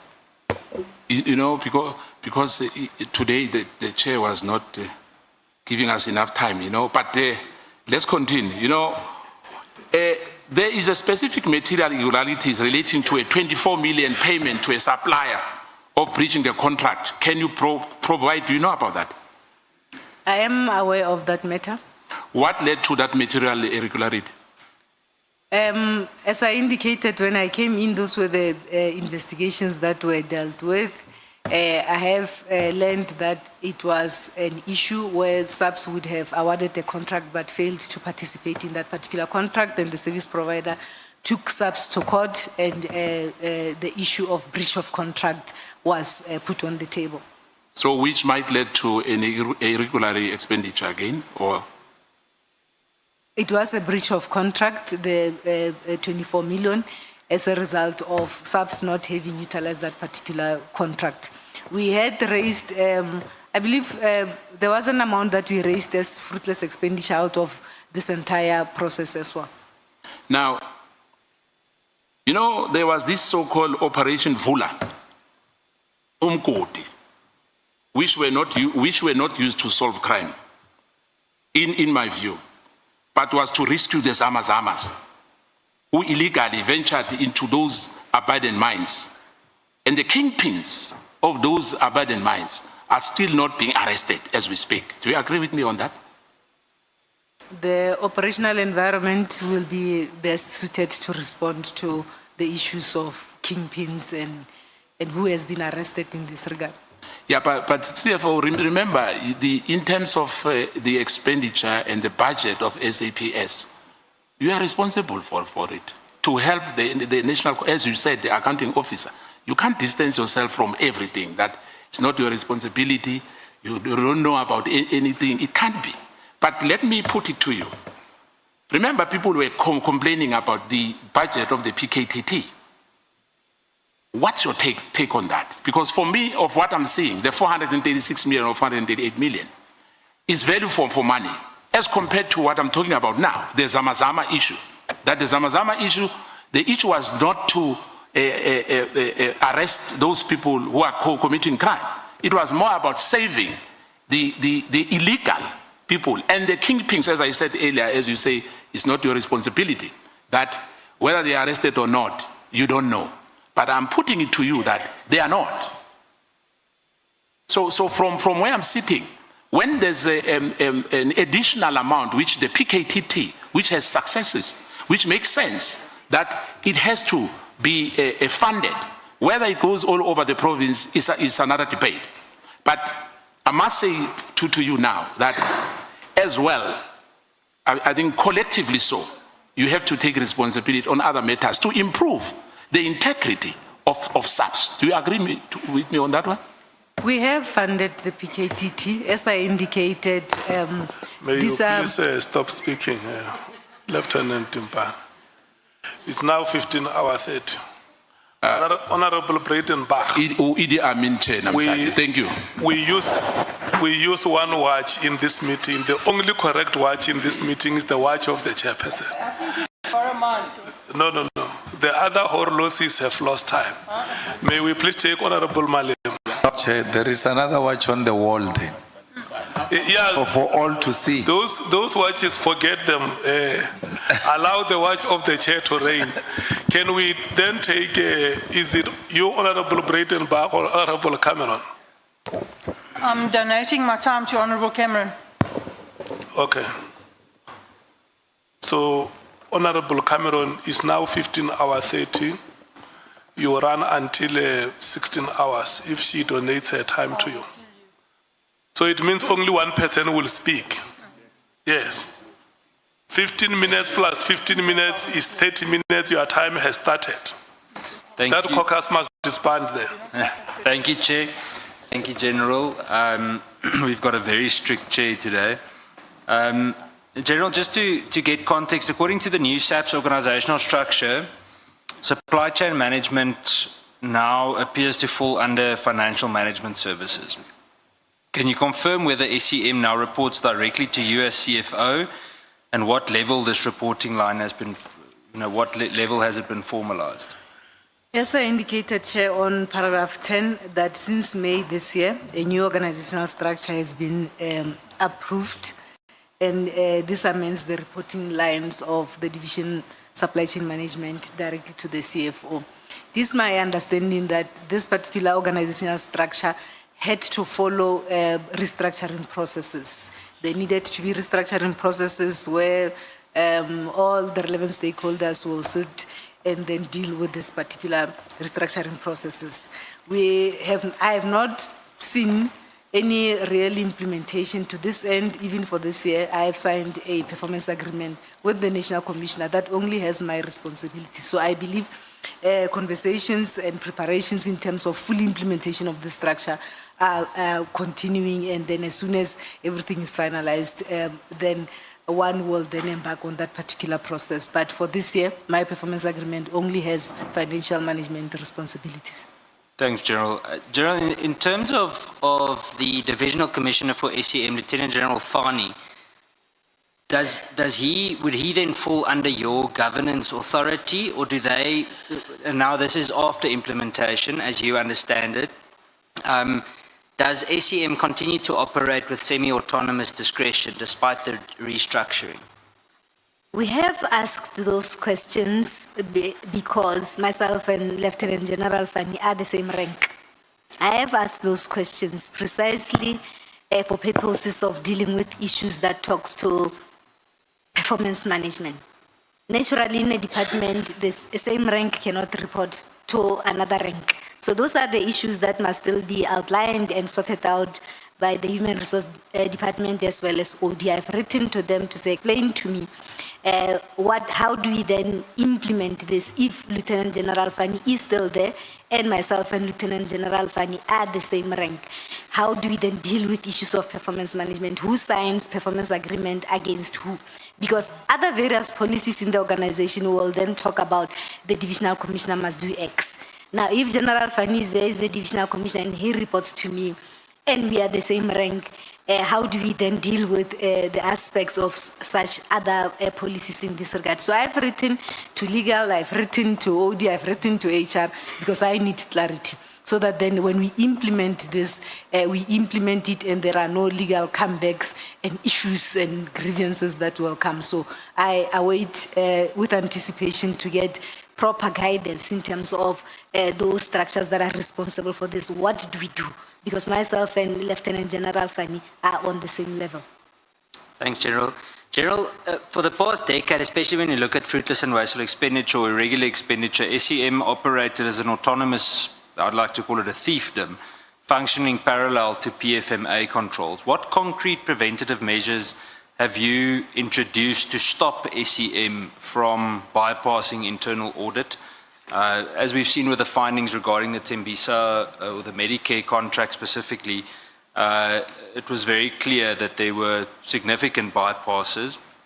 And apart from bypassing internal audit also include legal services, risk management, and even your own financial controls. This entire accountability ecosystem must function. It must work together. Hence, I indicated that we also see this when you look at the fraud and risk, fraud risk indicators, ethics risk indicators, that you then begin to understand that we have problems in the organization. So we bring all this accountability ecosystem together. We have conversations with the National Commissioner, hence we have working together with the Chief Risk Officer put a proposal to the National Commissioner in terms of strengthening internal control system. And we have implemented or are implementing, though not fully, internal control unit within my space. And this is a unit that then monitors the issues of compliance, intervenes where there's a need to intervene in this regard. So we do work together. There are controls in place, Chair, in SAPS. The issue is override by people and lack of consequence management, direct consequence management and accountability. So if we can sort out those issues and lead, and there's a tone at the top to say some of the things we are not supposed to tolerate as the SAPS leadership, I believe we will be able to deal with these particular issues. So we do work well with supply chain management. There are various forums. There's combined assurance forums. There is probity audits that the National Commissioner has introduced. We are supporting those processes to ensure that then we are able to can be proactive to pick up where there are gaps in the internal controls and we close those particular gaps. We do have a very effective risk management committee as well as audit committee. They keep us on our toes in terms of ensuring that we account for our actions in this regard. Thank you, Chair. Thank you, General. General, at the moment, and this is what we heard from the Auditor General just about 2 or 3 weeks ago, SAPS currently has almost 2.5 billion in investigated irregular expenditure, uninvestigated irregular expenditure, that has not been escalated to the relevant authority for finalization. Why has this not occurred? And what is what timeline do you see or would you commit for to close these matters? As I explained before, the history of this 2.4 billion that is lying on Part E of our annual report. If I'm correct, there's about 275 transactions lying there. The National Commissioner has instructed supply chain management to unpack and allocate these transactions to everyone so that then there is accountability. There has been efforts, Chair, where around 111 transactions were submitted to National Treasury as the condoning authority. Upon interrogation, it may appear that National Treasury returned some of those transactions because of other information that was missing. So if you send to the condoning authority, you need to ensure that there is compliance in terms of the National Treasury framework. You should have investigated, there should have been discipline, you should have confirmed that there was no fraud, there was no corruption and all those things, and there was value for money. So when we interrogate with supply chain management, what exactly is the hold-up? Because there is a bit of a slow process in dealing with this. They indicate that about 111 of such transactions were submitted to the condoning authority, and some of them, around 73, were returned because the National Treasury could not confirm the issues surrounding value for money. So subsequently, we have then requested the National Commissioner to delegate me in writing so that I can support supply chain management. During September, we have had a very progressive meeting with National Treasury. There is a team there that is willing to support us. They've given us directions and guidance in terms of how to deal with this. However, the ones that would have been returned by National Treasury without condonement, this delegation then gives me the authority, gives the accounting officer the authority to remove these transactions from the books. However, it is not just going to be a removal. You need to ensure that there's compliance in terms of paragraph 5.6 of the National Treasury framework, where there is a confirmation that indeed value was achieved, services were rendered, there was no fraud, the department did not suffer losses, and the relevant person who caused this irregular expenditure was held to account. So we have started that process. To this end. By Friday, the first 50 files are coming to me to sit with supply chain management to ensure that then we embark on this process. If we can deal with this 111, there are others that are already en route, others are with National Treasury to then deal with this condonement. Once they are condoned, then you are able to remove them from the register. Of the 2.4 billion, there is about 4 transactions that constitute 64% that are lying there. One has been condoned by National Treasury, therefore it will be removed. There's 2 that has been submitted to National Treasury. We are awaiting a response in this regard. I think there is another one, the RT 69. That is a contract that is a transversal contract that the department had committed and that they are participating in, and then ultimately they withdrew without following the rules and so on, and we declared that particular action irregular. 7 million, if my memory serves me right. The National Commission has appointed an investigator to deal with the discipline part. And I suspect that by now that investigator should be done so that then we can unpack in terms of the disciplinary investigation who must be held accountable in this regard. So once we then deal with this 237 of RT 69, then we would have dealt with the bulk of this. So the 4 transactions that constitutes 64% is actually 1.9 billion. If we can deal with this 4, we will see a movement in this, but we acknowledge the support that National Treasury is assisting us with. The team of General Fani is continuously engaging with National Treasury to ensure that then they assist us with those that we have submitted. I will be dealing with the ones that went to Treasury and Treasury did not condone them. So I will need to ensure that I support the accounting officer to deal with these things and we clean this part E that is lying on our annual report. Okay, General, 1 or 2 more questions. Just in terms of this word accountability, when it comes to SEM specifically, and I keep referring to that because out of the 6 of the material irregularities found by the Auditor General, I think 4 of them were under SEM, if I'm not mistaken. Would you support the Auditor General issuing a certificate of debt against the Divisional Commissioner of Supply Chain? Since the Audit Amendment Act, the Auditor General has raised 5 material irregularities in the department. The process allows the accounting officer to put actions, their recommendations. The process allows the accounting officer to put action and to give feedback to the Auditor General. We are coordinating and supporting the accounting officer to give that feedback. I believe out of the 5, the accounting officer has up to so far been able to give sufficient feedback, of which Auditor General has been satisfied with such feedback. To this end, 1 material irregularity has been resolved. We are left with 4. Of the 4 that are left with, the accounting officer is required by AGSA to provide continuous feedback. They assess it, they give us feedback. Up to so far, they have been satisfied with the feedback that the accounting officer has given, and the 4 will then be monitored or followed up in the next new audit cycle in this regard. It is an area that we take seriously. We support the accounting officer and we ensure that those actions that were recommended by the AGSA to the accounting officer are implemented and implemented to the latter. In the event the accounting officer fails to implement those recommendations and there is no cooperation, the Audit Act empowers the AGSA then to issue the certificate of debt to the accounting officer. Up to so far, we have not arrived at that point where the accounting officer is not cooperating. He is cooperating, of course, with the support of all of us. Thank you, General. Thank you, Chair. No more questions.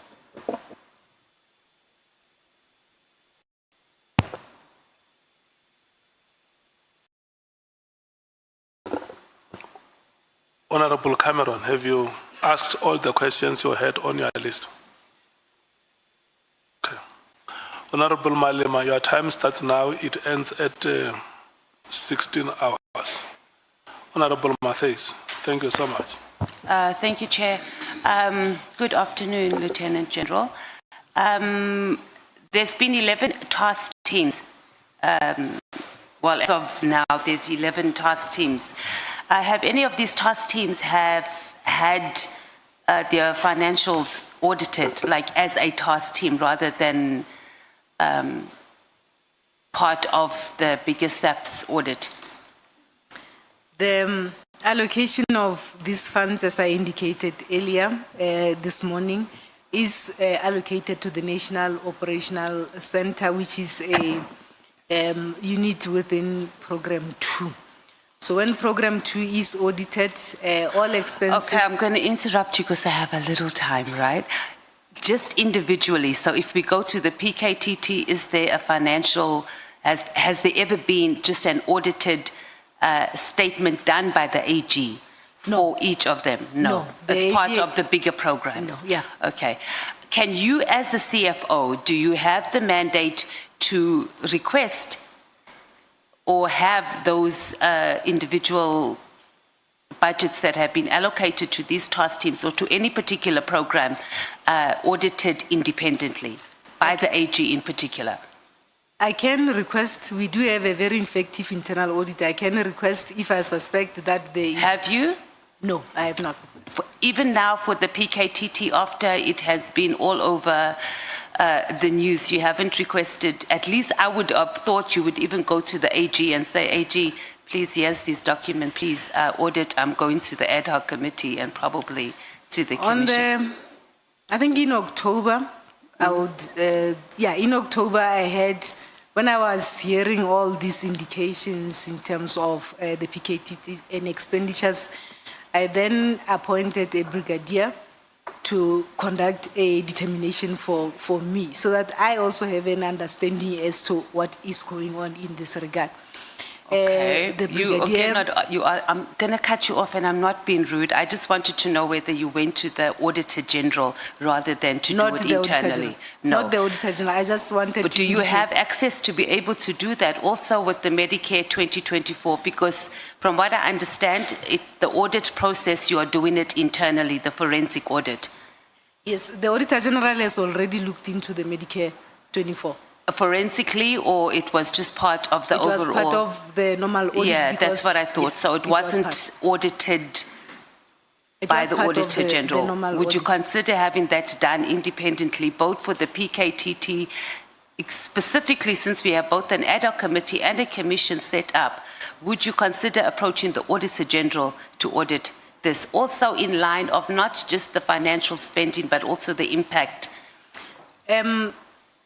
It's not a problem. If such a need arises, we could do that. I spoke earlier about the issue of the impact assessment, that we have already tasked our research unit to then conduct the impact assessment, but it will not be harm if we could request an independent assessment of such processes. Okay. So you don't see a need at the moment?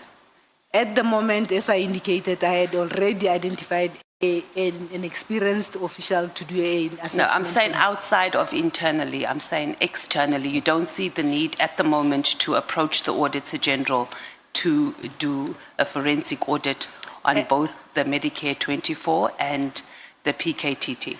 The Medicare 24, there is already a forensic investigation. The PKTT... But it's not the AG. Yeah, it's not the AG, Yeah, okay. but it is our forensic. We do have capacity in terms of our own forensic audit, and they do collaborate with AGSA where there is a need for them to collaborate. So the outcome of this particular report will then determine if there is a need for us to even go further in this regard. But we believe that the current investigation, because it's also running parallel with a criminal investigation, will be sufficient to unearth whatever gaps that would have happened, and it will empower us to then take steps in this regard. Thank you, CFO. Paragraph 14 to 16, we have the breakdown and expenditure comparisons between the PKTT and a few other task teams. So would you agree that the interventions, such as the stabilization operations, there was the gang interventions, major deployments, the PKTT was actually not funded excessively in comparison with the others, or did you just choose those ones because they were funded highly? No, it was not funded extensively. Okay. We tried to compare apples with apples. When we look at this, it's within the same range. So your concerns about so when you kept raising your concerns on the information notes when the request came in for the funding, was it on the amount of money that was spent, or was it more in relation to the time? Because we were now, the period that the team was going on, we were going on to 5 years now. What was your concern? My concern was that clearly this task team was established to deal with it was a temporary task team. It was established to deal with a specific problem, but this problem is not going away. It is not. Actually, it might even be bigger than we realize. Now, for us to be able to support this team, let's have a permanent team. And if you have it as a permanent standalone team, then you are able to resource it properly and you are able to budget for it properly, as opposed to not knowing whether it will exist in the next 3 months or not. So it was from a budget point of view in this regard. However, over the years, we have had fiscal challenges where we have seen our operational budget being reduced in this regard. So these are general concerns that one would raise in all areas of operations in the police, including these task teams, where you have cost containment measures or policies that are approved by the accounting officer, and everyone is expected to then comply to those cost containment policies to ensure that we prevent overspending or unauthorized expenditure to incur in the department. So these are not unusual. We always raise this to ensure that everyone accounts to the resources that are given to them, and we are able to account to taxpayers' monies. Why do you think after 5 years the team wasn't set up to be permanent? What, in your opinion, why do you think the National Commissioner didn't move in that direction? Perhaps the National Commissioner will be in a best position to respond to that.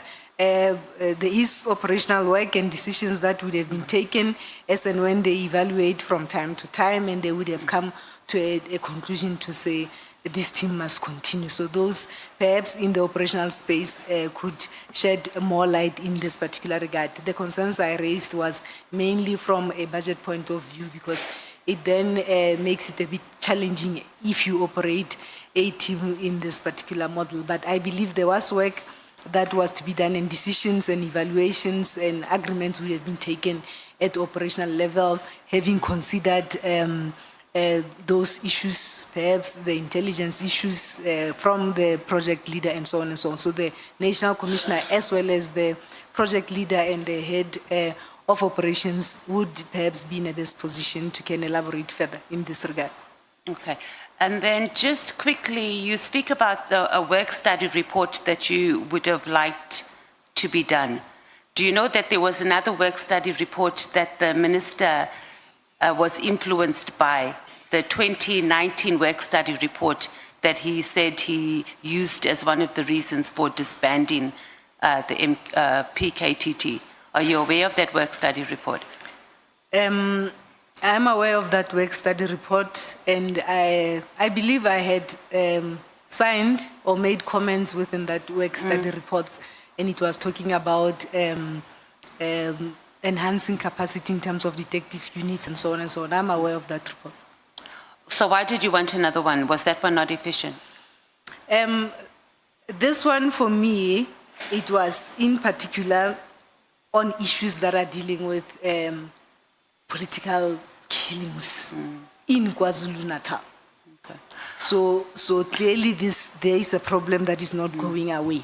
From a budget point of view, I can't be receiving applications every 2 months, every 3 months. Then it means we are not resourcing this team properly. In terms of decisions to say this work of the PKTT must then find expression in some units, that is the decision that is not taken by me. It is taken by the heads of crime detection. In this regard, it might be the Deputy National Commissioner working together with his management, and those decisions would then be taken by the National Commissioner in this regard.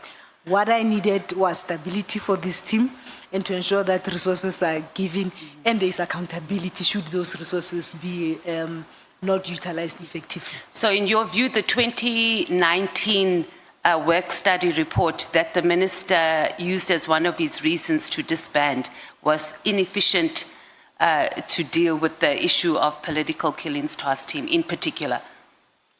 Perhaps that the decision to then implement that work study would have been a decision that the minister would have discussed with the National Commissioner. Okay. Quickly, and on one of my favorite matters, we had Lieutenant General Fani here, and he explained in detail, a SAPS procurement, which was a blow to an average South African's head's minds. But SAPS outsources. You even outsource toilet paper. Like you outsource toilet paper. So in your experience as a CFO, and it's vast, do you agree that there's an over-reliant on outsourcing? And this is, well, number one, it leads to higher costs. Number two, we are sitting here because of tenders. It either leads to corruption, and then corruption obviously leads to murders. So given your experience, what in SAPS can be insourced and we should be able to build capacity? We are spending ridiculous amounts of money, even starting with this Medicare 24. That is the permanent, it's a core service of SAPS. In your opinion, as a CFO, how much money would we be able to save? I know we'll be putting you on the spot here, but if we were able to build capacity of SAPS just to be able to provide that, we probably wouldn't even be sitting here today, and we wouldn't have someone sitting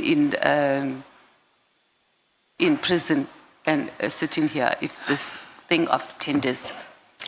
Building capacity in terms of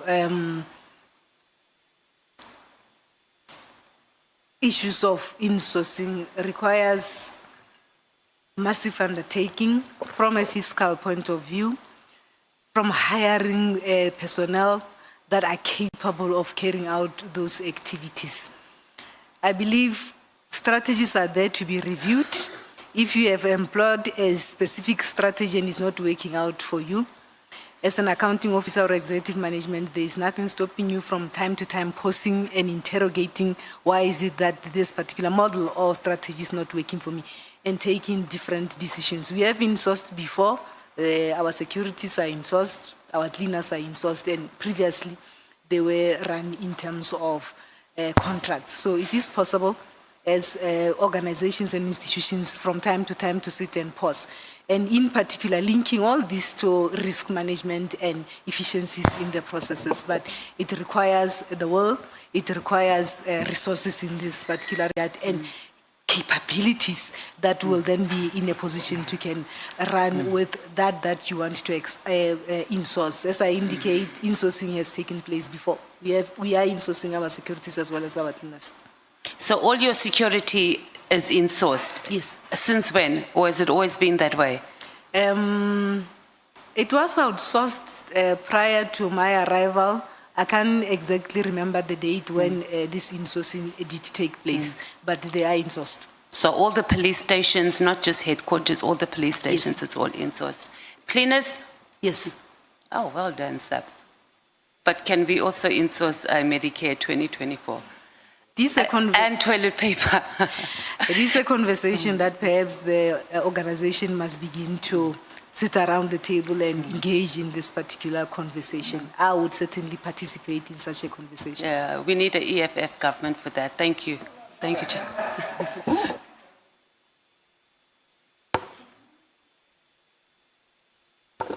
Thank you so much, Honorable Matthias Bangazita. Thank you, Honorable Chairperson. Good afternoon, Lieutenant General. I don't have a lot of questions, but I just want to know where you got that money from to actually continue to fund the operations of the PKTT over a period of time when it was not budgeted for. As I had indicated, after we receive our allocation from National Treasury, we embark on a massive process where we then apportion this allocation to cost centers. We do have a National Operation Coordination Center where we will allocate funding for various interventions in this regard. Within these financial constraints, then you embark on a reprioritization exercise. You will then look at the areas where you can save and ensure that there is money to support operations. So it is a continuous exercise that you do. You allocate, you identify priorities, operational priorities, you engage with the accounting officer, and you are able to can then support this. But of course, that means other priorities have to, because you do have competing priorities, you will then have other priorities at the back foot in this particular regard. So it is an exercise that we embark upon to ensure that the or the money that we have, we extend it to ensure that we do our work and we are able to support all the priorities as would have been approved. Thank you, General. You consistently raised your concerns to the National Commissioner about the expenditure patterns of the PKTT, but you are conspicuously silent about other operations, special teams such as the illicit mining, which over a period of 2.5 years had actually, spent more than R1 billion. Why is that? I raise concerns on almost all these interventions. You will see that on my annexures, there would be submissions made to the accounting officer where all these interventions would have been assessed in this regard. So for the purposes of this testimony, I was requested to focus on the PKTT. The illicit mining is a newly established intervention, as I indicated, and we appreciate that the CARA committee was able to approve these funds for us to be able to can intervene in provinces that are battling with this particular issue. So this is special funding that was earmarked and allocated from CARA funding to say, US law enforcement go and deal with issues of illicit mining in this particular regard. So this money is specifically for that. It is allocated for that, and we expect that it is managed and there is accountability in this regard. So it's earmarked for that particular specific operation, because when we applied, we said, CARA committee, we want to have interventions that will then assist us as law enforcement to deal with this problem that is troubling us across provinces. So approval was granted to say this funding is specific for this particular operation. If you want to depart and take this money, utilize it somewhere, you must go back to CARA committee to explain and to get approval in this regard. Thank you, General. In your interaction with the National Commissioner over the budgetary issues as they affect the PKTT, you actually had always recommended that the PKTT should be deactivated. That's the word you used. Not always, Chair. But there are a number of times. It's only once, Chair. In your statement. It's only once. Okay, but you had actually called for the deactivation of the PKTT. And my concern is that somewhere in paragraph 13.14 of your evidence, you are actually saying that when I made these comments, the comments that we have just been talking about, I was not briefed, nor was I aware of the work of the PKTT. How would you call for the deactivation of something whose work you are not familiar with? In other provinces, Chair, the context that I want to give is that my comments were saying deactivate a temporary structure, put together a permanent structure, give it to General Mkhwanazi in KZN, because it was, my understanding was that it was established to deal with the problems in KZN. It has since emerged that it is then, the scope has been extended. In those operational decisions, I am normally not called. It will be operational decisions where the project leader briefs the National Commissioner and those that are supposed to be briefed. So decisions will be taken to say this particular work of the PKTT extends beyond KwaZulu-Natal. They are now in other provinces. So where we differed with the National Commissioner was saying, this team cannot be localized in KwaZulu-Natal. Clearly he knew.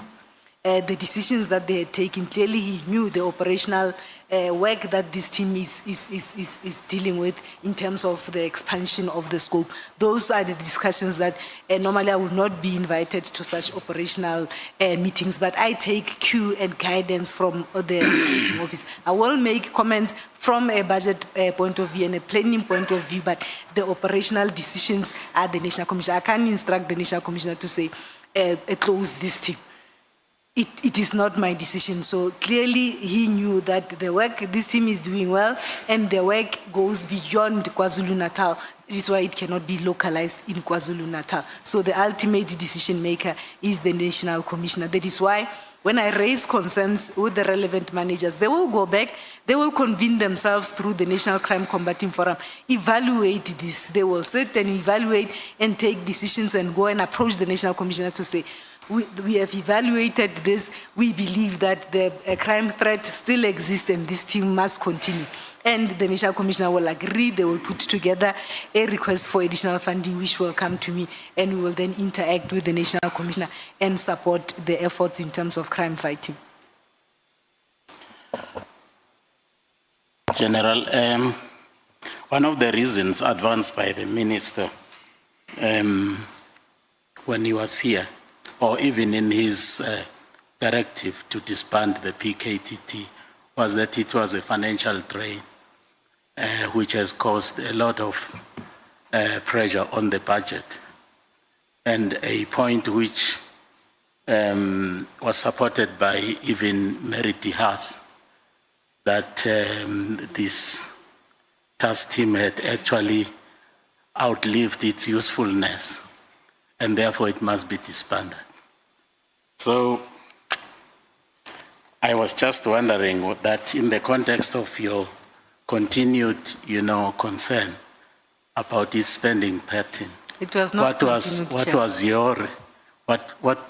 your reaction when you heard on the 2nd of January that indeed it had actually been disbanded? I want to put it on record that that concern was not continued. The comment was made once, and I had reasons, and I've explained the reasons throughout this testimony in terms of what was my reasoning for that. It was once. In terms of the testimony of the minister, I can confirm that the minister has never asked me about the PKTT budget, nor have he ever requested that I provide reports and analysis in terms of the task teams. Those are the conversations that I have with the National Commissioner as I report to the National Commissioner.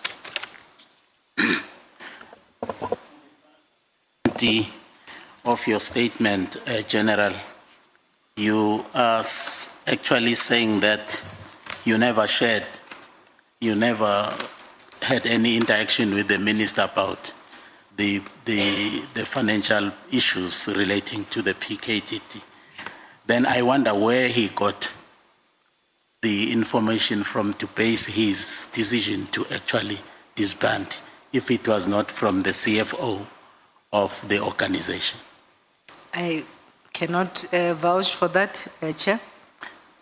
I'm not saying that it would have been wrong for you to share that information with the minister. I mean, the minister is a minister of the department. But you categorically actually said that you have never shared that information. On the PKTT. Thank you. Okay. When General Spear was here, he told us that Mr. Nhlanhla is very familiar in the corridors of the SAPS, echelons there. Do you know, have you ever met Mr. Nhlanhla? I have never met Mr. Nhlanhla. I do not know Mr. Nhlanhla. General Spear also went on to tell us that Mr. Nhlanhla actually came to visit him in his office in the company of his lawyer to complain about the non-payment that was outstanding from SAPS. And I imagine that would actually be a matter that needed the attention of the CFO. Did you not meet Mr. Nhlanhla on that particular No. day? No, Chair. Okay.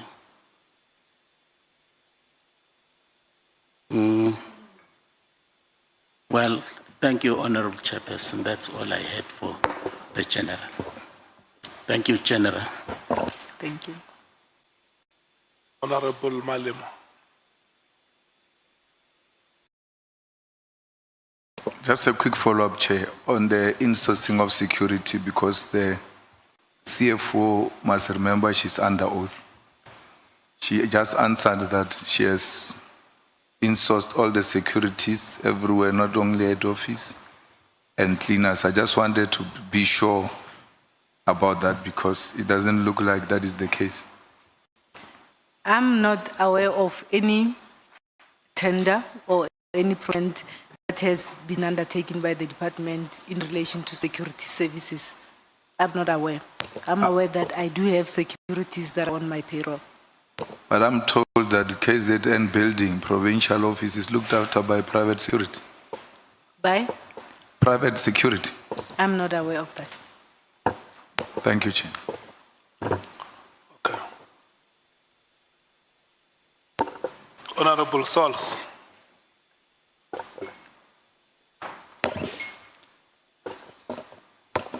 Thank you, Chair. Am I audible? Am I audible? Can you hear me, Chair? I can hear you now. I don't know if the witness is hearing you. Should I change? Oh, that's better. Are you hearing Honorable Sols, General Dimpane? Can you hear him? It's very soft, Chair. Very soft. Should I change seats with Honorable? You can come and sit here. No. I'm too small for that seat, Chair. The last person who sat next to me was Miss Meriti Haas.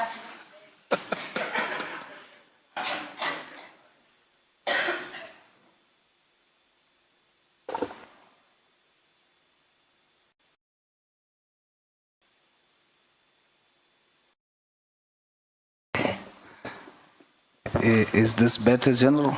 It is better, Chair. Good afternoon to you. Afternoon. General, the testimony of Minister Mkhwanazi, in his testimony he claimed that the PKTT has shown budget inefficiencies and rising costs. And for this reason, that was one of the reasons why he called for disbandment. Do you agree with him?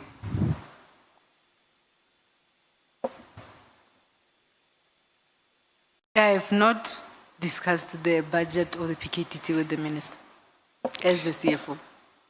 But based on your knowledge of the cost implications, do you agree with him? As we had indicated on Annexure B and a comparison that we had made, these are the normal operational costs that interventions as well as task teams will incur in this regard to deal with crime patterns as well as crime threats that would have been identified by the National Commissioner working together with his operational teams.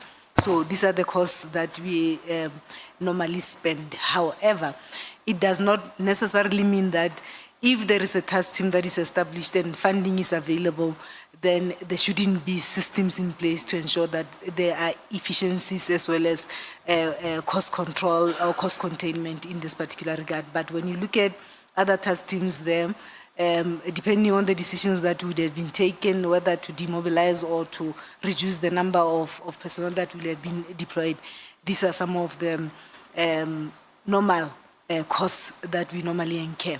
And I take cue from the National Commissioner together with his operational teams, because they are the ones who are responsible to ensure that they prevent and combat crime in this country. If they sit in their operational meetings and they evaluate and they come to a Sorry, conclusion. General, sorry. Just because the time is very short, does what you just explained, does it mean you agree or you disagree with the Minister? I would not know how the minister would have come to that conclusion without a report or an indication being made to him. Well, he's making an allegation, and that's what we are testing here. He's making an allegation. You are the authority on saying whether that allegation is true or not. So he says, PKTT has shown budget inefficiencies and rising costs. He made an allegation. Now I'm asking you to either confirm it or not. You are the authority there to say, no, minister is wrong. There's no budget inefficiencies there. I cannot confirm because the decision, operational decisions are taken by the accounting officer, unless if he would have engaged the accounting officer.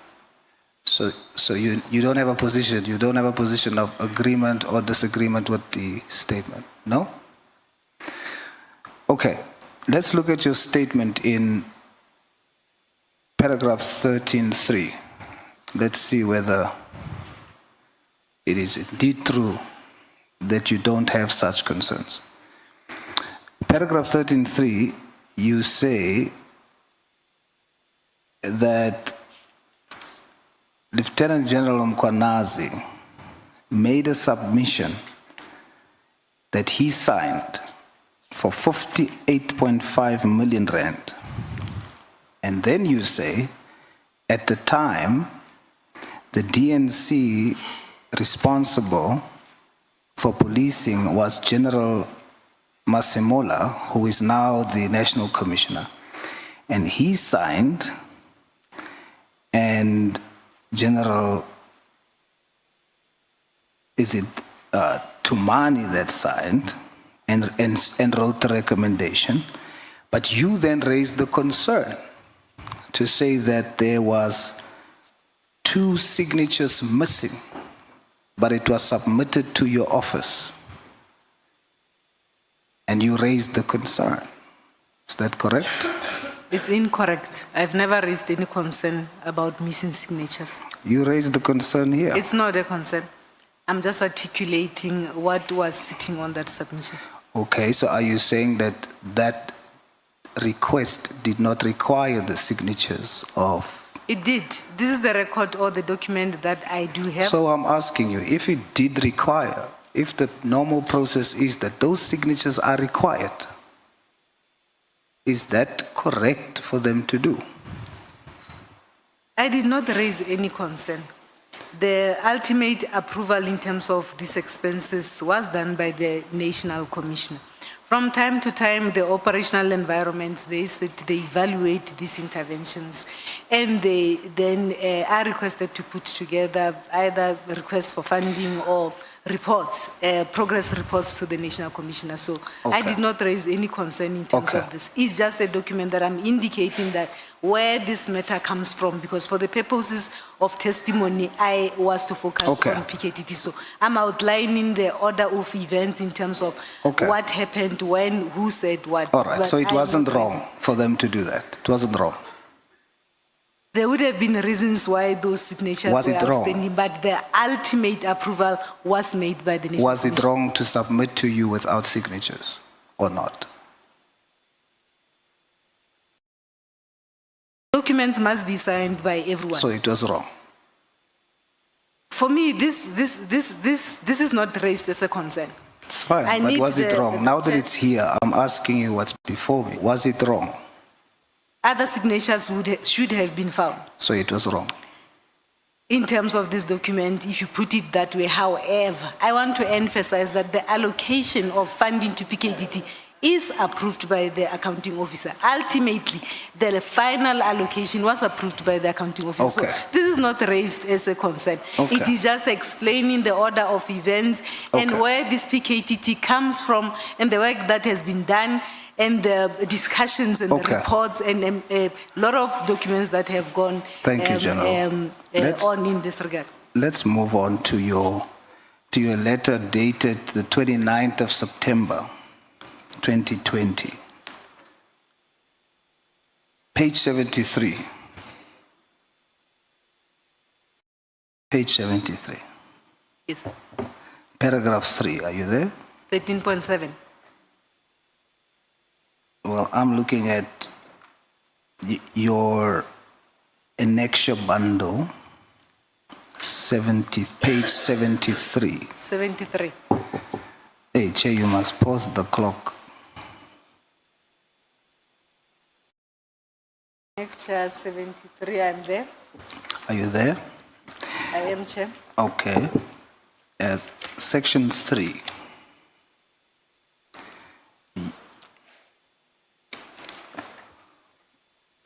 Yes. Would you agree that here you are raising concern? Yes. You are? It was a letter that was addressed to the relevant line managers. Okay, but you are raising a Yes, concern. I am All right. raising concerns. I just wanted to confirm so that we don't dispute on that. Let's deal with what your concern was. Number one, you say overtime expenditure in the 2020-21 financial year is not visible against the project code. ORA should correct such for transparency purposes. Yes. So it was wrong. When projects and initiatives are put in place for purposes of reporting and transparency, I indicated that we create a project code and we expect all managers to then vest expenditure against that project code. Yes. Yes, they were wrong that for that particular period in terms of expenditure, that was not vested against that project code. So from a monitoring point of view and accountability, I could not see such. So I'm putting it to their attention so that they correct. You've done well. I agree with you. And they did correct such.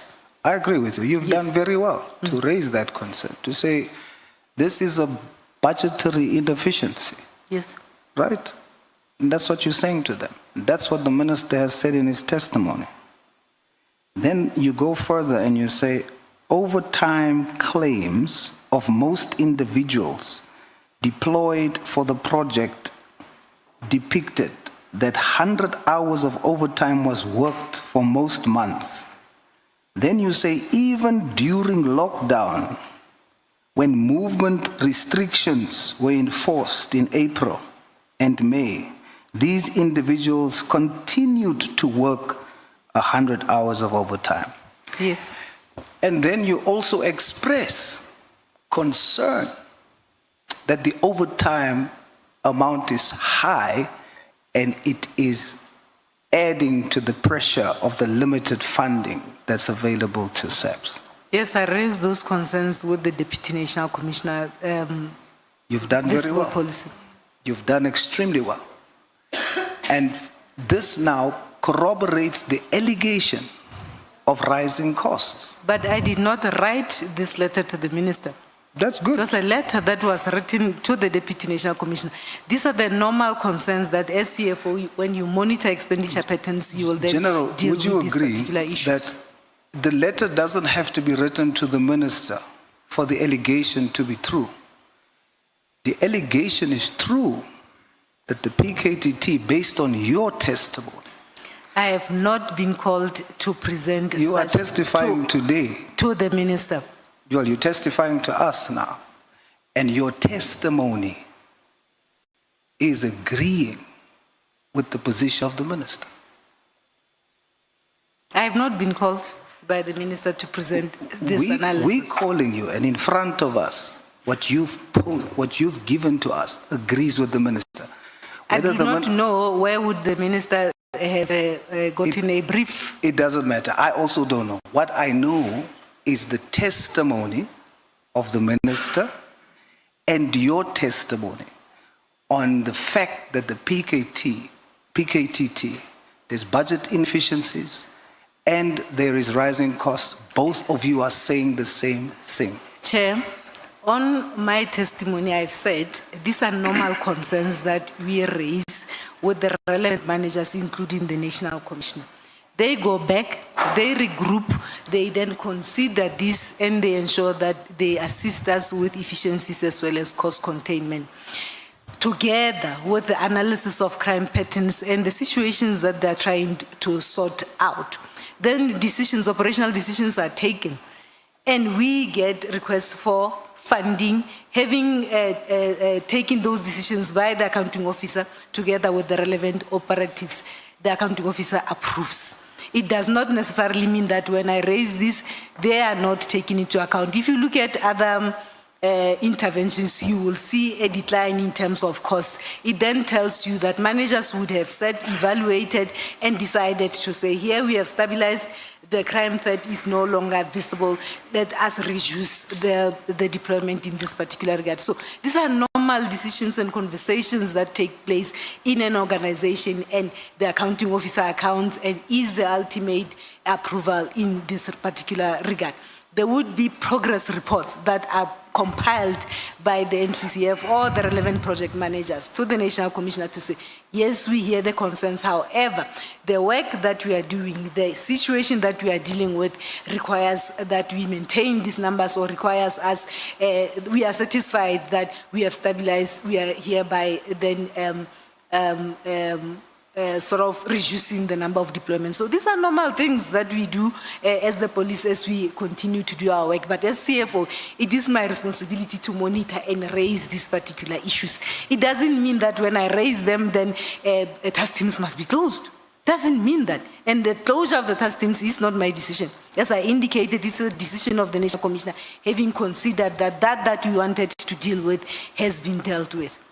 I raise concerns every day on everything, not only on operations. We have cost containment policies that we have approved, that we expect each and every manager to assist us, that the resources that we have, as limited as they are, we are able to utilize them to ensure that we combat crime in this country and ensure that the people of this country are safe. It is my job. But based on your professional opinion, you do testify today that what you've put before us is concerns of budgetary inefficiencies and rising costs, correct? I've raised these concerns with the relevant line manager. Is that answer yes? I've raised these concerns, yes, with the relevant line manager. All right. You say that you haven't spoken to the minister About the PKTT. but you had an opportunity to. In July 2024, 5 meetings to be precise. but in July 2024, you did a presentation to him, Yes. correct? It was July, it was August, we had September, we also had June this year. Did you raise the issue of the PKTT with him? No, Could you have done so? if I was requested. Sorry? I would have been requested to do so. So he needed to request for you to talk about When we it. are Whereas, when what was we- the purpose of the presentation? When we are called to go and orientate the executive authority, we don't go there on our own. It will be a meeting that is coordinated by ministry through the Office of the National Commissioner, and you will be told that we are having a meeting with the executive authority and this is the purpose of the meeting, and you ought to prepare a report in terms of these requirements. That is why we indicated that in the first report, it was an introductory briefing to the minister. In the second report, it was financial matters pertaining to the police, because the minister was new. We needed to orientate him. In the second briefing, then as and when you report, he will identify other indicators that he would want further information on. Issues, concerns such as issues that civil claims, issues of... Did he ask you to tell him that crime intelligence needs capacity? Yes. He asked you to tell you that? In the He asked you to tell you that? You Sorry? prepared the presentation. Sorry? In your presentation, you then go in detail in saying that crime intelligence needs to be capacitated. As I indicated... Now I'm asking you, based on that, in your presentation, did the minister, prior to you presenting, ask you to present on crime intelligence? You would go and present, Chair. Yes. As and when you present... So he there didn't are- ask you? May I be allowed to conclude? It's just because of my time, General. You will be given indicators to say, we will have to have a follow-up meeting. These are the following indicators. I want you to touch on issues that talks to capacity. General Dumpana, you stop speaking. May we please take Honorable James. Thank you, Honorable Chair. Thank you, General.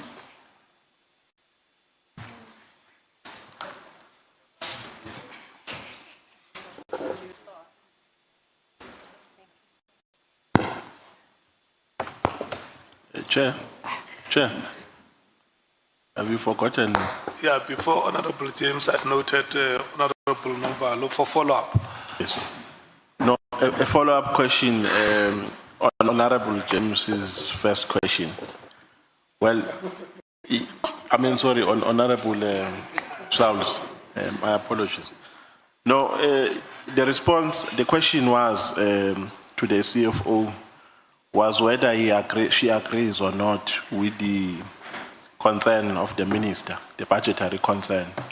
And the response was that, she doesn't know where the minister took that from, and she can't say she agrees or she doesn't with the minister. Now the question is, CFO, are you in terms of the statutory obligation, you are the custodian of the financial affairs of SAPS, correct? I'm appointed to assist the accounting officer to execute his responsibilities. No, in relation to financial issues. Yes. You are the custodian. So if I can come and say SAPS in its account as 100 rand, you have a responsibility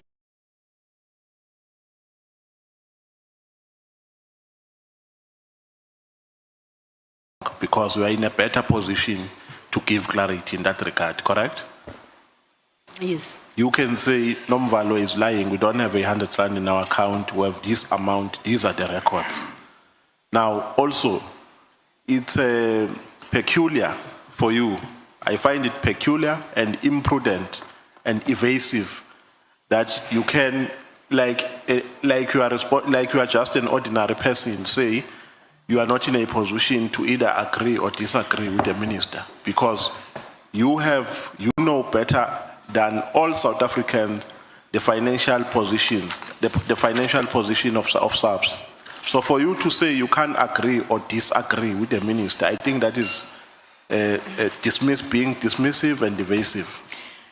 Chair, it would have been easy if one would have been requested to make presentations and to engage in this particular regard. However, it is my view that between the minister and the national commissioner, there are continuous conversations. So one is not in a position to can talk on the issue of the PKTT to say what was in front of the minister at that point in time. Not the PKTT, but the budgetary concern. Honorable. I didn't know I'm allocated. Your time has expired. I didn't know. You didn't tell me there's allocation of time. It was up. It was not opportunistic.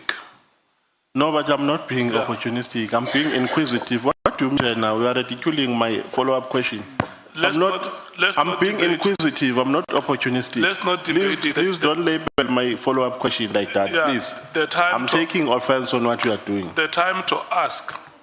But don't label my question like that and say I'm opportunistic. Yeah, no, listen to me, Honorable Nomva. Your questions were follow-ups, yes.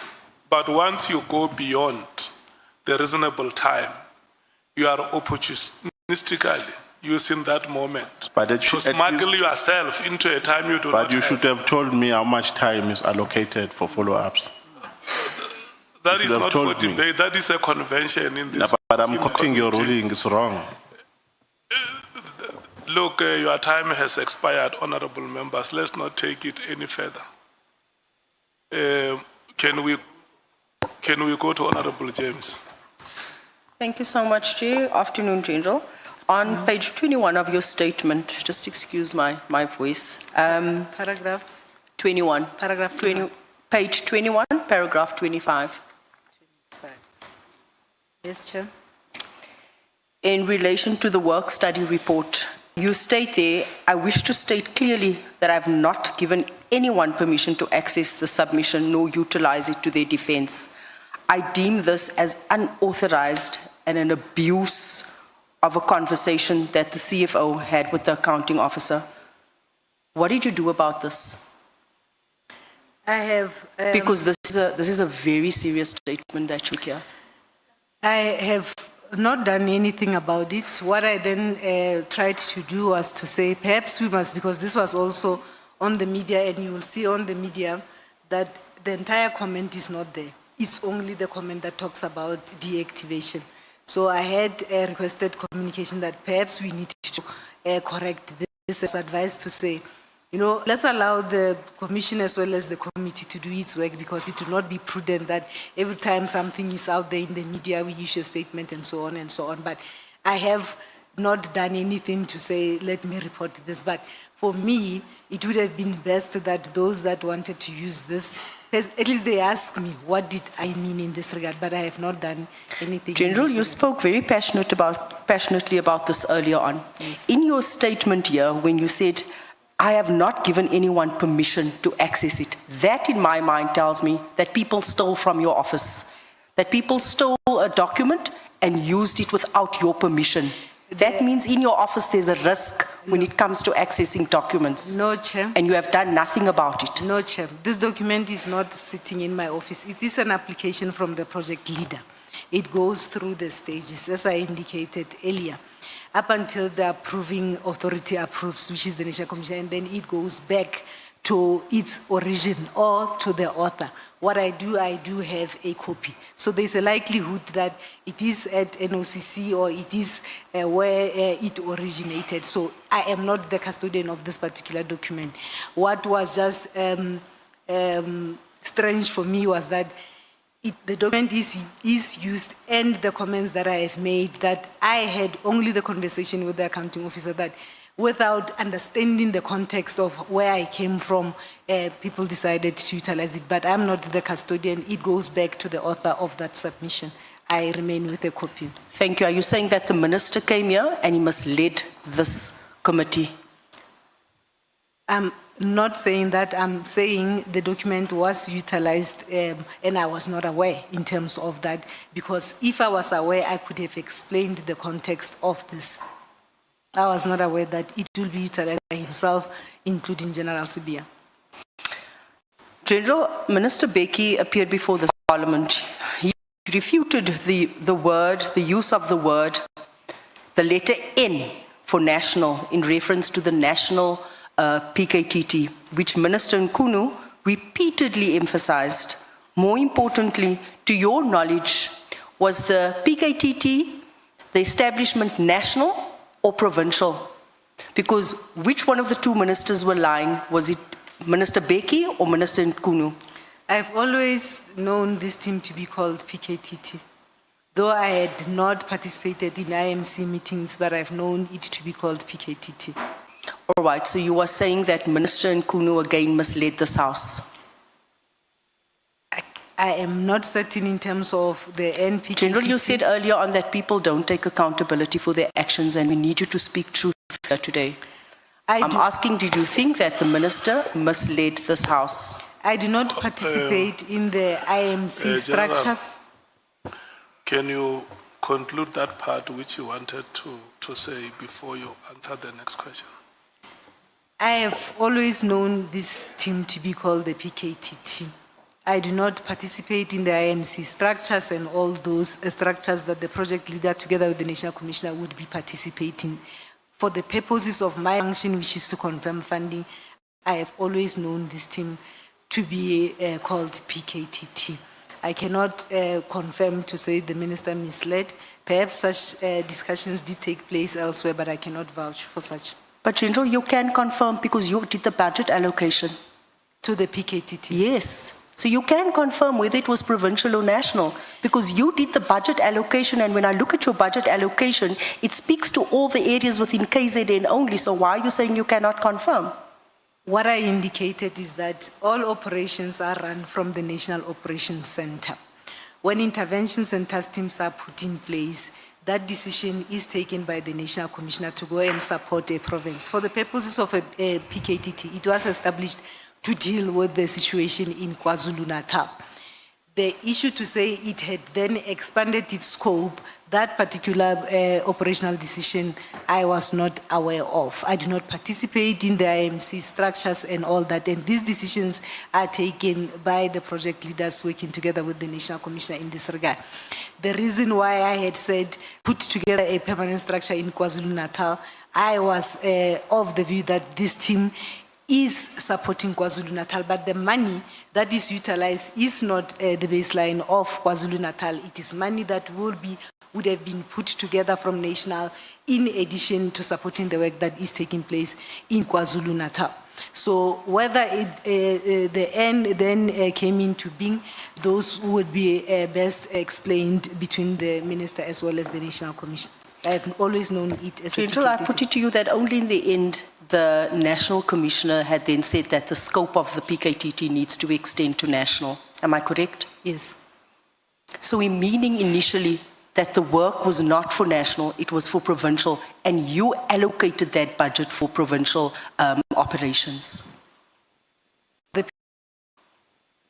PKTT, which yes, was for the established PKT, you allocated, you signed off the budget. Yes. So why are you saying that you're not sure if it was national or if it was provincial? The Chair, the NPKTT, I'm saying I've known this team to be called PKTT. General, I want to move to another area of concern relating to budget. The money set aside for informants is astronomical. And with my understanding of how the system works, I want to raise a few questions about the expenditure on informants, right? How was 3 million monitored in relation to cash disbursements to informants? May I ask, Chair, which page is the member on? Somewhere, and I didn't allocate that page.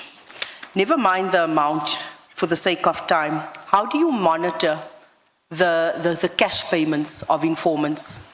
There are policies that exist in terms of within crime detections and those that utilizes this in terms of ensuring that these monies are accounted for. We do have policies in place.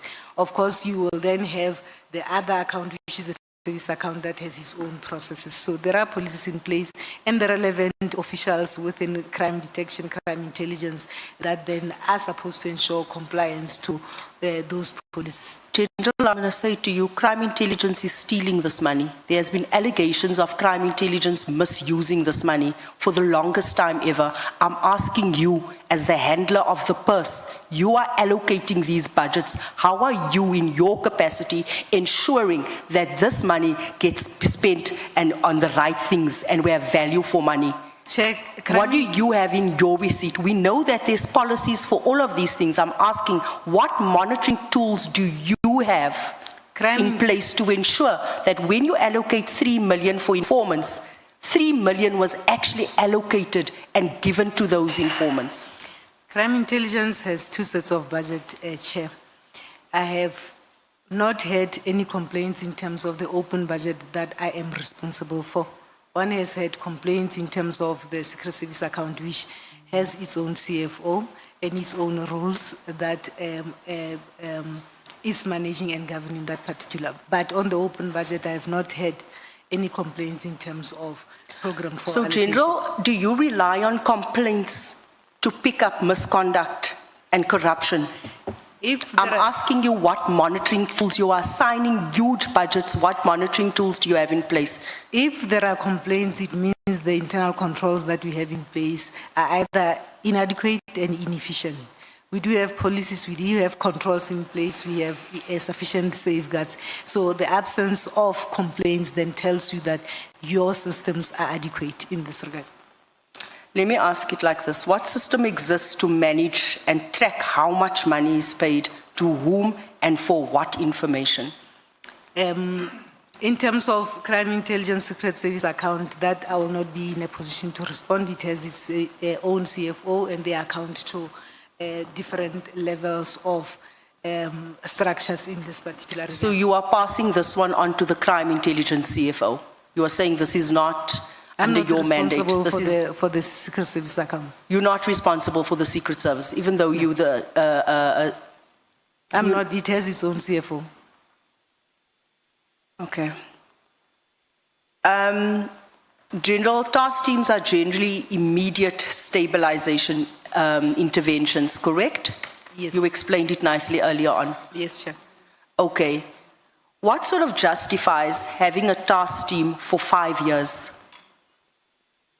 As I indicated, the operational teams, together with the National Commissioner, continuously conduct crime threat patterns, crime pattern analysis, and they take decisions to stabilize and to support provinces or any areas that remain stubborn. Some of the areas sometimes remain stubborn and they require these interventions. For me, as I indicated, my knowledge of a task team is that it is established for a specific purpose, for a specific period. If it becomes a little bit longer, then it means it is dealing with a permanent problem. That is why then, from a resource point of view, one would have advised to say, why is it that we are not putting this as a permanent structure so that we can resource it properly? Obviously, the operatives would have then done their crime patterns and analysis and taken decisions in terms of what is prevailing on the ground and those challenges that they are dealing with. My understanding is that investigations do take time. Certain investigations and investigators will have dockets that will go to court and take years and so on and so on, but the operational environments are the ones that takes the ultimate operational decisions based on what they would have analyzed and what is on the table and the intelligence that they might have. I want to ask Operation Lockdown, Thunder, what has been the value for money for SAPS with this operation, which has shown blatant failures in the Western Capes? In fact, it has gotten worse, with a budget of almost 500 million being spent with little to show for it. Earlier, during the day on my testimony, I indicated that is a question that I'm interested in. In SAPS, we do not have a model that assesses the value for money in terms of operations. Sorry, General, you said that that is a question you are interested in, meaning that you will continue to sign off on budgets without having a clear indication of whether the STAR scheme is being effective and whether there's value for money. No, Chair. That is why we have tasked our research environment to, one, conduct an impact study on all these operations. And my understanding is that they are done with Valamgodi intervention as well as the lockdown. But that impact assessment report has not been presented to anyone. Over and above that, then they are developing a value for money model for us. And that is as a result of a task that came directly from myself and my team, because we want to ensure that the investment that we make in terms of these interventions yield the necessary results. So we are in the process of finalizing this. There is a commitment that before the end of March, the value for money model would have been given to us, because we need support from that. But indication is that it's not easy. A lot of variables have to be taken into account. A lot of stakeholders have to be consulted in this particular regard. So it is an area that we are working on. One is interested to ensure that then the SAPS has a model that we can utilize to assess all these interventions and ultimately be able to give comfort that these interventions are value for money. General, 5 years of spending millions on various STAR schemes. Had it not been for General Mkhwanazi's press state conference, would you have embarked on developing a practice that will be able to determine the impact of these STAR schemes? We requested it in 2024 in October. In 2024, so prior to that, so every year for 5 years, you've been funding over 11 task teams. I have written to the relevant managers. You will see in some of the attachments that I've made as part and parcel of the concerns to say they must determine whether the threats still exist, what is the impact, what is the value for money in this particular regard. As I indicated, they will convene the operatives and do evaluations and take operational decisions approved by the accounting officer. I have raised these particular issues. Now, we need a model, Chair, that we can utilize. We don't have that model. That is why we took the initiative in 2024 in October, prior to the press conference of July 6. We have already taken initiatives and we look forward to that particular model that we can implement across the country to ensure that we are in a position to can assess and monitor this. Of course, the work of the police overall is measured in terms of the decline in crime trends, you will see the release of crime statistics, the work that the police continued to do, and the inroads that they continue to make in this regard. But that model, we're looking forward to it. It will assist the department to ensure that all these investments that we have made, we are able to give comfort that it is yielding the desired results. General, how far is that model and when is its due date to be rolled out? The head research has given a commitment that before the end of this financial year, that model will be ready. Thank you, Chair. Have you stopped speaking, General Timpan? This was our last speaker during this session. It's Major. I'm not the last, I'm the second last.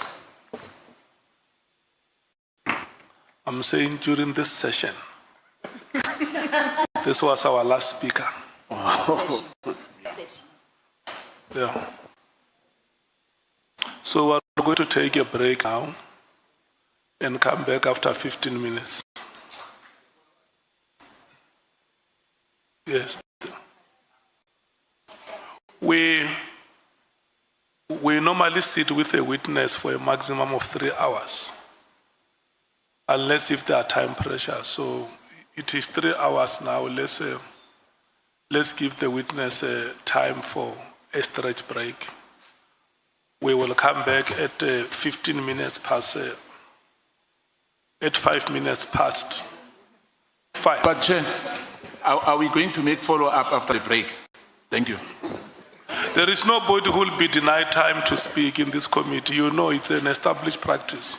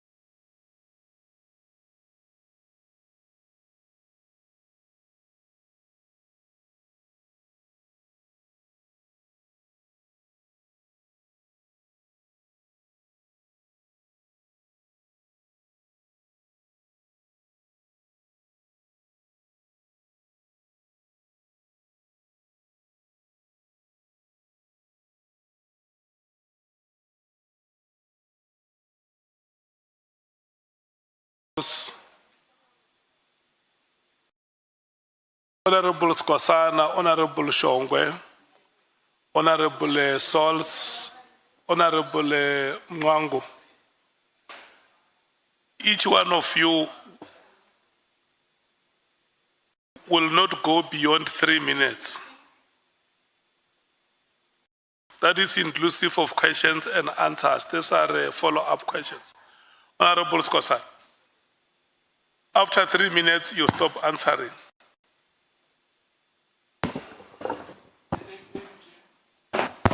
Thank you, Chair. I just wanted to make a follow-up on the matter of 24 million.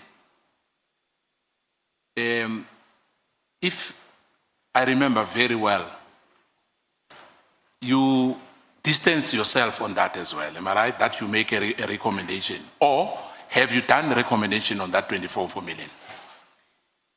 That the matter of the 24 million was subsequently raised as a material irregularity by the AGSB. And we worked on that with the company of responding and the relevant environment. A lot of work had gone in by our legal department in trying to resolve that particular issue. Eventually, when the matter was resolved, in terms of the material irregularity. So it was picked up by the service material irregularity. Yeah, but my question, CFO, did you sign that for that 24 million?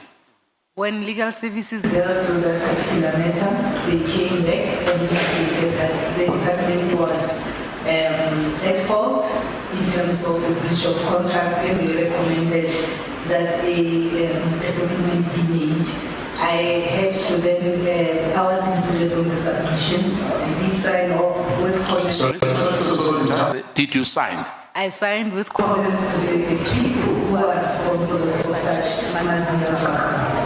Yeah, that's what I needed. That in my knowledge, you made a recommendation. Legal services made a recommendation. The submission went through the processes and it came to my office after the recommendation from legal services. Yeah,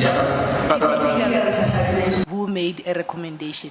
Looked at the recommendation and the background of the matter and the recommendation from legal services. I then said, based on the facts and the legal opinion that is on the table, I recommend on condition that a knowledgeable person is appointed to investigate, to determine who was responsible for this. Yeah, but I agree on that you... Chair, I think I was covered by Honorable Skwasana, but I just wanted to know just one thing on that matter of this 24 million. When you signed for that on that document, does that mean you agreed with the recommendations that they stated, not that you stated?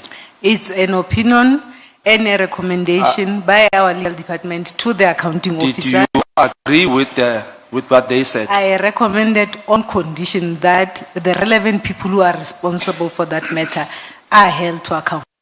That on the same document, that your recommendation, are they on the same document? Yes, they are on the same document. Thank you. Honorable Sols.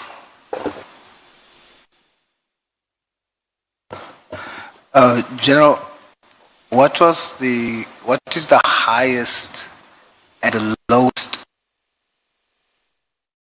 overtime paid? Are you able to tell us? Paid to? Well, you can tell us if you want to individualize it. Chair, we have 5 programs where we allocate funding for overtime. The work of those 5 programs, or the work that is conducted by the people who are linked to those programs, differ. So you will not have the level of overtime paid to those that are doing administration as compared to those that are doing the actual policing. So I don't have an amount, however, it depends on the work that those members are doing. So in the case of the PKTT?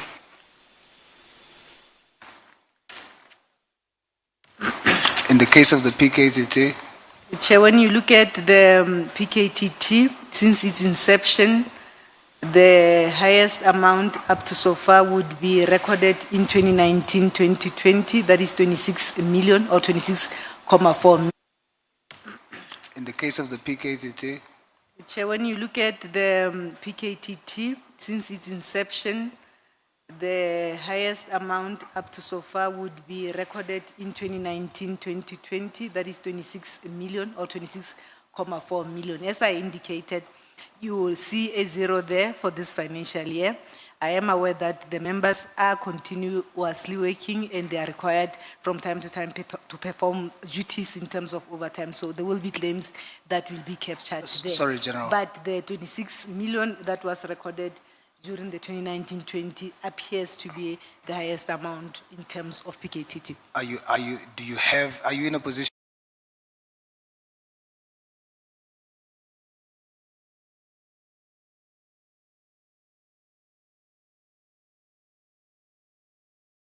to say the individual who had the highest overtime and the individual that had the lowest time? I do not have those records. Don't have those. Thank you. Honorable Mwango. Thank you, Honorable Chairperson. Mine is on actually page 21. I think it's paragraph 25, where you actually have expressed that you agree with the National Commissioner on the PKTT, being actually transformed into a permanent, structure. But where you disagree is that the National Commissioner feels that the PKTT should be a national structure, not a provincial structure in KwaZulu-Natal. It should not be confined to KwaZulu-Natal only. My interest is, where are you now with this discussion? Having learned about the extended scope and the work that the team continues to do, I believe that I support that there be a national structure, because the political killings are not confined in one province. You do have pockets of incidents in other provinces. I will support the National Commissioner in this regard.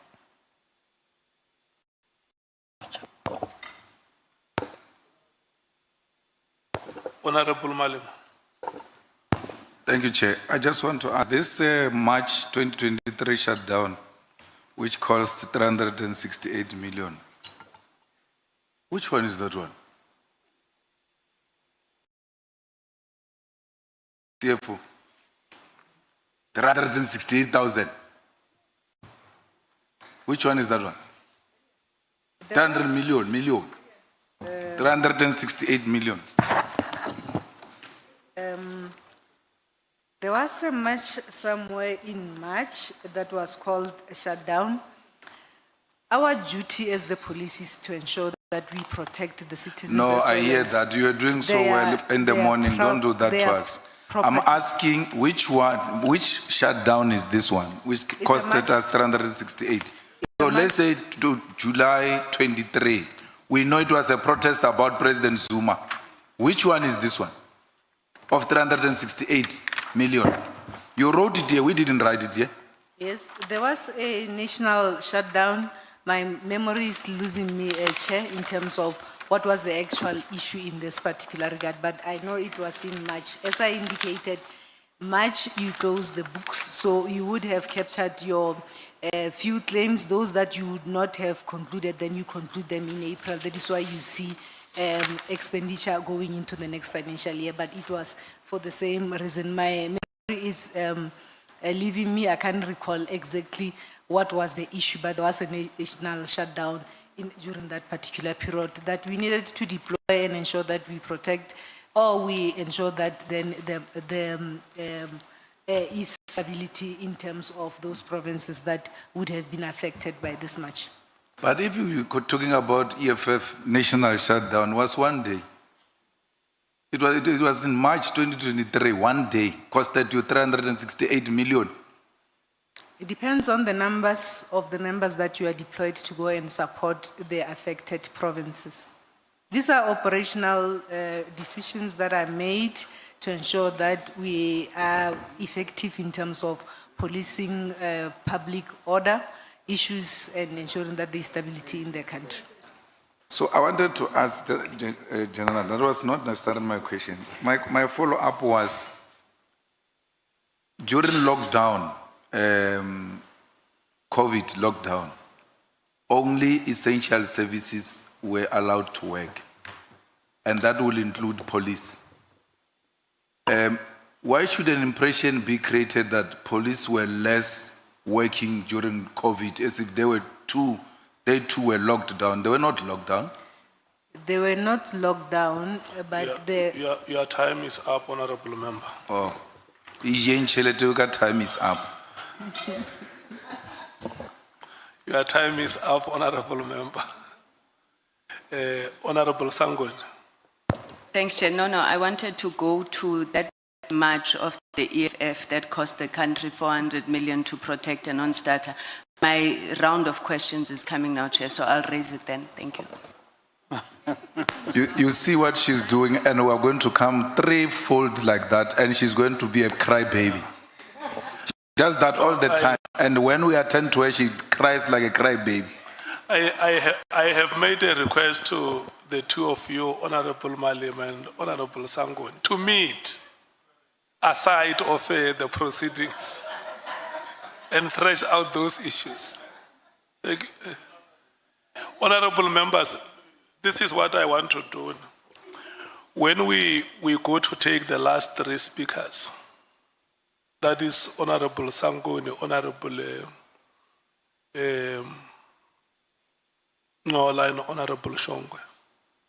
They are going to run uninterrupted. If there are any follow-up questions, they will come after they would have asked their questions.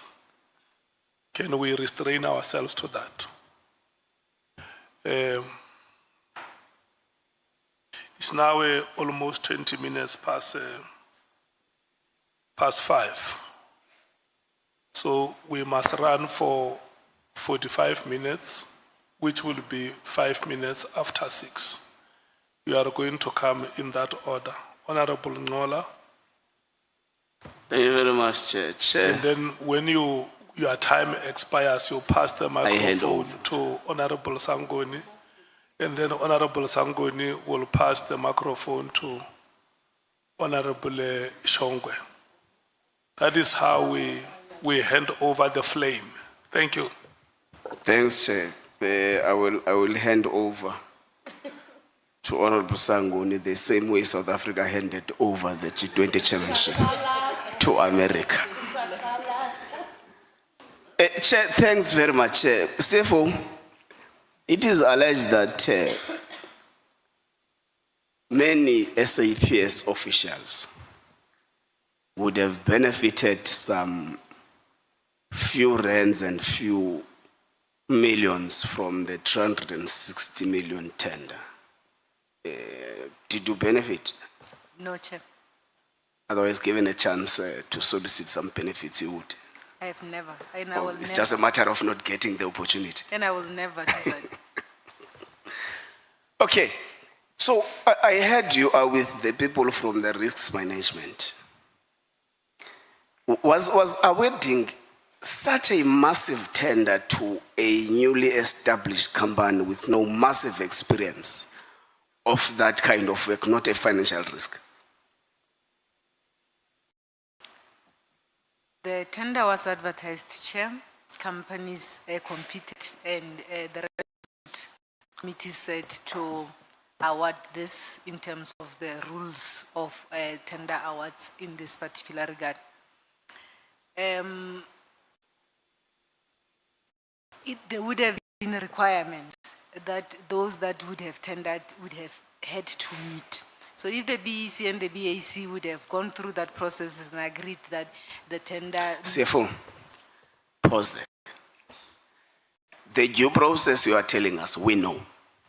And that due process does not mean that the department did all it can to ensure that a credible company is appointed. Hence, the internal audit arrangement has dismissed what you are telling us now, that there's been irregularities. The point I'm making is, was awarding such huge work to a company or a service provider that barely has experience into that work, not a financial risk. It was. It was. Thank you. Is it the reason the company was terminated for poor performance? The company was terminated upon conclusion of the investigation that was sanctioned between the executive authority and the accounting officer and the irregularities that were picked up. No. The minister in 2024 made an instruction that there must be a termination of that company based on poor performance. The program following that was a process program done by the National Commissioner, but a decision was there. So the question is, was it based on the basis of the capacity and the lack of experience that the company was unable to perform up to the expected standards? I'm not aware that those were the reasons. Okay. So you continued budgeting for the PKTT beyond 2022? Beyond? 2022. Yes. We have evidence with us that the PKTT's existence beyond 2022 was irregular. What's your view on that? So did you budget for an irregular structure? I'm not aware of any determination that has been put before us that post 2022 the PKTT was irregular.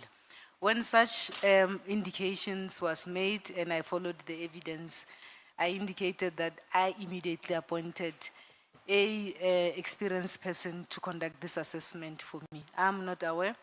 I have received indication from the accounting officer together with the operational environments that work is continuing on the PKTT and it requires to be supported.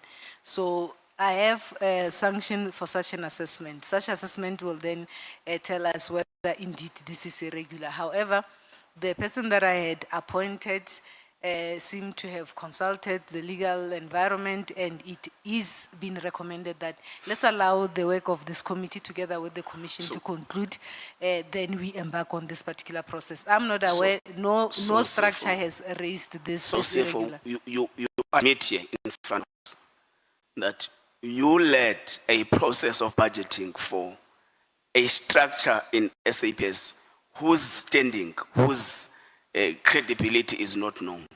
You are not aware whether it's regular or irregular. Nobody but you continue budgeted it for has it. not been raised or flagged by any assurance provider as irregular. And But there the is minister said that there with is no us. determination that has been conducted that I'm aware of that has declared the structure irregular. But the minister said that to us. I would not be in a position to then comment on that. We need to then have a thorough assessment that will give us an indication in this regard. Okay.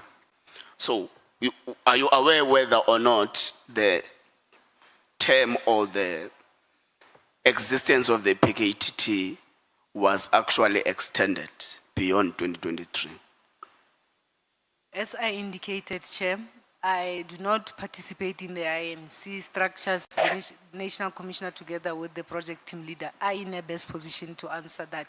What comes to me is a process that would have been sanctioned by the accounting officer to say work is continuing and it needs to be supported. Okay, I see that the budget patterns of the PKTT change from one year to the other and all that. There is no stable budget or there is no stable tariff in terms of how you budget for the PKTT.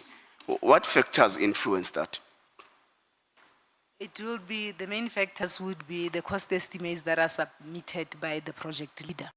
Obviously, they would have taken into account the work that needs to be done, that still needs to be done, the investigations and so on and so on. And they do estimates in terms of the numbers, if they need to increase the numbers or reduce the numbers. So we receive the cost estimates from the project team leader, having analyzed and assessed and took decisions in this regard. You hold strong views that the PKTT must be deactivated. Why?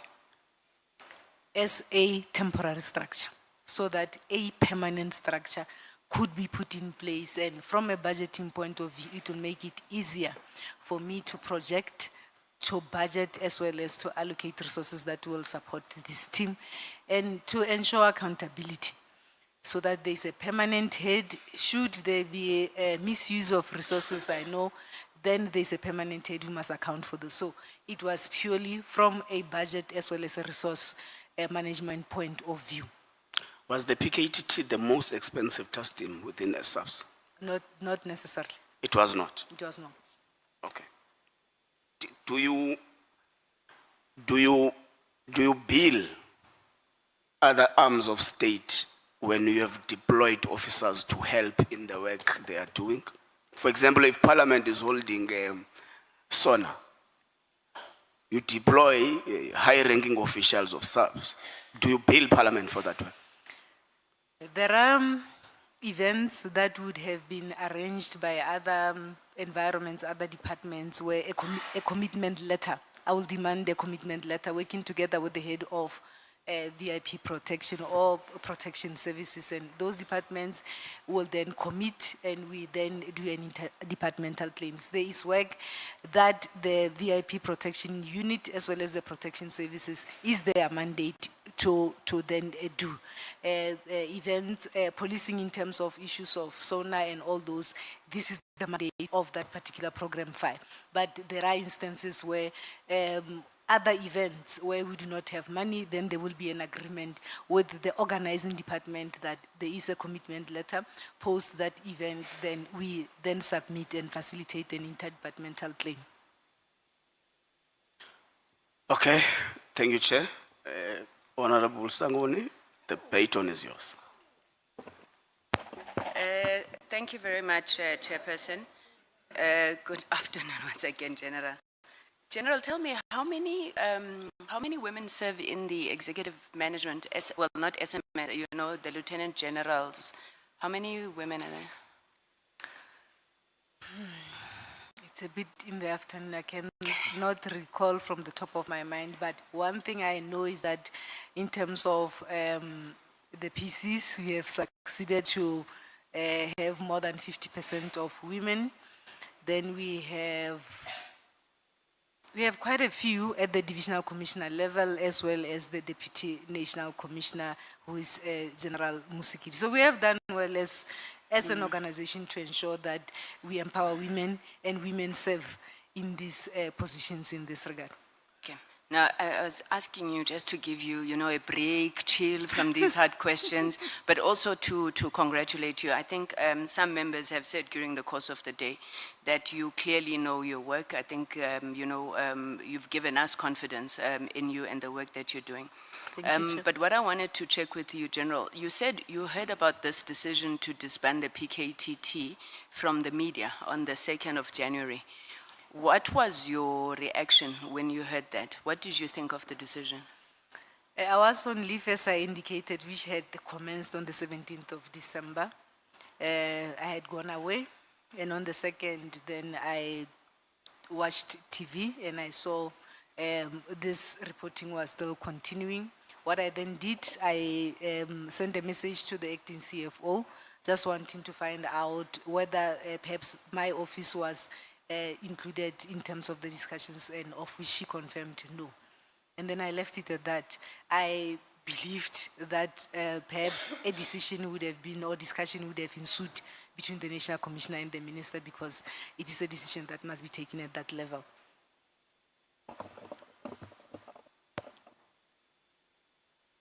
Did you think it was a correct decision, though, that the Minister took? At that time, I wouldn't make anything of the decision. Like I said, I was on leave. One would have assumed that when you go on leave, work continues. Perhaps there would have been engagements between the two leaders, and they would have taken that decision. So it was a matter that one would have then be briefed properly when they come back from leave. But for me, all I did was to check with the acting CFO if perhaps there was a formal meeting where discussions were held, and then... So you had no personal view one way or the other? Nothing. Okay. Nothing. Okay, so over the course of these, this inquiry, General, we've gotten the sense that, you know, there seems to be two camps, people are taking sides. Have you taken a side in this matter? On this matter? Yes. Never. I do not take sides. I am appointed to assist the accounting officer to execute his or her responsibility, and that's all I do. Because we are employed to ensure that we provide a service which is to combat crime and ensure that the people of this country are safe. For me, those issues are a waste of time, and we need to ensure that we earn our salaries when we leave work every day. So I do not take sides, I do not participate in such issues. Maybe let me ask it differently. Ne? At the end of the day, this inquiry is established to probe the allegations that General Mkhwanazi would have made, right? And at the heart of it is this issue of PKTT, drug cartels and what. And we've had to wade through a whole lot of evidence that you end up not knowing what is right, what is wrong anymore. So if you were to have a view, do you think that General Mkhwanazi, in terms of the issues that he raised, was correct? And indeed that the minister, General Sibia, and them were wrong or are involved in these cartels? What would be your personal view? My personal view would be, obviously, we will have to wait for the committee to conclude its work as well as the commission. General Mkhwanazi did right by raising these issues. If there are issues that are preventing us from doing our job as public servants, those issues ought to be raised in this particular regard. But in terms of who's wrong, who's right, I believe as same and similar as South Africans, one would then allow the committee to proceed with its work and to produce a report, including the commission. Okay, so Vice Admiral Monde Lobese, who is the Chief of the Navy, goes in public, addresses a gala dinner, and he says he believes that the South African Navy is being defunded by government, and he thinks at the core of it is these issues of either selling out or drug cartels. You've given quite a bit of testimony or evidence that speaks to the fiscal constraints that SAPS is facing and the difficulties. Would you agree with Vice Admiral Lobese? Chair, I can't comment on the SNDF comment. As it relates to SAPS, do you think that SAPS is also being consciously defunded to promote perhaps nefarious ends? We working within the finance environment understand the macro issues of the country. We do participate duly in terms of processes that are there and put on the table by National Treasury. We make our submissions. We always make submissions that are over and above what is currently available.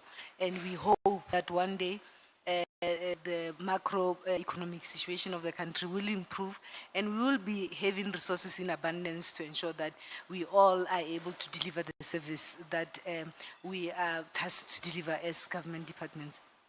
Thanks, CFO. And I'm really relying on your, your accomplishments, your qualifications, because I would think that in the environment that you are in, you would understand fiscal pressures, you would understand the priorities and choices that have to be made.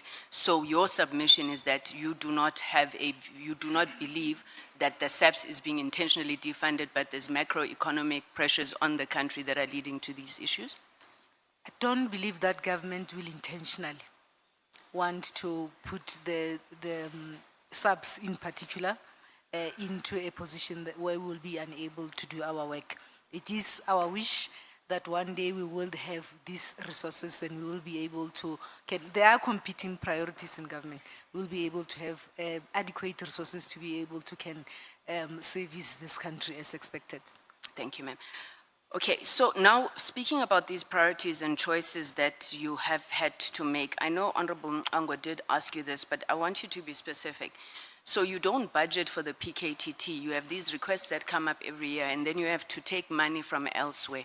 What is suffering while you are funding the PKTT? Where exactly? I mean, you've been there since 2019, so it's been a number of funding cycles. Where have you taken money from to fund PKTT?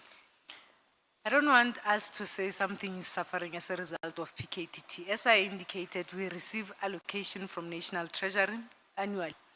And there are priorities that we canvass with the National Commissioner through the relevant structures, finance committees, and those priorities are put on the table. There will always be limitations. The needs will always surpass the resources that you have. At this point in time, we do have a dire need in terms of technology in the organization. I'm sure you would have heard in various forums that we need to ensure that we upgrade our technology, and our technology is on par with other organizations in this regard. So the work that the PKTT is doing is important because it is investigative work. It is work that deals with issues that are troubling the country. So you can say the allocation to PKTT is not important, the other one is important. So it's an issue of competing priorities, and we try our level best to ensure that there are cost containment issues. We block the systems to ensure that where there are inefficiencies, we are able to manage those things. We have implemented blocks to deal with the so-called non-core items, and there's quite a lot that SAPS is doing in this particular regard. Thank you, CFO. I mean, I know I got a bit of time because Honorable Nhlanhla left me some, but thank you so much. I got you there. Chair, on the, Honorable Nhlanhla raises this question, and I want to follow up on it around the funding of the PKTT. Now, you say it was not unauthorized, irregular, whichever word it is in terms of a structure, right? But the minister on the 31st of December says, shut down this thing immediately. That directive is being implemented. You have meetings where you meet, you discuss disbandment, but then money is then allocated again to the PKTT, which both General Mkhwanazi, Lieutenant General Mkhwanazi and General Masemula came to testify on. Why was money being allocated when a directive from the minister has come out to say, shut it down? Okay, I want to put it on record that I have not been part of any meeting that has discussed Oh, this my directive. apologies. It was Lieutenant General Mkhwanazi, but in your knowledge, why would you, I'm assuming you would have played a part in approving something So- the minister said must be disbanded? So in April, when you then are confronted with a situation where you have to advise the organization and assist the organization to distribute funding to cost centers, I approached the National Commissioner that I'm aware of this directive, I'm aware of these issues. As the finance office, when am I going to get an indication to say, do I fund, do I not fund?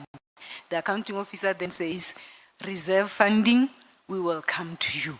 There is work that must still be done in terms of this particular PKTT reserve funding, and we will come to you, perhaps on a month-to-month basis to then deal with this. So I'm aware that there were meetings that were taking place to discuss the directive, but I was not part of such meetings. So I rely on the instruction as well as the indication by the National Commissioner in terms of what needs to happen when it comes to the work and the support of the PKTT.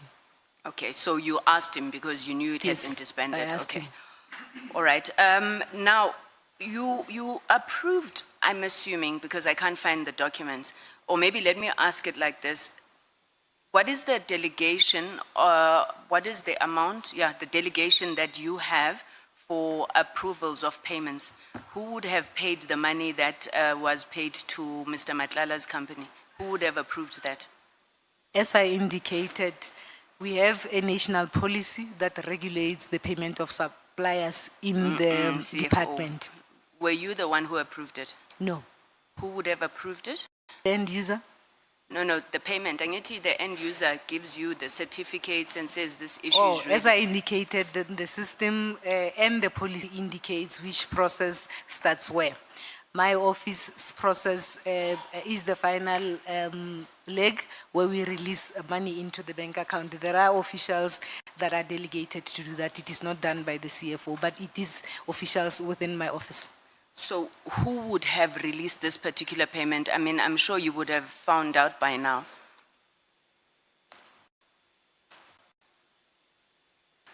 The section that deals with everything medical is headed by a Major General and there's a Brigadier. The final payments are released by the Brigadier who is in that space, that works in my office. Obviously, that function is in my office and the final payment is done in my office, but it's a brigadier who is within my office that is delegated to do these payments. Okay, and 50 million, you don't look at, it's too small money for the CFO to look at? It was 48, we stopped 48. other invoices. Okay, 48 is below your delegations? I do not do the actual payment. Okay. Now, when this brigadier and the general received this request for a payment of 48 million, outside of the fact that the end user would have certified that they've received the service, and I'm asking you this, CFO, please don't think we're here to get you. We're not trying to get anybody. We're trying to understand what are the systemic and perhaps governance failures that exist in the system, right?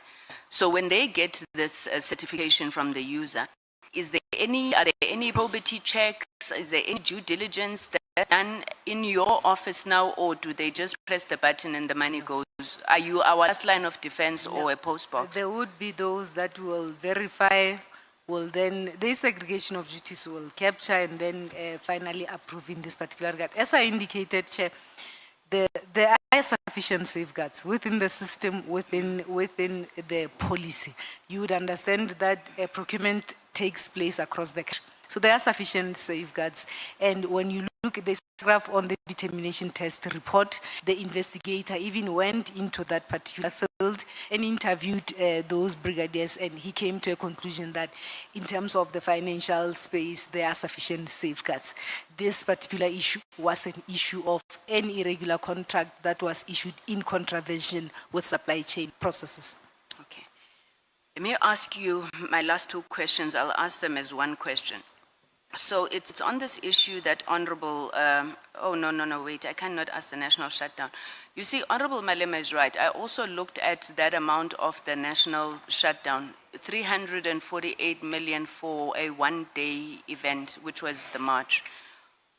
When you approve the allocation of such funding, 1 billion rand, more or less, for the July 21 unrest, when you approve such amounts, can you give us a sense of what goes into 350 million rand to safeguard, protect, serve the country on a one-day event? And can we take it that every time there's a march in this country, you are spending amounts of that nature? Our role as the police is to ensure that we safeguard the citizens of this country, including their properties. One of our core responsibilities is to ensure that there is public order. So if there is a march, we have a responsibility as the police to ensure that we indeed execute our mandate, which is to ensure that the citizens are safe and we protect their properties. There would be marches and there would be provinces that are affected. CFO, sorry, Plans you're not are made. answering me, and my time is running out. You're not answering me because I want to know, from your experience as a CFO, what could possibly cost 350 million to safeguard, serve, protect the country on a march that is one day? So maybe just paint us a picture, and then link to that. I said, is this the quantum of money that's spent when there is a march? Security plans are not done in one day. If there is something planned, security plans kickstart days before. And on the day of the event, it is execution. So the work of the police is very wide. Okay, so there would be- 350 million is justifiable in There your would be General, overtime. can you please stop speaking? Can we take Honorable Shongwe? But my time hadn't finished. Ola gave me time.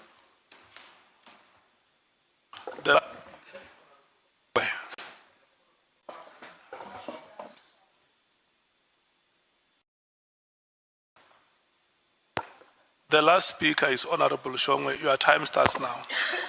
Sawubona mama. Kunjani?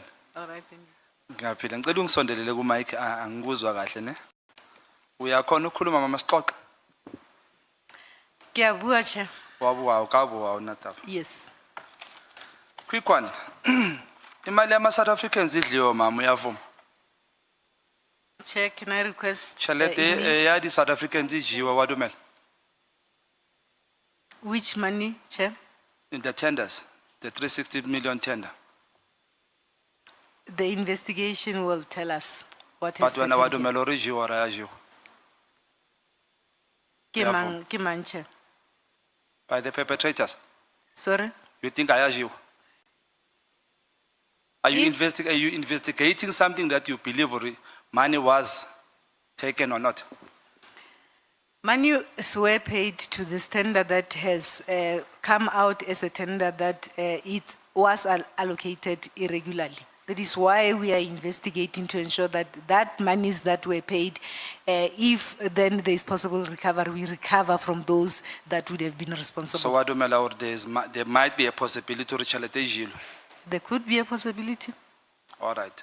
And this thing happened when I only CFO. Wa dumela. Yes, Okay. Matlala o filwe tender.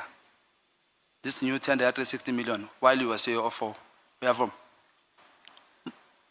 there was a tender committee, bid adjudication committee that looked into that and allocated. I do not participate in those committees. But you were CFO. Yes, I'm CFO. Where from? Yes. Thank you. Asiqhubeke, ma'am.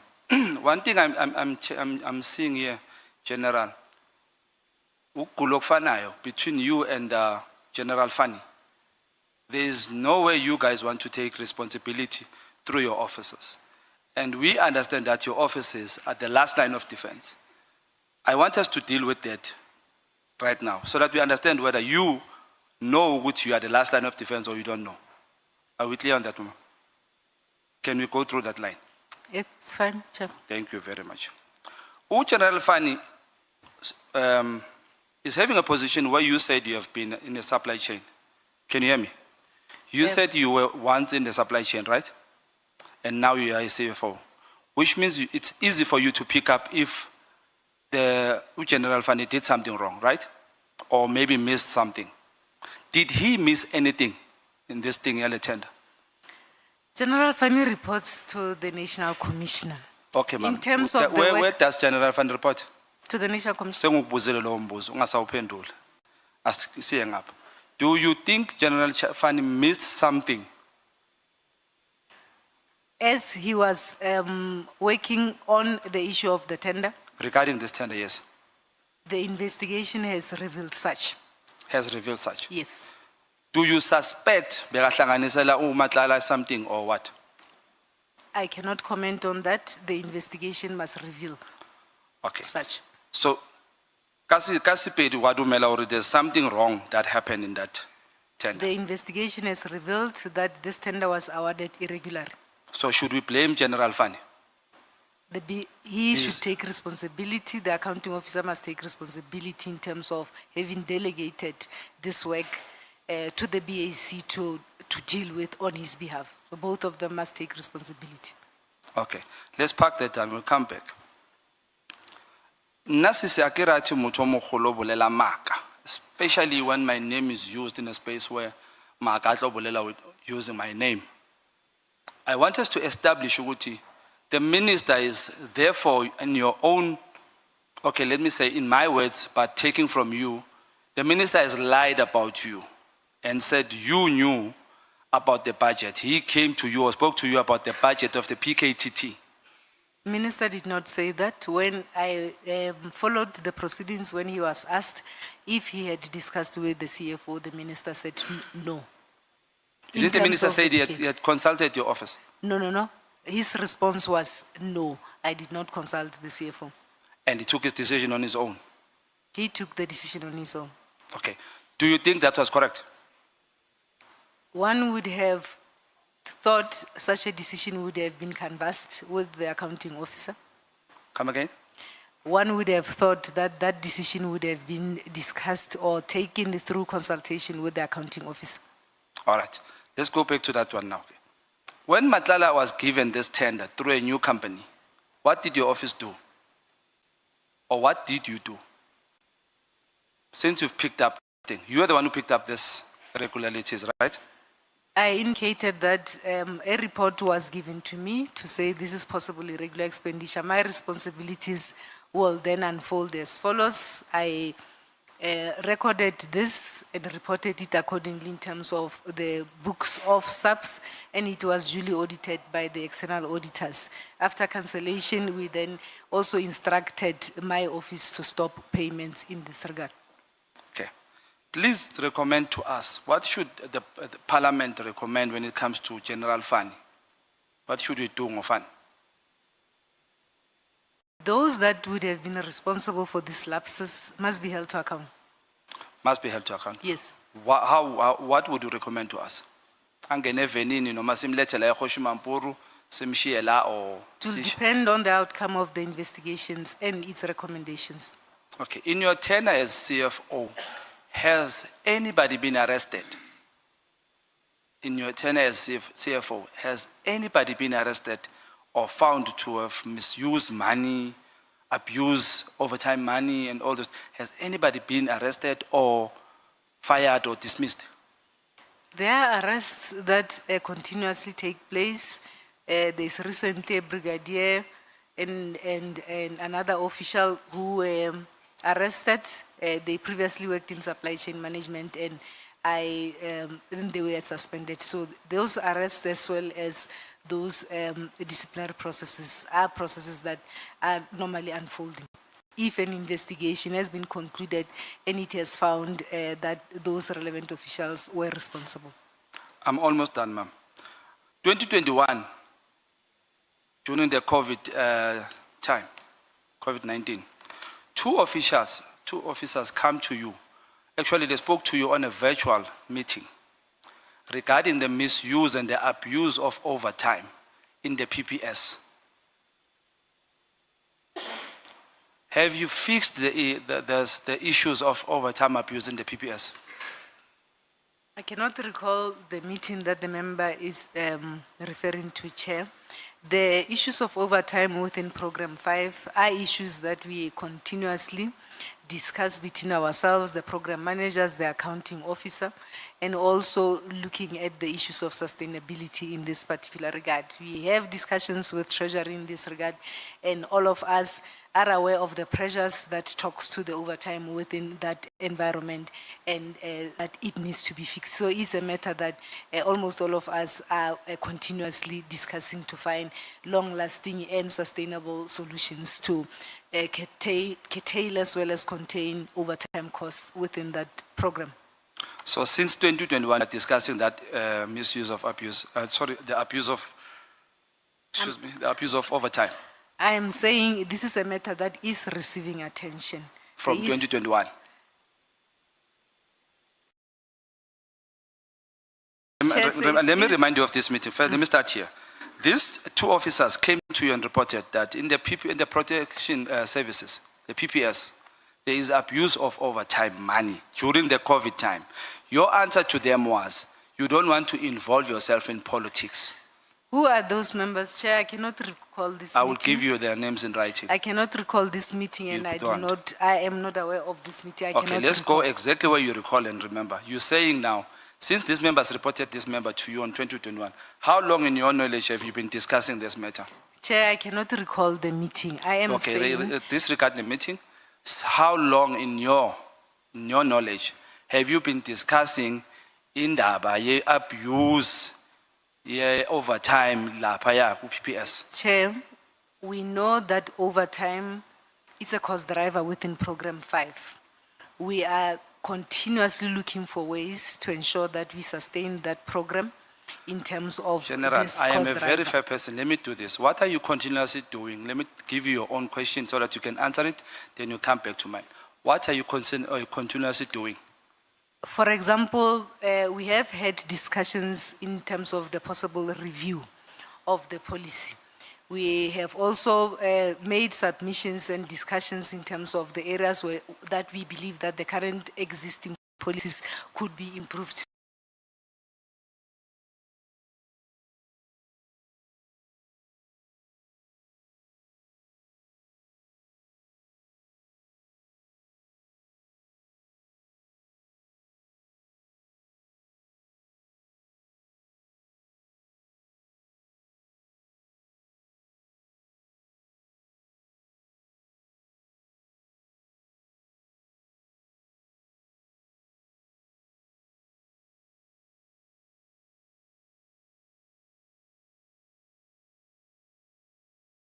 to National Treasury to support us through the relevant parliamentary structures to ensure And that for how the long has this policy- been happening? The policy is then reviewed in this particular regard. I'm These are trying- the What I'm trying to get, General, is how efficient are you guys? How long do you take to fix this into as Moshagalai? Because remember, by the time you guys take long to fix this thing, if these people reported 2021 and you are failing to answer me in your own knowledge, how long have you and your leaders been discussing issue abuse? Chair, I'm I not want to aware. know how long. Chair, I'm not aware of this meeting. Okay, So you're I meeting. cannot Who talk maku about meeting? this Yeah, meeting. But how long? How long have you guys discussing the misuse of that overtime money? Chair, we continuously Continuous one maybe look at ways from.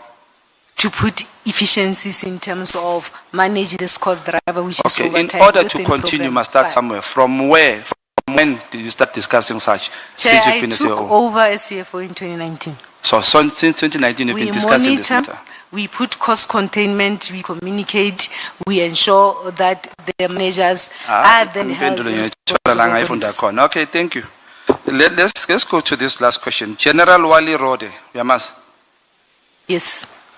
He was advised not to buy 2 cars that were not of his spec of VIP protection vehicle. Do you know of that story? No, I do not know, Chair.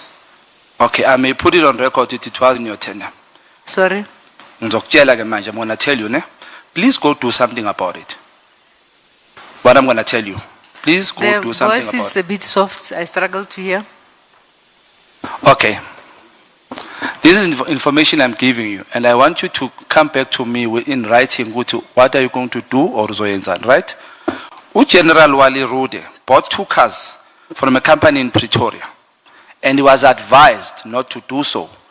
These 2 cars didn't meet the spec of VIP protection vehicles, but he continued to do so.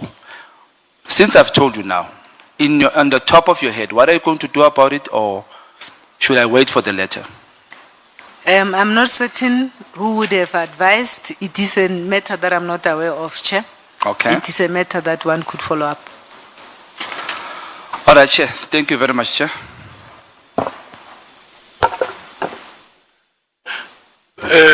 Thank you so much, Honorable Shongwe. General, thank you so much.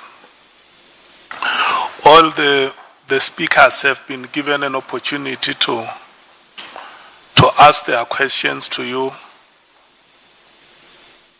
Allocated maximum time, they have asked you questions. The very last session of this proceedings today is for me sitting here as the chair to check with honorable members, those who want to ask you follow-up questions, to raise their hands now.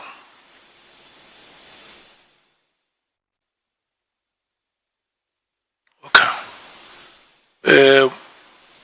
When I recognize you, you lower the hand. Honorable Matthews, you will be number 1. Honorable Nomvalo, number 2. Honorable Skosana, number 3. Honorable Sanguni, number 4. Honorable Mwango, number 5. Honorable Sauls, number 6. And the last hand is that of Honorable James. Yeah, I'm coming to the question before you ask the question. Can I check if there is any honorable member who may be potentially triggered by other members when they ask questions? So that I must prepare myself sitting here as the chair, that there are going to be triggers. So you will be the last. Honorable Malim. No, I didn't hear the apology of the DA members. All they did, they came here and left a filthy place here. I don't understand how these DA people work. Dirty, they come to prison and make it dirty and leave.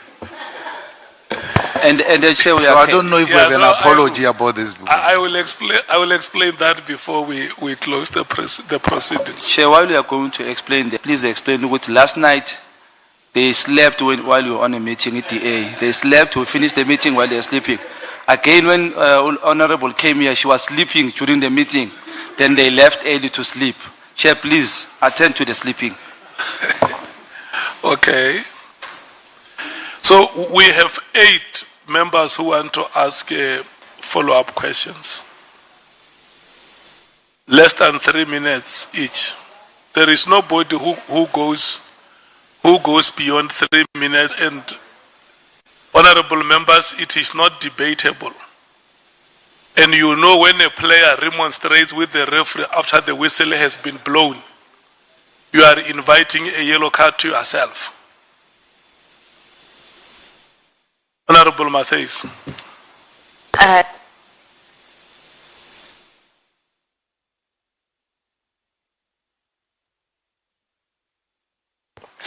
Start again, Chair. Thank you. Are we starting again? Thank you. Lieutenant General, what informs the security threat? And you know we were not going to let this go about the EFF, the amount of money that was allocated to a protest, which is covered in the Constitution. Every citizen, any political party, any movement has a right to protest. So for you to agree to this amount of money to be allocated, what was the security threat and what was it based on? Because EFF, we've been in existence since 2013. Never ever has there been any criminality, and we are an organization in the streets all the time. So it can't be that so much money can be allocated to a peaceful organization that has been in the streets protesting against an ANC government who kills workers for protesting for a living wage, against the ANC government who kills children because they cannot even provide pit toilets, or they cannot provide proper toilets, and our children are being killed in school. So please talk to us about that. Chair, on paragraph 8 of my statement, I indicated that while I oversee financial operations, it is crucial to understand that my role does not extend to operational decisions. There are those that are responsible for operations in the organization. Okay. There are those that are responsible.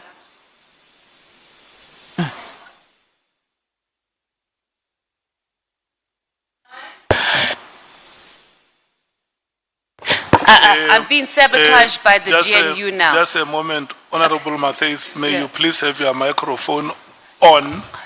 Okay. And I'm reminding you for the last time, I'm not going to compensate any time that is lost when the microphone is off. The committee can't provide proper resources. No, you answered that question, CFO. I'm asking something specific. I'm saying when it comes to you, what do you need to know before you make a decision that this is a reasonable amount, not getting involved in operations? 470 million rand for a one-day protest, peaceful organization. There is an operational plan that would have been crafted taking into account. I would have a request in front of me to say there is an operation that is taking place. It requires support at this particular level. And I have got no reason not to trust what would have informed those operational decisions. Then CFO, it's like you're the bookkeeper, because you're not asking hard questions. So you just get a report and then you just pay. I also just want to talk quickly about proof of payments, right? There was a concern that there was proof of payments that were generated from your office, right? And then we had individuals who were not SAPS members that were using these POPs to approach service providers. Are you aware of that? It was... I'm not aware, and I believe I do have faith in my office that the members working in my office... So there was no proof of payments done. I have heard during consultation that there was a brigadier that would have engaged in that exercise, and I can confirm that that brigadier does not work in my office. So how would they have gotten the POP? Sorry? How would they have gotten the POP? I have got no idea. But it's from your office. Are you still investigating? The brigadier is not in my office. This is a part and parcel of the ongoing investigation. Okay. Hey, okay, it feels like we have gotten into the same vibe as Lieutenant General Fani with don't know and not responsible, but thank you, CFO. still had 1 minute left. Are you done? Okay. Next, Honorable Number. Yeah, thanks, Chair. General, not in the context of the Medicare contract, but generally, when the two scenarios coexist, irregular appointment, poor services, can there be value for money? If there is an indication to say there is poor service, as I indicated, and those that would have requested these services and would have attested to say they have received the service in the correct quantity and time. And No, so I can't on, hear so you properly. I'm saying the certification of the services that were provided is done by those that would have requested these services in terms of the end user. If they certify that I requested this service, I have received this particular service, and they then certify and they upload these invoices in the system. If it is found that they did these certifications incorrectly and they participated in unethical conduct. Yeah, no. All that process has been satisfied, and the determination that has been made is that the service was poor. Poor service, irregular appointment, can there be value for money? Please don't explain the process because I've got limited time. Irregular expenditure is expenditure incurred in contravention to supply chain processes. The service provider renders the service. The end user certifies that the service was rendered. They upload the invoices. I'm saying if that certification was fraudulent, we need to get to the bottom of this. Yeah, That is what I'm saying. But I'm not getting a direct response. I mean, a determination has been made that the service was poor. The determination test confirmed that this contract was awarded in contravention with supply chain processes and thereby making it irregular, an irregular award. Okay, then the EFF national shutdown took 1 day. The July unrest took almost a month, if my memory serves me well.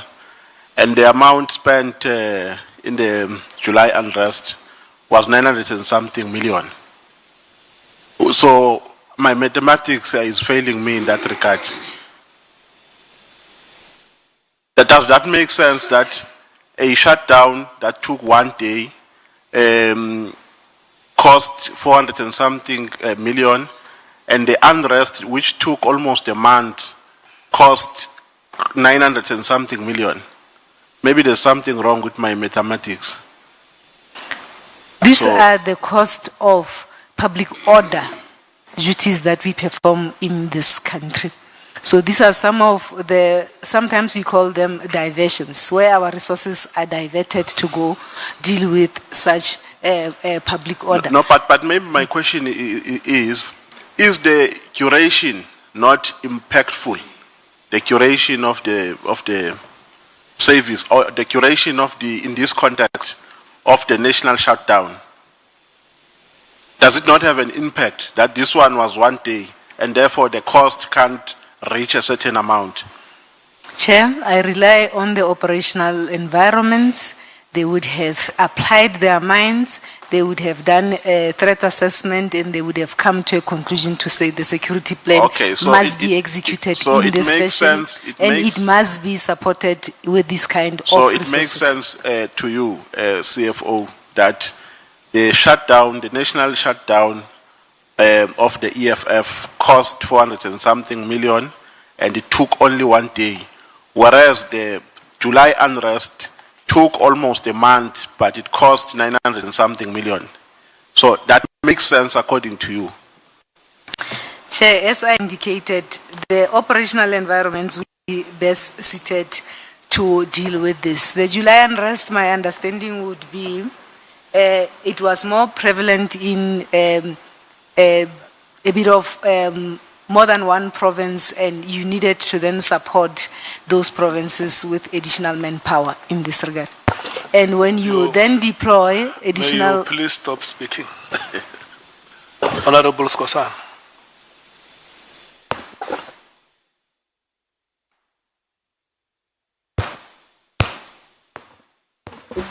Thank you, Chair.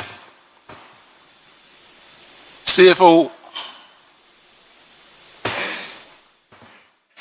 do you still remember, you know, why we are so inquisitive about this matter? Do you still remember that we had an issue with PPEs? Do you still remember that? Yes. We had an irregular expenditure of 1.6 billion at SAPS. Do you remember that? There was an issue on PPEs, Chair. CFO, I'm putting figures. 1.6 billion irregular expenditure, which was found at South African Police Service. Do you agree with me on that?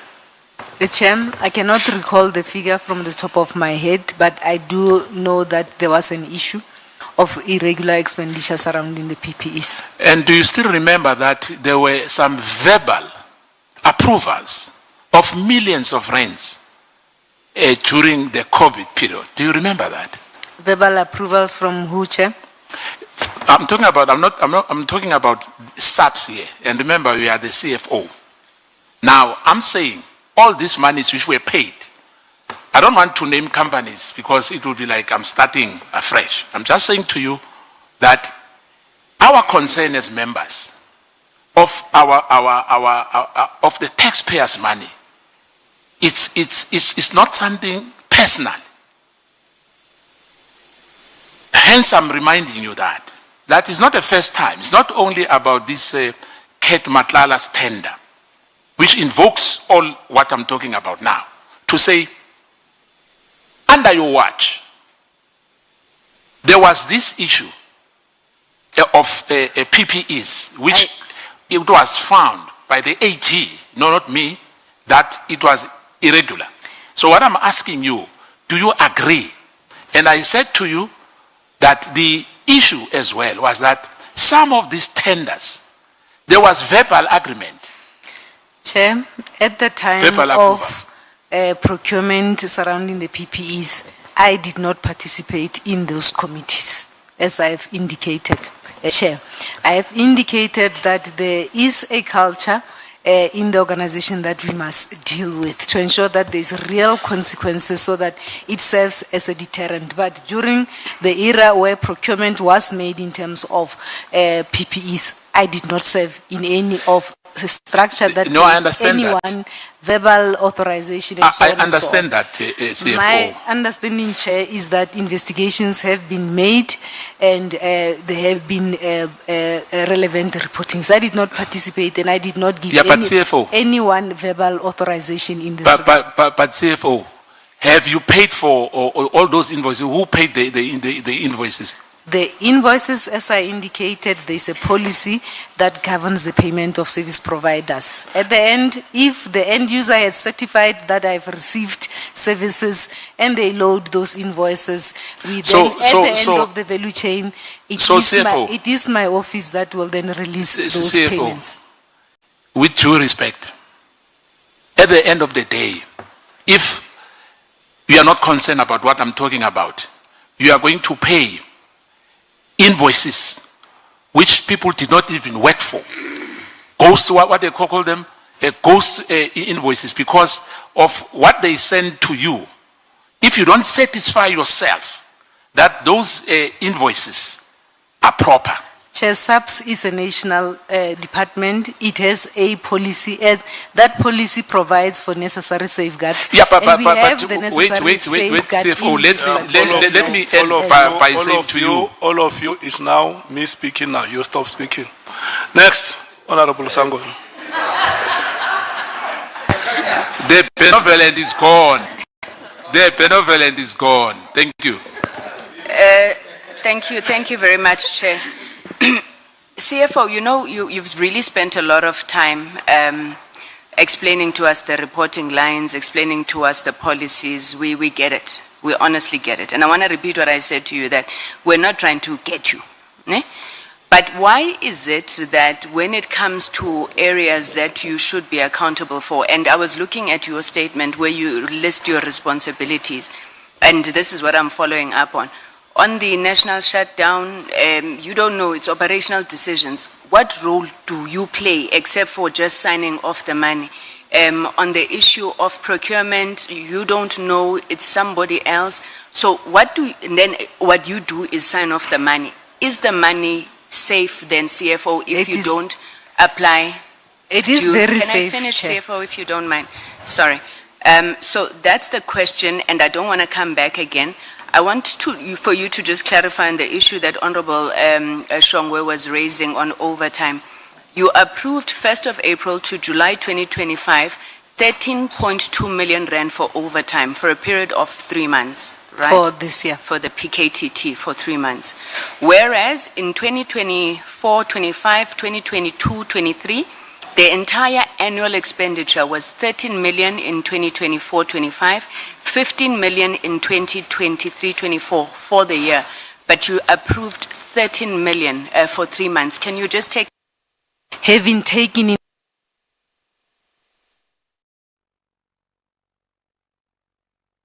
into account the decisions in terms of operations and the plans and the threats, as well as those operational discussions that would have taken place. The submission comes to me to confirm if funds are available. And Chair and the committee, I can give you comfort that the SAPS funding is safe.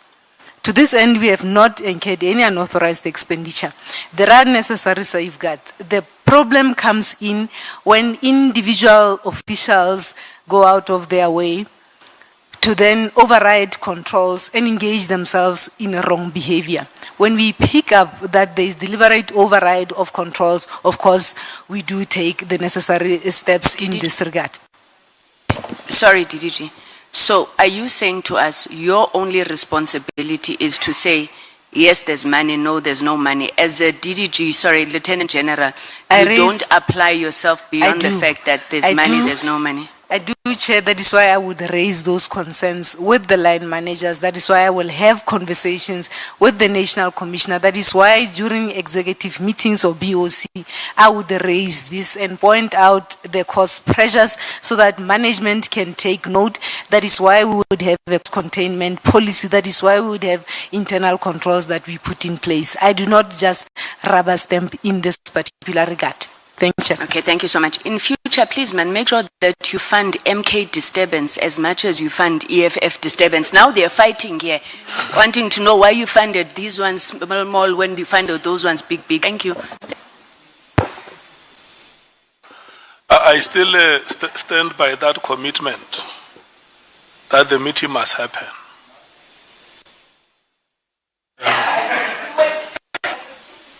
Yeah. Yeah. Okay, honorable members, we have the last 4 speakers.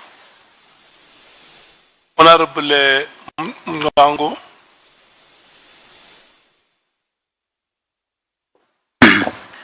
Thank you.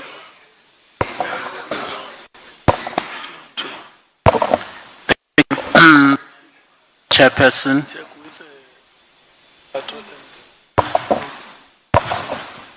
Thank you, Honorable Chairperson. Mine actually has to do with the 360 million rand tender.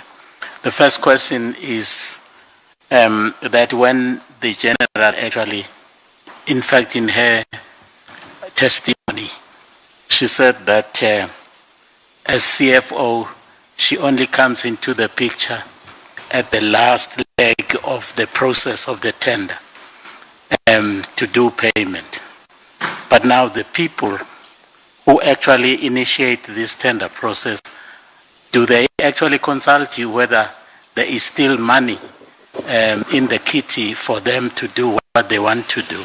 Number 2, I am actually not very happy with the standard procedure with which you actually do business with people out there. I don't think that you actually do due diligence in terms of actually knowing and investigating the background check. You do a background check of the people or potential people you want to do business with. Because otherwise, Mr. Nhlanhla would not have actually won this tender if the police were actually doing due diligence in terms of background check. You know, right now you ended up with egg on your face because Mr. Nhlanhla is here. He's a resident of this institution because he's a criminal. But the police went all the way out to actually grant him a tender for 360 million rand. How are you going to defend yourself when people start saying the police actually is captured by criminals because they are benefiting tenders from you? Okay. Chair, if I may start with the first question. Annually, after we receive our annual allocation from National Treasury, we then embark on a process where we will then do what we call an internal apportioning, where we'll distribute through an approved methodology allocation of budgets to process, two divisions in this particular regard. And the health risk manager is a service that is there in SAPS. It is budgeted for. I think annually the budget is around 120 million in this particular regard. When it comes to the issues of checking background, I heard from the evidence that was led by General Fani to say the process needs improvement. In terms of this particular contract, the background check was not done, and it's something that should be a lesson that should be incorporated and improved in our processes to say this must be a must, it must not be optional. Thanks, Chair. I still have time. Because if I still had time... That is the last question you are asking. Well, my last question would actually be to actually understand what actually prompted the National Commissioner to investigate this particular tender to a point where he deployed your internal audit, you know, a structure within your department to investigate this. What prompted him to actually do so? Other evidence that have been led is that time during December, the executive authority called the National Commissioner together with supply chain management and others, I believe legal services was there, due to the negative media coverage that the department was receiving in terms of this tender, and instructed that this must be investigated. The National Commissioner subsequently appointed a team of internal auditors together with the risk management to then conduct that investigation. The report came out, the preliminary report that indicated possible irregularities, and a final report was issued with recommendations that the accounting officer must consider cancelling this report. Mr. Chair. Honorable Solis. General, the fact that this contract was awarded to Mr. Nhlanhla, is this proof that SAPS has been infiltrated by criminals? I can't comment on that. General Fani led evidence to indicate that at the time when they conducted the award, background was not done, and there was nothing in front of the BAC to determine that indeed the owner of the contract was a criminal. So, Chair, I can't vouch to say SAPS is captured. I'm saying those that are responsible for wrongdoing in SAPS must be held to account at any level, without any fear or favor. If anyone engages themselves with criminals and capture SAPS and corruption, the law must take its course without any fear or favor. Thanks, Chair. I agree. You testified earlier that the minister had to speak to you directly and he didn't speak to you. You were not called by the minister. That's the words that you used. In terms of protocol and the chain of command, must the minister call you or your accounting officer, which is the National Commissioner? Chair, I report directly to the accounting officer. There is nothing that prevents the minister can speak to all of us as executives as long as the decisions and instructions would be known, and such meetings would have been authorized by the accounting officer. But in terms of protocol, most of us report to the accounting officer. Sometimes if we are then called, we will alert the accounting officer to say, there is this briefing, am I allowed to then attend this briefing, and it will be given. But there's nothing stopping the minister from engaging with officials in the department. Sorry, General. So your answer is he's not required to call you, he must call the National Commissioner. There is nothing stopping the minister from engaging with officers in the department. But he wasn't wrong in not calling you.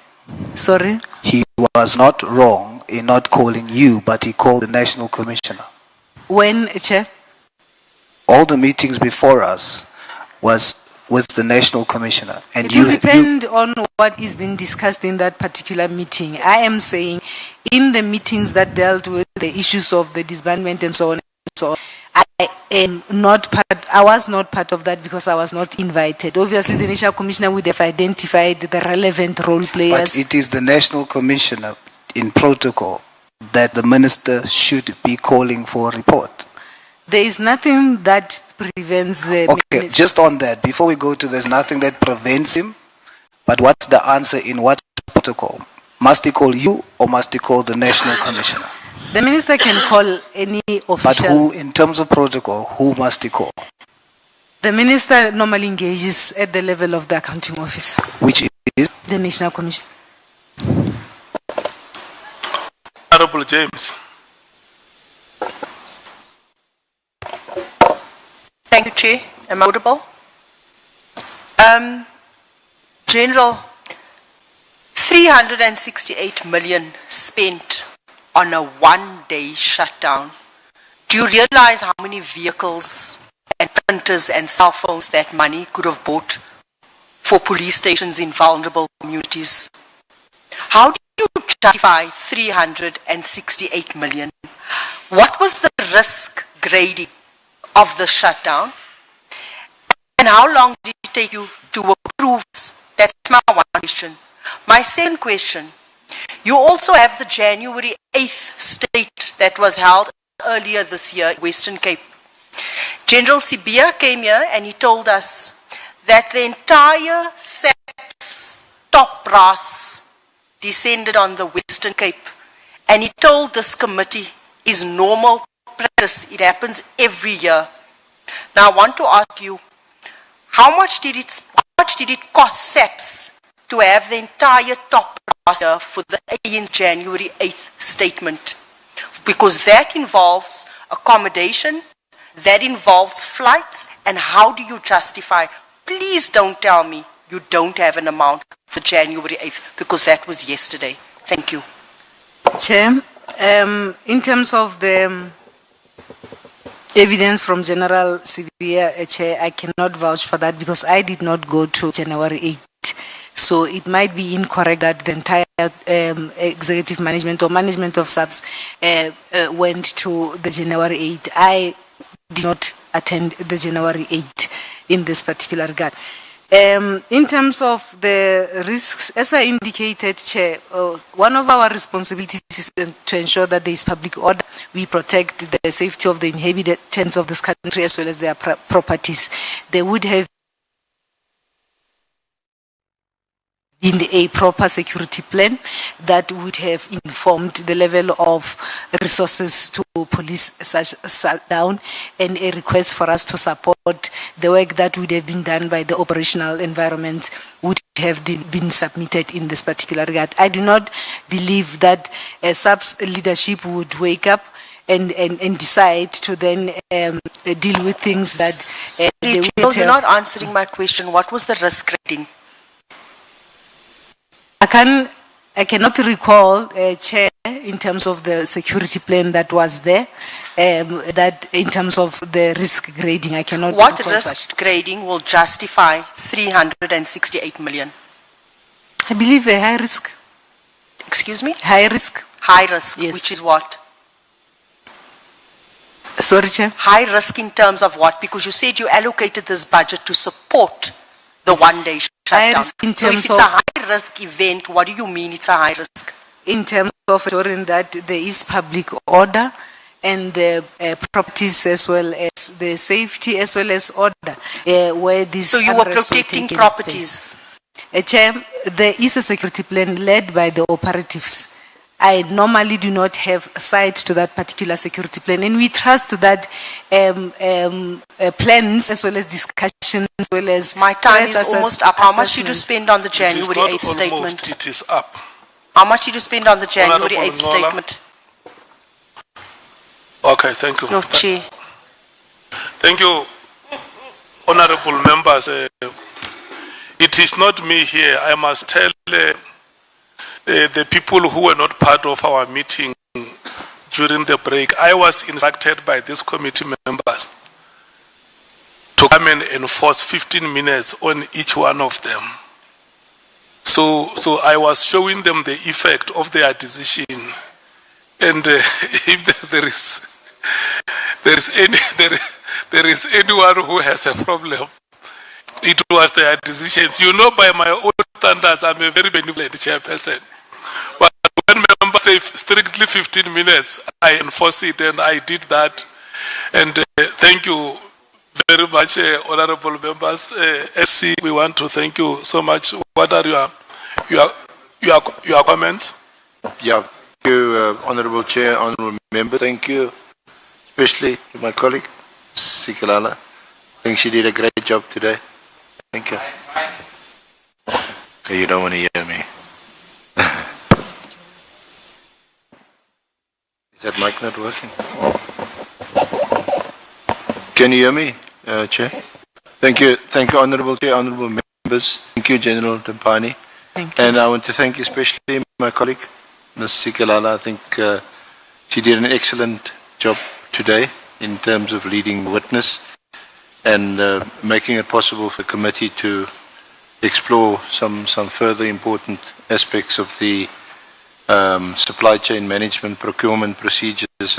Very problematic. One weak link in the chain, and that's it. Whether it's 350 million or 35 million or 3.5 million, we really need to check up our processes. But thank you for the work that you're doing. Thank you, Chair. Thank you, Chair. Advocate Zikalala, do you have anything you want to say? No, Chair, thank you. Okay. Let me thank you so much.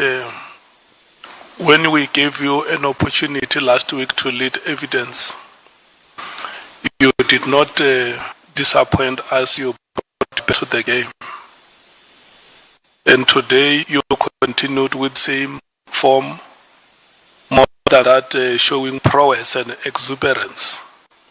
So we want to thank you so much, so much for that. That is how people make use of the opportunities when they are given to them, and you have demonstrated that women can do it.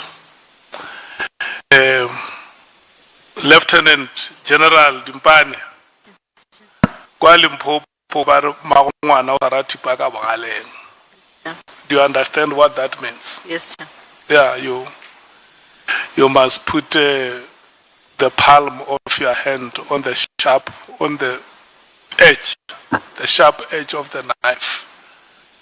I don't have any question that I must ask you. I think the questions that the honorable members have asked you are adequate. You have been the CFO of this department. You know the period that you have been appointed up to now. I can only advise you to go back and look at the things that could have been done differently during your tenure as the CFO, so that when you move forward or in your upward mobility, they must not disable your movement. That is the only advice I can give. The rest is for you to decide what you do. When you are appointed to a position of leadership, there is only one choice that you must make. The choice to lead, because appointment itself is not sufficient. You must make the choice to lead. The women of this country and other women who may be occupying similar positions at senior management of the SAPS. You must be exemplary to many other women of this country that you are not appointed to this position simply because you are women. You have been appointed to these positions because you qualify those appointments. And if you can't perform in an appointment that has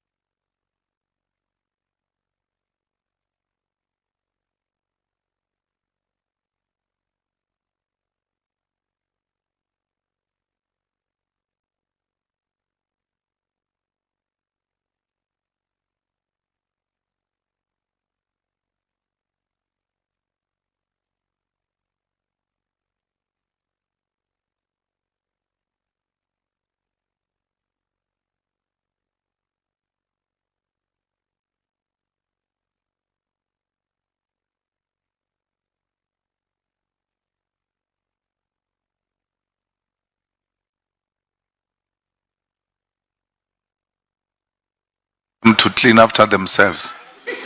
That's a big problem. Environmental cleanness is next to godliness. Yeah, no. Cleanness is next to godliness. They will be here tomorrow. The first thing we do when we start the meeting, Yeah, they made the prison dirty. Yeah. Honorable Honorable Skhosana, you have may you not please, attended- I know you don't have eyes at the back.